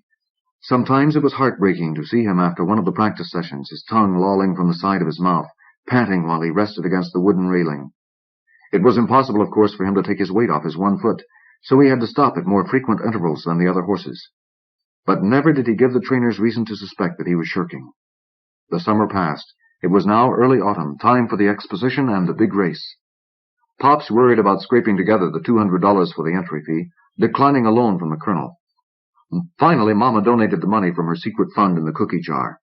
If Lucky won, we would get first prize, $1,000, which we would share with the colonel. Our part of the money would certainly come in handy to help pay for the expenses of running our little farm. The day of the big race was clear and crisp. I sat in the first row of the stands with Pops, Mama, Jimmy, and the colonel. The fair was so exciting, flags, bands, interesting people, good things to eat. But I remember little of that now.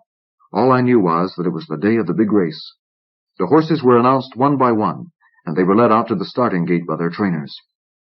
The jockeys sat straight in the saddles, dressed in their brightest silks. The crowd cheered each horse as it took its place. But Lucky, given the number 5 post position, was omitted. I looked at Pops, who shook his head to indicate that he didn't understand either. The colonel stood up and patted my shoulder. "Don't worry," he said. "I'll find out what's happening." He returned a few minutes later, smiling broadly. Apparently the stewards thought that Lucky's entry was some sort of bad joke and decided to scratch his name from the list. The colonel, a very well-known and respected gentleman in racing circles, convinced them that it wasn't a joke after all. I can imagine how astonished they must have been. And just as the colonel returned to his seat, the announcement was made. "Ladies and gentlemen, the number 5 horse Lucky, ridden by Johnny Angelo." Lucky hopped his way to the starting gate, but there were no cheers. Instead, the crowd sat in hushed bewilderment. And then they were off.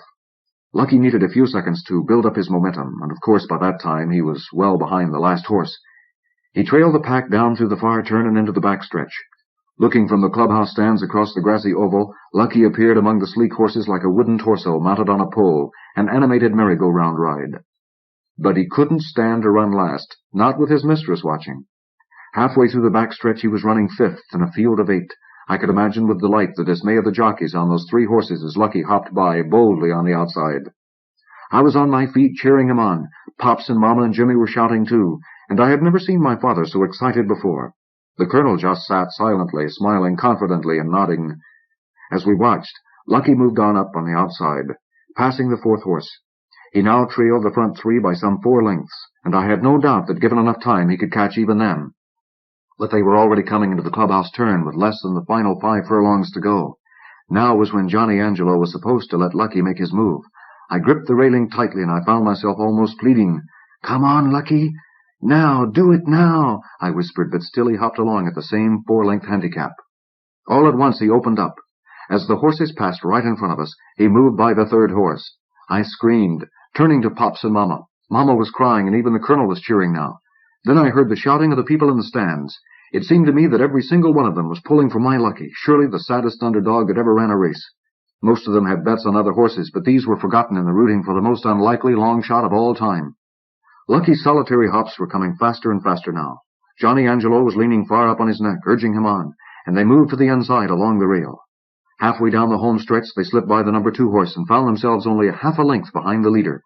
The roar from the spectators was deafening, but nowhere as loud as the pounding of my own blood. Lucky edged up neck to neck with my Rocket, the leader, with less than a furlong left to run. They stayed that way until just before the finish. With a last valiant effort, Lucky made a prodigious hop, and he broke the tape just ahead of my Rocket. He could not regain his balance, and he stumbled, spilling Johnny Angelo to the ground. I was yelling and weeping with joy, and Pops was busily congratulating the Colonel. The people in the stands were chanting Lucky's name. But then I saw that Lucky had not gotten up. He still lay in the middle of the track, where several of the other horses behind him had had difficulty avoiding trampling him. I ran to him with Jimmy and the Colonel and my parents right behind. The Colonel's trainer was already examining him. "He really exerted himself for you, you know," he said. "He pushed himself harder than he ever had before, harder than nature ever intended." "But will he be all right?" I asked fearfully. "He's just a bit winded as far as that goes. He'll get over that in a few moments." "Oh, thank goodness," I said, smiling through my tears. "But," said the trainer, "but the real problem came from his fall. He's broken his leg, fractured it rather severely. He'll have to be disposed of." I stared dumbly for a few seconds. Lucky raised his head weakly and nuzzled my hand. I looked into his soft brown eyes for a short while, and then I turned away to cry. I don't remember the cheering of the crowd, or the prize money or loving cup, or the reporters seeking interviews. I just remember sobbing piteously against the Colonel's expensive plaid corduroy vest. A few days later, Pops came home with a cute collie puppy. She stayed with us several years, and she was real nice. Kazam Collects by C.M. Kornbluth. Copyright 1941 by Albing Publications. From Stirring Science Stories by permission of the author's agent, Robert P. Mills, Limited. Cyril M. Kornbluth, who died in 1958 when he was only in his middle 30s, began his fantasy career as a youthful prodigy. In the early 1940s, while still a teenager, he sold so many stories that several magazines of the time literally published more Kornbluth tales than they did by everyone else combined. He was brilliant, sardonic, and indefatigable, and the following story, first published in 1941, shows him at the top of his early form. It's the tale of a man with extraordinary mind powers in search of his private heaven, but who first had to battle a very powerful foe. "Hail, jewel in the lotus," half-whispered the stringy brown person. His eyes were shut in holy ecstasy, his mouth pursed as though he were tasting the sweetest fruit that ever grew. "Hail, jewel in the lotus," mumbled back 100 voices in a confused backwash of sound. The stringy brown person turned and faced his congregation. He folded his hands. "Children of Hagar," he intoned. His voice was smooth as old ivory, and had a mellow sheen about it. "Children of Hagar, you who have found delight and peace in the bosom of the elemental, the eternal, the unknowingness that is without bounds, make peace with me." You could tell by his very voice that the words were capitalized. "Let our word," intoned the stringy brown person, "be spread. Let our will be brought about. Let us destroy, let us mold, let us build. Speak low and make your spirits white as Hagar's beard." With a reverent gesture, he held before them 2 handfuls of an unattached beard that hung from the altar.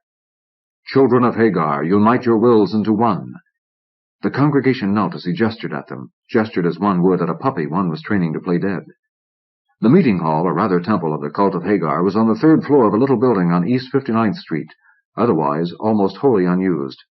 The hall had been fitted out to suit the sometimes peculiar requirements of the unguessable, willed mind urge of Hagar Inscrutable.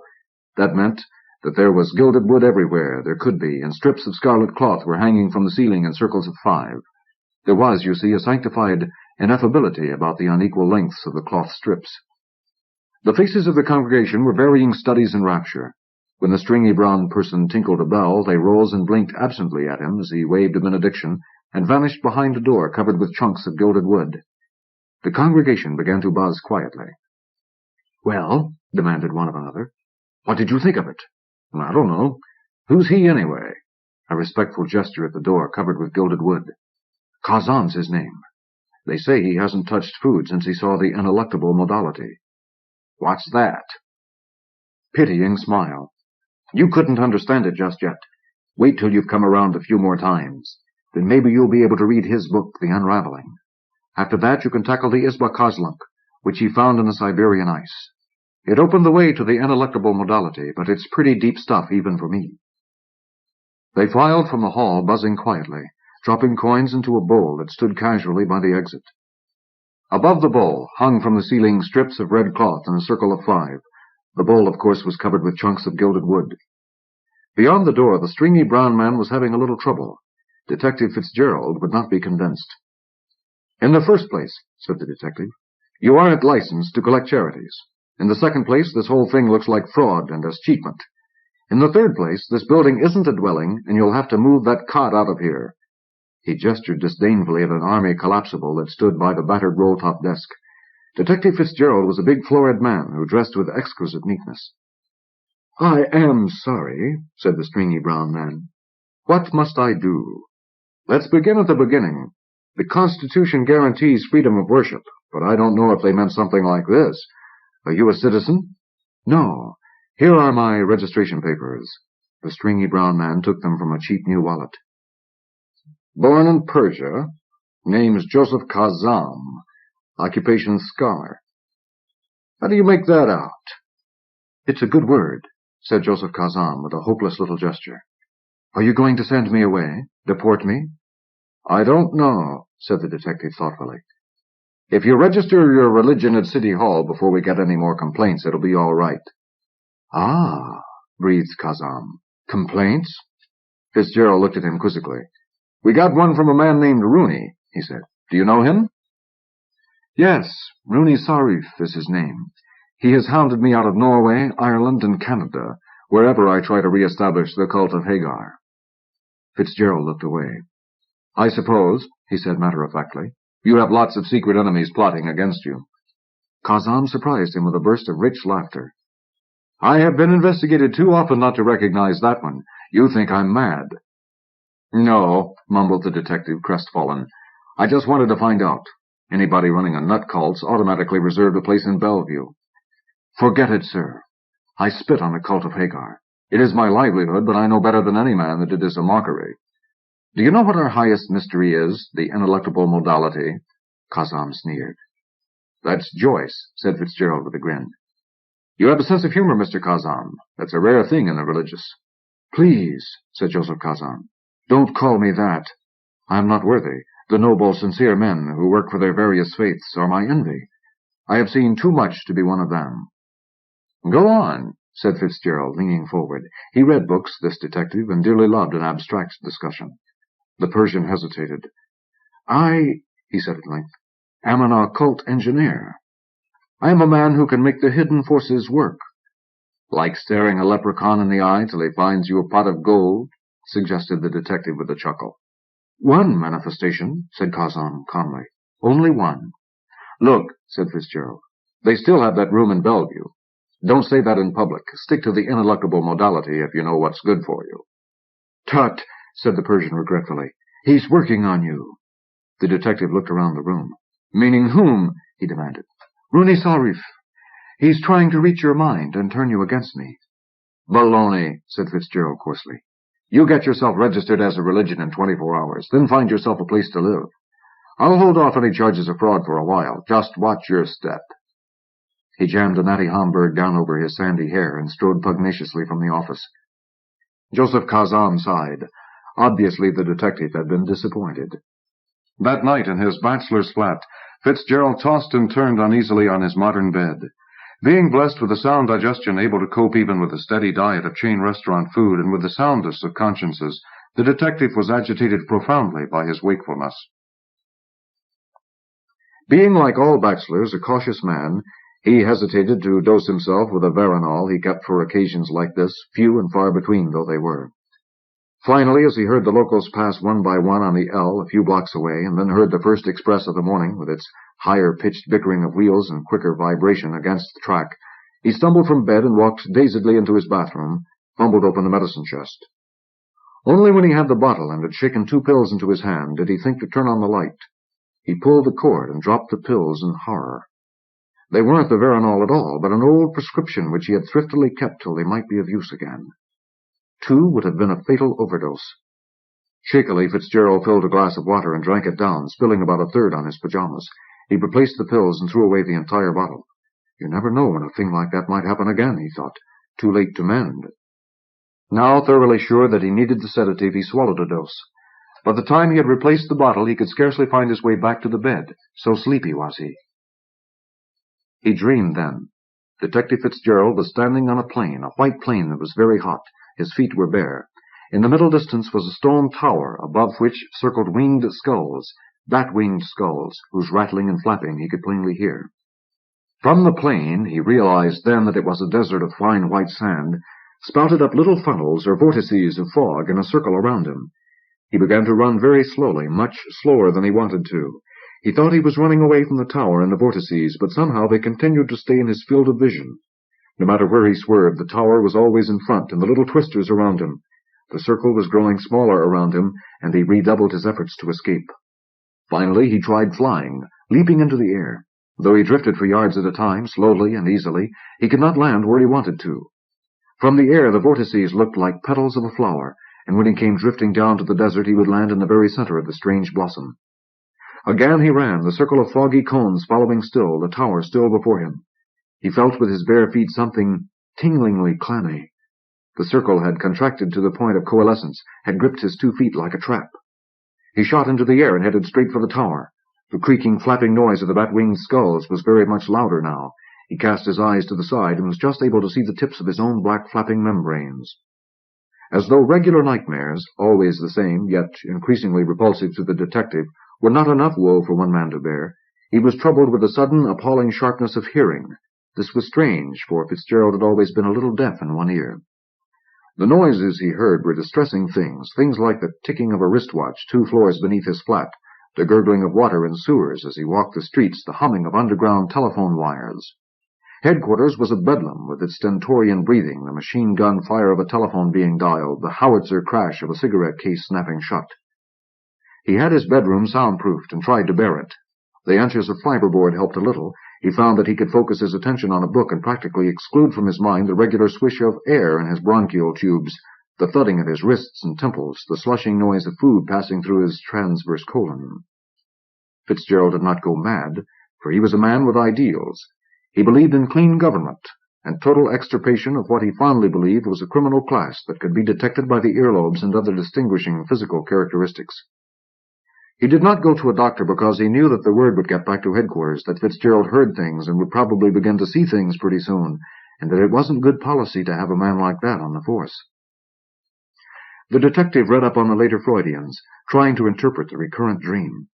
The book said that it meant he had been secretly in love with a third cousin on his mother's side, and that he was ashamed of it now and wanted to die, but that he was afraid of heavenly judgment. He knew that wasn't so. His mother had had no relations, and Detective Fitzgerald wasn't afraid of anything under the sun. After 2 weeks of increasing horror, he was walking around like a corpse, moving by instinct and wearily doing his best to dodge the accidents that seemed to trail him. It was then that he was assigned to check on the cult of Hagar. The records showed that they had registered at City Hall, but records don't show everything. He walked in on the cult during a service, and dully noted that its members were more prosperous in appearance than they had been, and that there were more women present. Joseph Kazam was going through precisely the same ritual that the detective had last seen. When the last bill had fallen into the pot covered with gilded wood and the last dowager had left, Kazam emerged and greeted the detective. "Fitzgerald," he said, "you damned fool, why didn't you come to me in the first place?" "For what?" asked the detective, loosening the waxed cotton plugs in his ears. The stringy brown man chuckled. "Your friend Rooney's been at work on you. You hear things. You can't sleep, and when you do—" "That's plenty," interjected Fitzgerald. "Can you help me out of this mess I'm in?" "Nothing to it. Nothing at all. Come into the office." Dully, the detective followed, wondering if the cot had been removed. The ritual that Kazam performed was simple in the extreme, but a little revolting.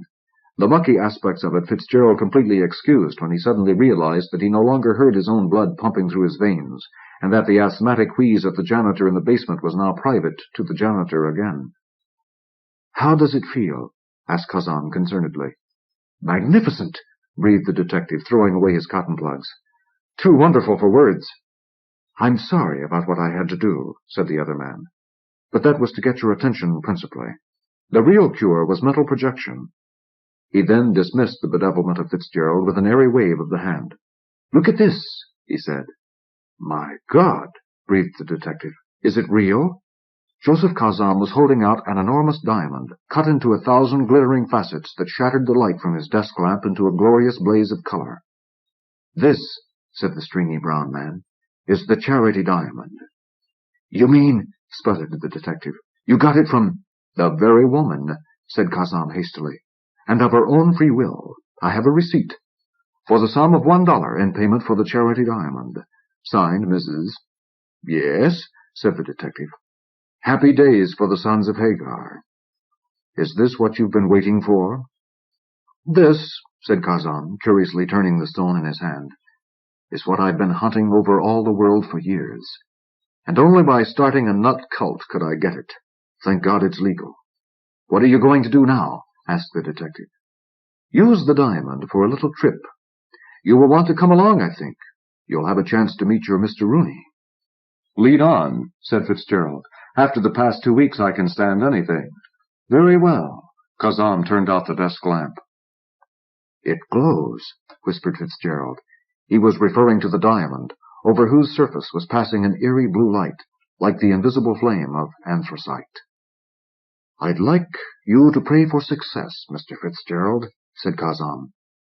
The detective began silently to go over his brief stock of prayers. He was barely conscious of the fact that the other man was mumbling to himself and caressing the diamond with long, wiry fingers. The shine of the stone grew brighter yet. Strangely, though, it did not pick out any of the details of the room. Then Kazam let out an ear-splitting howl. Fitzgerald winced, closing his eyes for just a moment. When he opened them, he began to curse in real earnest. "You damned rotter!" he cried. "Taking me here?" The Persian looked at him coldly and snapped, "Easy, man! This is real. Look around you." The detective looked around and saw that the tower of stone was rather far in the distance, farther than in his dreams usually. He stooped and picked up a handful of the fine white desert sand, let it run through his fingers. "How did you get us here?" he asked hoarsely. "Same way I cured you of Runisarof's curse. The diamond has rare powers to draw the attention. Ask any jewel thief. This one, being enormously expensive, is so completely engrossing that unsuspected powers of concentration are released. That, combined with my own sound knowledge of a particular traditional branch of psychology, was enough to break down the walls that held us pent to East 59th Street. The detective was beginning to laugh, flatly and hysterically. "I come to you hag-ridden, you first cure me, and then plunge me twice as deep into hell, Kazam. What's the good of it?"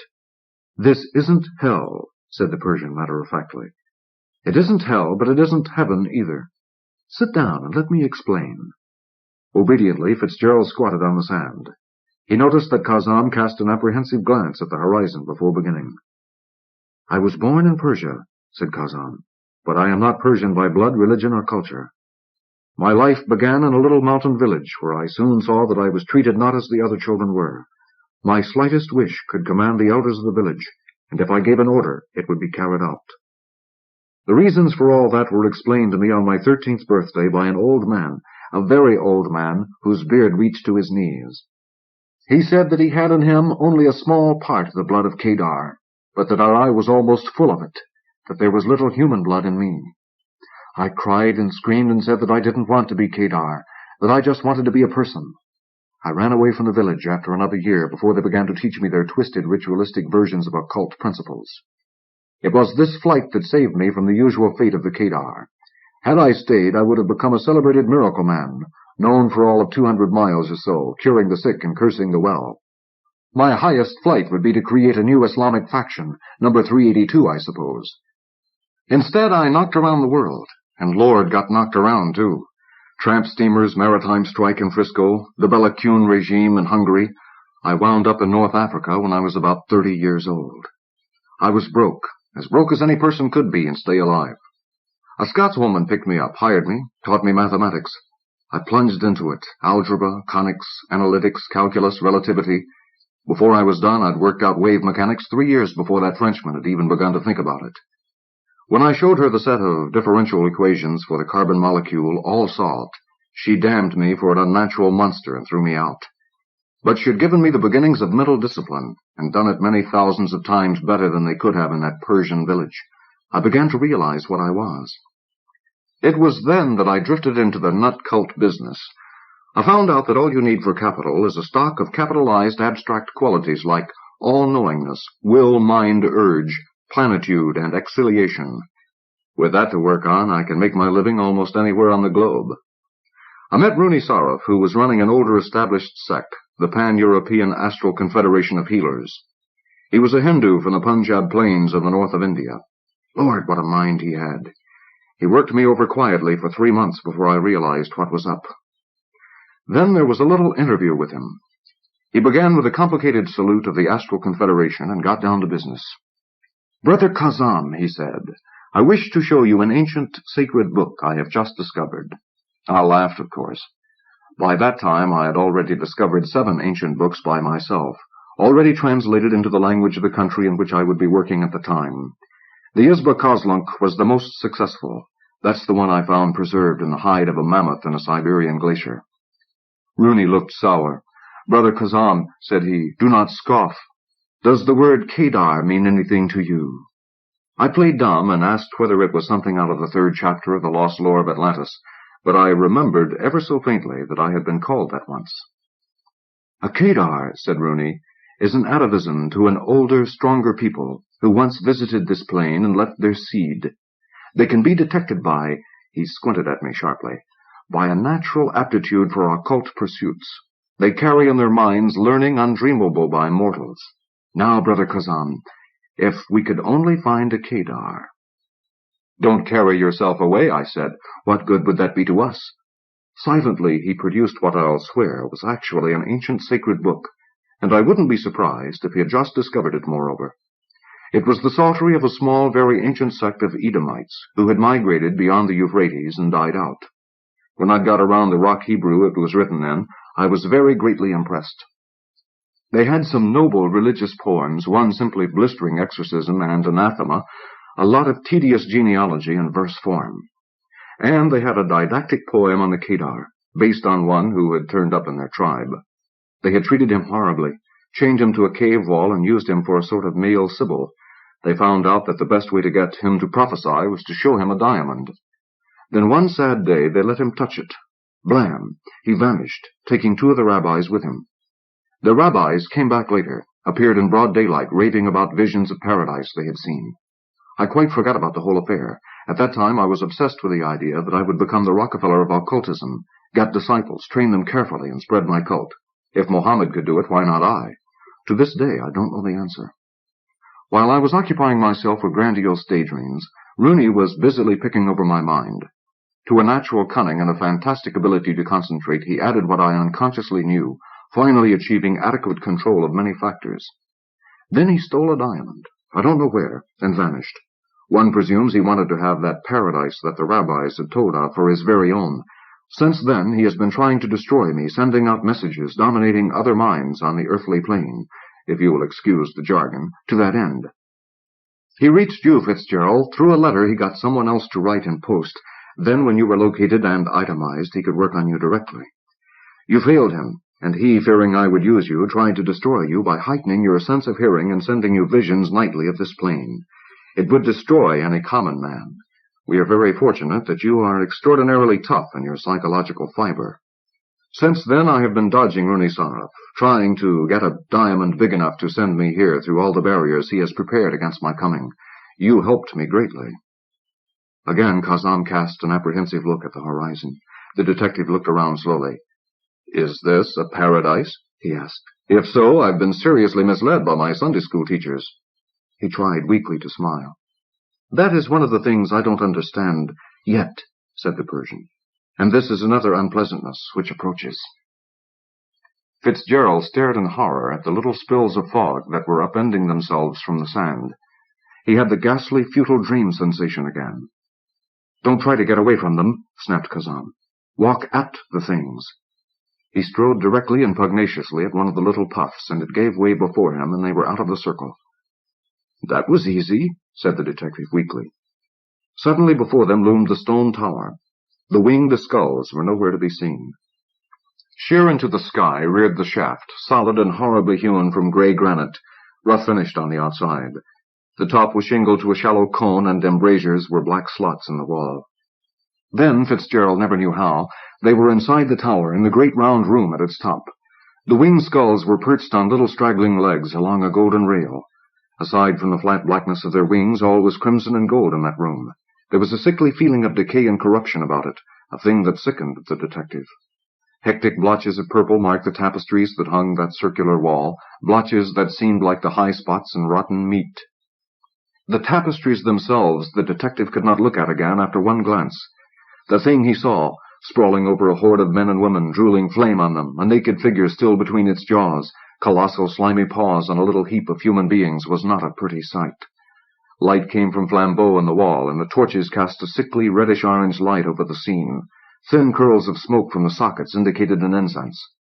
And lastly, there was to be seen a sort of divan, heaped with cushions in fantastic shapes. Reclining easily on them was the most grotesque, abominable figure Fitzgerald had ever seen.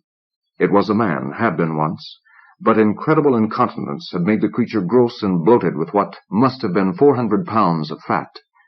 Fat swelled out the cummerbund that spanned the enormous belly. Fat welted out the cheeks, so that the ears of the creature could not be seen beneath the embroidered turban. Gouts of fat rolled in a blubbery mass about the neck like the wattles of a dead cockerel. "Ah," hissed Joseph Kazam. "Rooney Tharaf." He drew from his shirt a little sword, or big knife, from whose triangular blade glinted the light of the flambeau. The suetty monster quivered as though maggots were beneath his skin. In a voice that was like the sound a butcher makes when he tears the fat belly from a hog's carcass, Rooney Tharaf said, "Go. Go back. Go back where you came from." There was no beginning or ending to the speech. It came out between short, grunting gasps for breath. Kazam advanced, running a thumb down the knife blade. The monster on the divan lifted a hand that was like a bunch of sausages. The nails were a full half-inch below the level of the skin. Afterward, Fitzgerald assured himself that the hand was the most repellent aspect of the entire affair. With creaking, flapping wing strokes, the skulls launched themselves at the Persian, their jaws clicking stonily. Kazam and the detective were in the middle of a cloud of flying jaws that were going for their throats.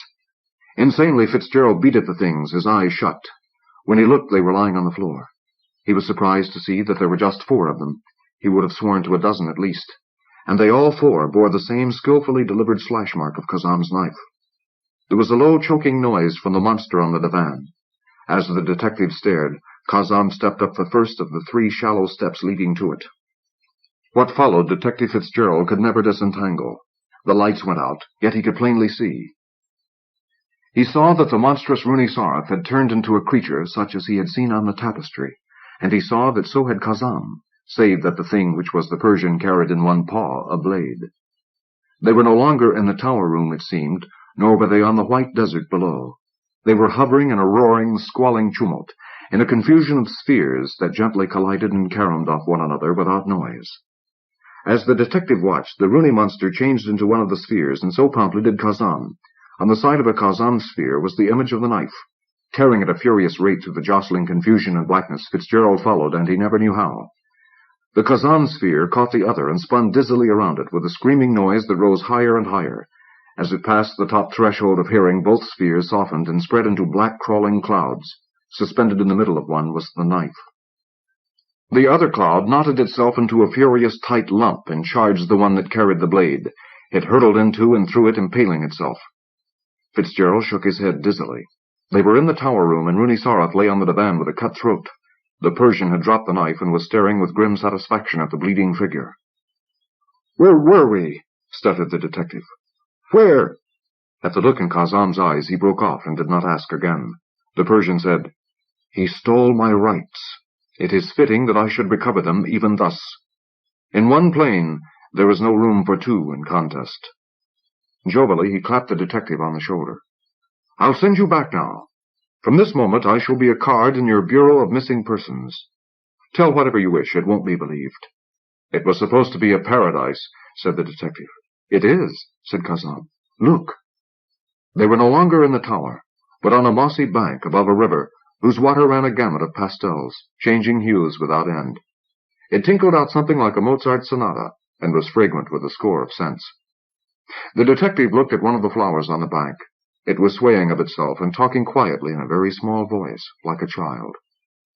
They aren't clever, said Kazam, but they're lovely. Fitzgerald drew in his breath sharply as a flight of butterfly things passed above. Send me away, he gasped. Send me away now, or I'll never be able to go. I'd kill you to stay here in another minute. Kazam laughed. Folly, he said. Just as the dreary world of sand in a tower that a certain unhappy person created was his and him, so this paradise is me and mine. My bones are its rock, my flesh is its earth, my blood is its waters, my mind is its living things. As an unimaginably glowing drift of crystalline, chiming creatures loped across the whispering grass of the bank, Kazam waved one hand in a gesture of farewell. Fitzgerald felt himself receding with incredible velocity, and for a brief moment saw an entire panorama of the world that was Kazam. 3 suns were rising from 3 points of the horizon, and their slanting rays lighted a paradise whose only inglorious speck was a stringy brown man on a riverbank. Then the man vanished as though he had been absorbed into the ground. Feather Tigers by Gene Wolfe. Copyright 1973 by the Edge Press. From Edge by permission of the author and his agent, Virginia Kidd. Gene Wolfe has leaped into prominence in the past few years as the author of The Fifth Head of Cerberus, The Death of Dr. Island, and many other richly imagined stories of strange worlds. Here he turns his attention to our planet, in a future when the human race has vanished, and he suggests a surprising reason why some of us might disappear. That big river down there is the Mekong, the sky yacht said. It's a very famous river. My masters fought a war on it and around it that lasted, well, you wouldn't believe how long it lasted. That's right, said Quoquo the psychologist, who was soft and blue and looked something like a child-sized rabbit. I would not, and I have never in all the time I've been here really understood why your masters, as you call them, were moved to create machines that lie. I thought, the sky yacht replied very respectfully, that it was your business to understand them, those late honored masters of mine. Surely, please be quiet, said Quoquo, who was recording this conversation for possible future use in his lectures, but would have preferred talking to one of his own species on the ground below by means of his belt communicator. Of course. Would you like me to fly lower? That way, I could point out more places of interest. If you like, I could even make a few passes over Angkor Thom. Just go where you're told. The sky yacht spread its wings. They had been folded back for supersonic flight, so that it had looked like a silver dart.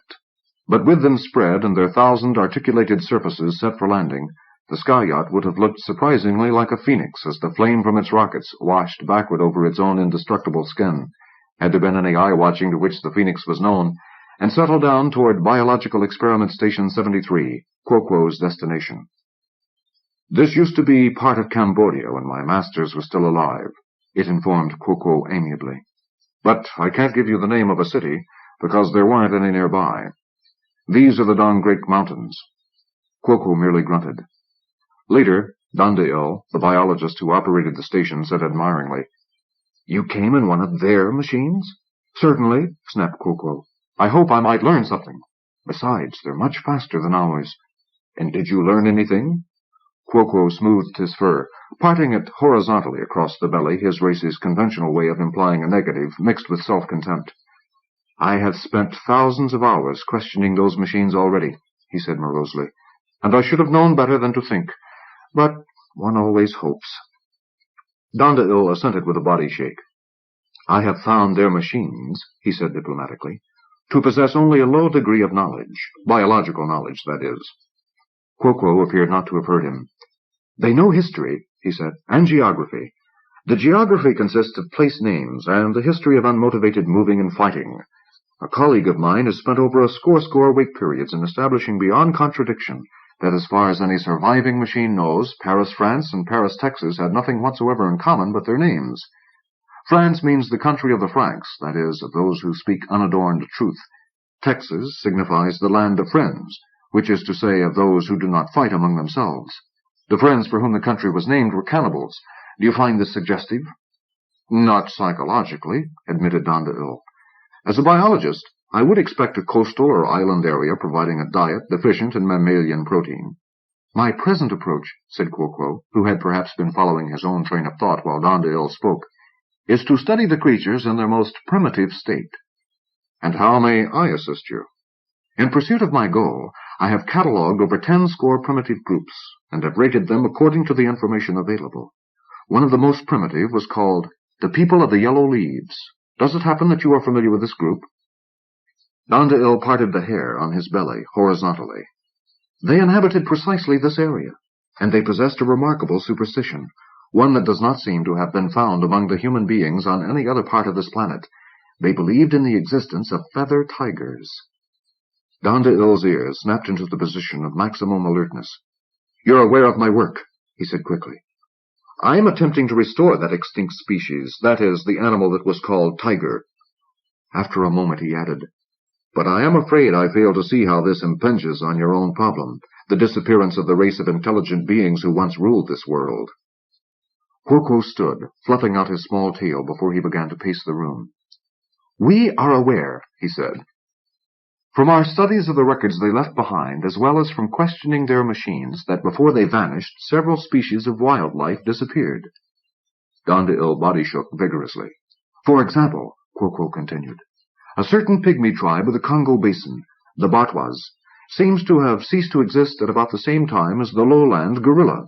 Similarly, the French-speaking people of the lower Mississippi are no longer mentioned in the records after the disappearance of the brown pelican. And these people of the yellow leaves? Queried Dandel. Vanished at about the same time as your tigers, finished Quoquo. But surely you are not hoping that the biological restoration of the tigers will restore the associated tribe? Quoquo laughed. Certainly not. But as a psychologist I am eager to probe the effect the presence of the animals may have had upon these creatures' minds. In the other cases I mentioned, it is not possible to do this because the animals themselves no longer exist. But you have restored the tiger for us, and done it in precisely the area in which the associated human group lived. I want to achieve empathy with those vanished beings. If I can learn to think, Dandel, as they did, even a little, we will know far more than we do at present. But tigers, Dandel objected, were unquestionably real animals. I possess several complete skeletons. You said the feather tigers were a superstition. They were. The people of the yellow leaves believed that tigers, the actual living animals of your own interest, could detach their souls from their bodies and send them forth to locate prey. The presence of these hunting tiger spirits could be detected by their influences on dapples of light and shadow, the patterns of foliage and such things which they caused to resemble tigers. Quoquo fell silent. Why were they called feather tigers? Dandel asked. If a wind stirred the leaves, Quoquo said, these patterns naturally disappeared. The people of the yellow leaves accounted for this by saying that the tiger's spirits were very light, like feathers, and were blown away by the wind. He sighed. When human beings from more advanced groups visited these primitives, they were shocked by the amount of fear and suffering this belief caused them. Yet when the tigers became extinct, the people of the yellow leaves seemed to have vanished as well. Perhaps they were even more closely linked to nature than those who visited them believed. Indeed, that seems to have been the case with the entire indigenous intelligent species. Would I be overstraining your patience, inquired Dandel, if I asked why the people of the yellow leaves were so called? They were very much afraid of the far larger and more advanced group called the Siamese, Quoquo explained, who killed them and stole their females, and for that reason they hid themselves in the remote parts of the mountains, coming down into the valleys and onto the less inhospitable slopes only when food was difficult to find. This was most often in time of drought, just before the winter monsoons. I see, said Dandel, when the leaves turn yellow for want of moisture, particularly the bamboo. Quoquo indicated approval. Yes, he said, this was the only time at which they were seen by outsiders. But now, may I see your tigers? The cages in which Dandel housed the results of his breeding experiments were out of doors. His assistants with brush hooks and heavy complicated vegetation slicing machines maintained a 20-hop cleared space around them. But on the farther side of the shaven lawn, the montane jungle of East Asia presented a solid wall of trees and creepers, laced with clumps of bamboo. Quoquo stood for a moment studying it, then turned towards Dondail's exhibits. "Quite impressive," he said. "But are those flashy orange and black stripes authentic?" "Absolutely," said Dondail. "Then tell me, how is this done? Just how do you go about recreating an extinct animal?" As Quoquo said this, he bent his right ear with his left hand, a gesture indicating that, though he was already familiar with the matter, he considered it a courtesy he owed his host to submit his present ideas to amplification and, if need be, correction. "We have records, including color photographs, left behind by the intelligent race," Dondail said modestly, "as well as the skeletons I spoke of. And though the tiger became extinct, a number of smaller related felines survived. I have bred these now for 20 orbits of the home world, altering their genetic structure with beam scalpels and selecting the resultant mutants for size, coloration, and other tiger-like characteristics."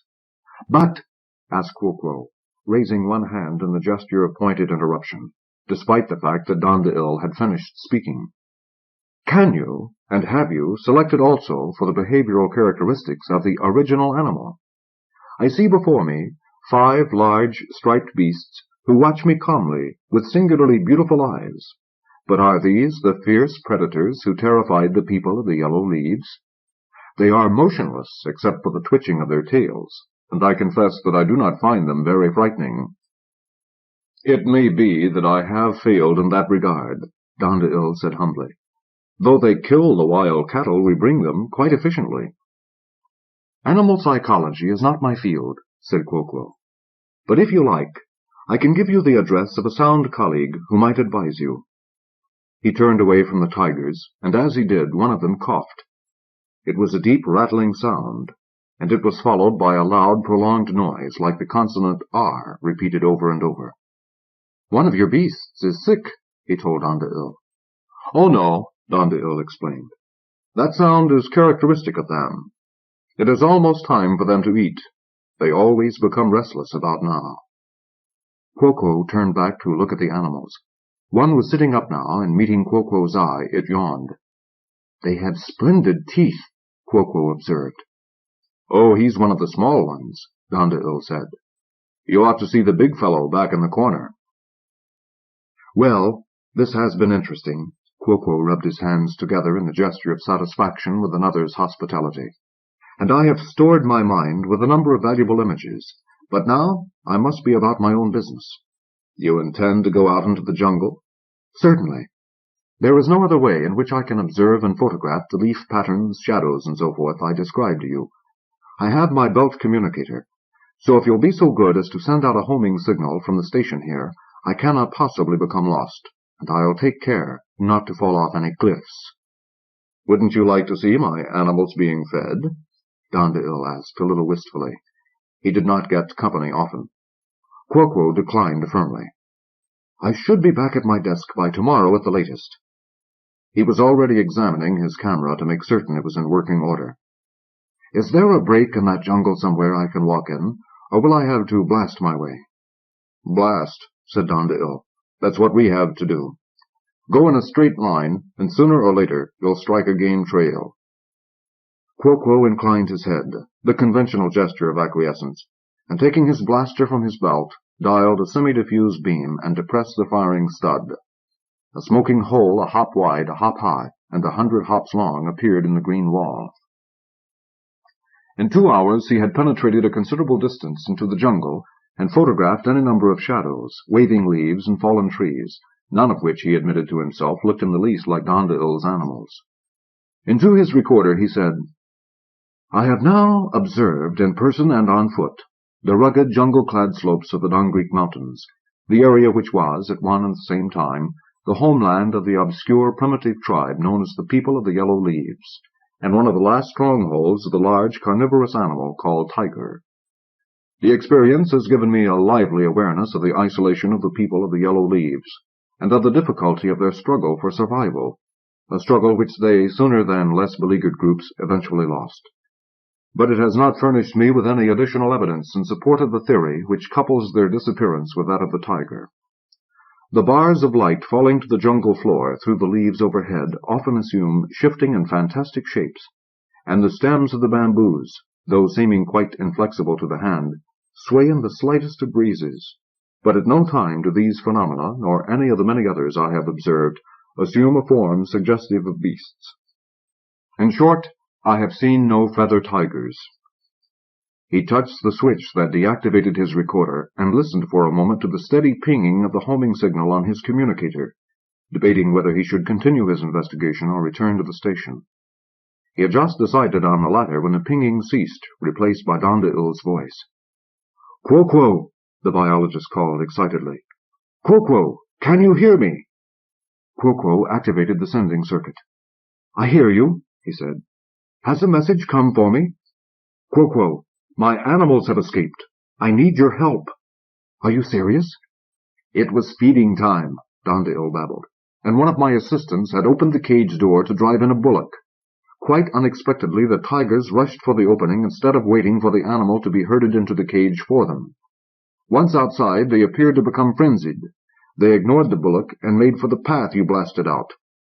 One of them clawed poor Anapan in passing, and he's in critical condition. But the important point, as I'm sure you'll realize, is that the animals must be recovered. Their loss would set my program back disastrously. If you see one, can I count on you to report it at once, and keep him under observation until we can reach the spot with a capture party?" "Certainly," Quo-Quo said, unholstering his blaster as he spoke and checking the state of the charge. "But I must warn you, Dondeil, that I was already returning when I received your call, and I intend to continue to do so. And that if I feel it necessary to injure one of your specimens in order to preserve my own safety, that is what I will do."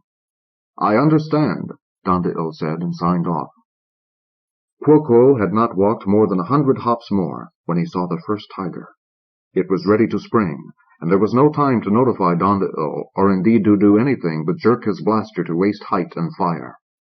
A corridor of jungle disappeared in a sheet of flame, and after a moment, when his nerves had quieted somewhat, he advanced to see if any of the tiger had been outside the beam and thus remained intact for examination. There was nothing but ashes, heat-split stones, and scorched soil. He killed a second before he had taken another 50 hops, and a third at 30. By the time he saw the fourth, he knew that at least some of the first 3 had not been real. He hesitated, his finger on the firing stud, and saw with unspeakable horror the striped beast slink silently away. Too late he fired then, instead of examining the result of his shot, stood rooted to the spot, turning his head slowly to scan the underbrush around him, his stare lingering longest on the shadows of the huge tree trunks. Feather tigers everywhere. He screamed wordlessly and ran, and as he did so, dark eyes, timid but bright with an intelligence not found in any animal, followed him from the depths of a thicket of yellowing bamboo. End of Worlds Near and Far. 9 stories of science fiction and fantasy, edited by Terry Carr. Narrated by Neal Mullins in the studios of the American Printing House for the Blind, Louisville, Kentucky, for the Library of Congress, March 1977. For special distribution as authorized by Act of Congress under Public Law 89-522, with the permission of the copyright holder and publisher, Thomas Nelson, Incorporated. End of book.